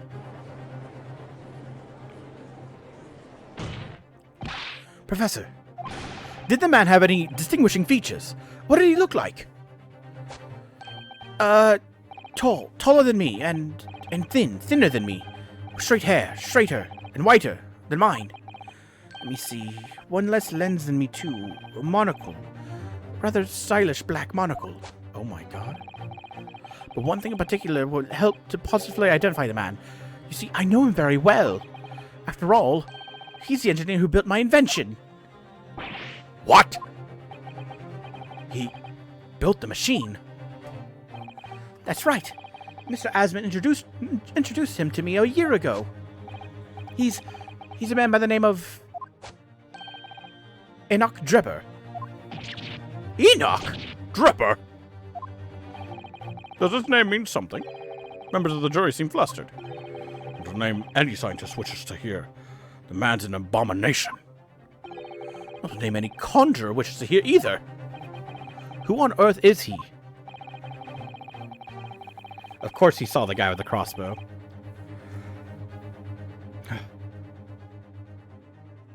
Man. I'm afraid this isn't the first time of this nature that I've heard in scientific circles in connection with that name. Let's talk of other flamboyant experiments that turn out to be nothing but stage trickery in the end. Obviously, the rascal is after the government's research grant money. When magicians are in need of money, I have heard of them resorting to these underhand tactics. Some acquaintances of mine with experience of such things have mentioned Enoch Drebber's name before. The man is both an engineer and a magician. Yes, we're dealing with an unparalleled confidence trickster here. That's Enoch Drebber for you.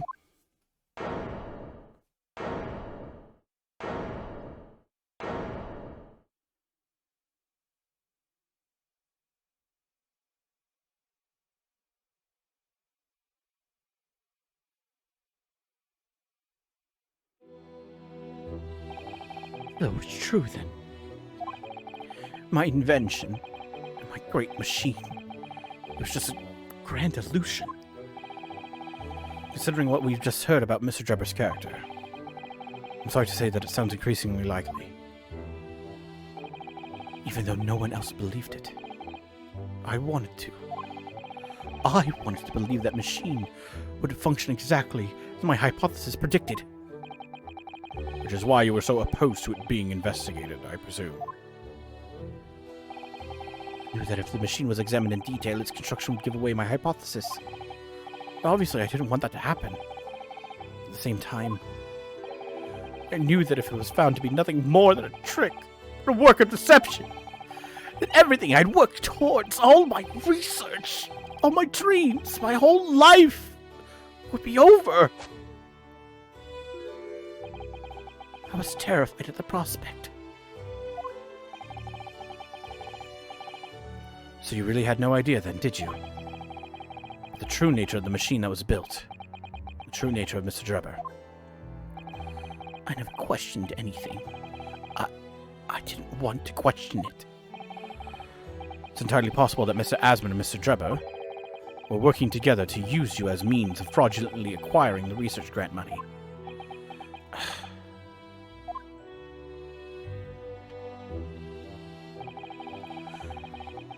It looks like it. We're after Enoch Drebber now. Maybe he's the bad guy for this game. We'll find out. When I announced my invention to the crowds that day, it was the finest moment of my career. I pulled all the levers, turned all the dials in exactly the way Drebber had described. When the smoke suddenly started billowing out, I panicked. I didn't know what was happening.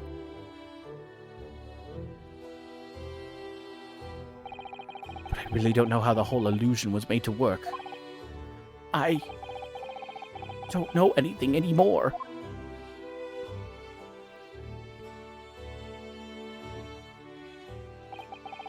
Let me confirm one final point with you, Professor. Do you now consent to the prosecution submitting the necessary paperwork to release your invention from the protection afforded by the Special Dispensation for Scientific Equipment Act? Yes. Please go ahead. I'm very sorry.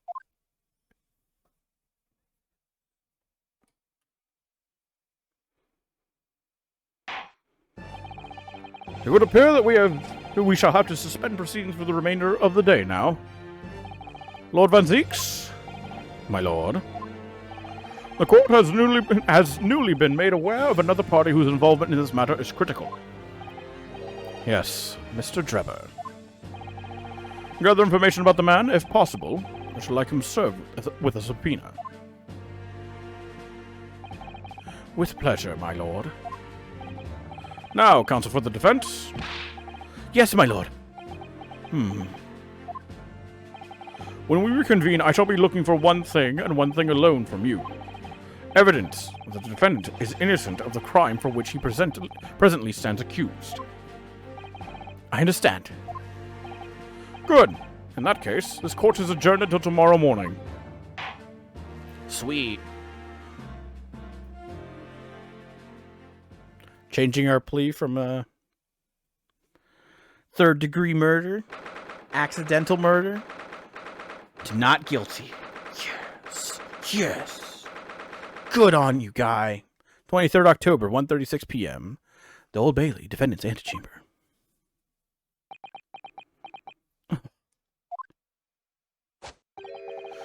Mr. Naruhodo. Yes. Is that the end of the stream? I'm thinking so. When we hit the save, when we hit the save list, we'll save the game.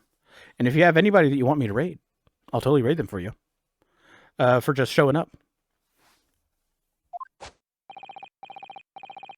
I'm so sorry. I was wrong. You were right. I tricked you. You trusted me. I dragged you into my mess. Oh, how did it ever come to this? I'm so sorry.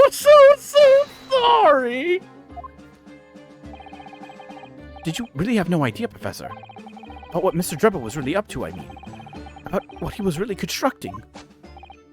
Naturally. That machine was the embodiment of my hypothesis, of all my hopes and dreams. I had complete faith in it. All right. In that case, I won't say any more.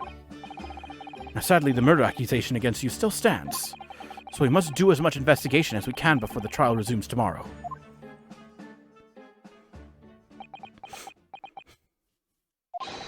Well, thank you for doing so much for me. Hello, Susato. How are you doing? I'm so sorry for arriving late this morning, Mr. Naruhodo. Arriving late? Didn't you receive my postcard? I wanted to let you know when I'd arrive. Postcard? What postcard? I hid it from you, Bruno, so it'd be a surprise. Well, did it work? A surprise, all right. Especially when she threw me to the ground. Oh dear, I'm so sorry. I was just so happy to see you again that it sort of slipped out. Maybe we can stick to more traditional displays of emotion in future. Susie's train was late into London Victoria this morning, you see. But we made the coachman really whip the horses hard so she didn't miss the whole trial. I was watching from the gallery for a while, but in the end, I'm afraid I couldn't contain myself. Well, I'm glad you didn't. Having you at my side in court gives me the strength I need to win. So, I'm delighted to see you back in London. You're too kind, Mr. Naruhodo. I'm delighted to be here. I hope I can continue to be of service to you. Of course. So, what's brought you back? Did Professor Mikotoba not protest? Let's save all that conversation for when we're back at home, shall we? You know, I made one of my most special blends ever for this special occasion. Oh, Iris! How wonderful! I can't wait! Susato-san was back in London. It's hard to describe how happy that made me feel at the time, but despite my elation, our tale was about to take yet another extraordinary turn.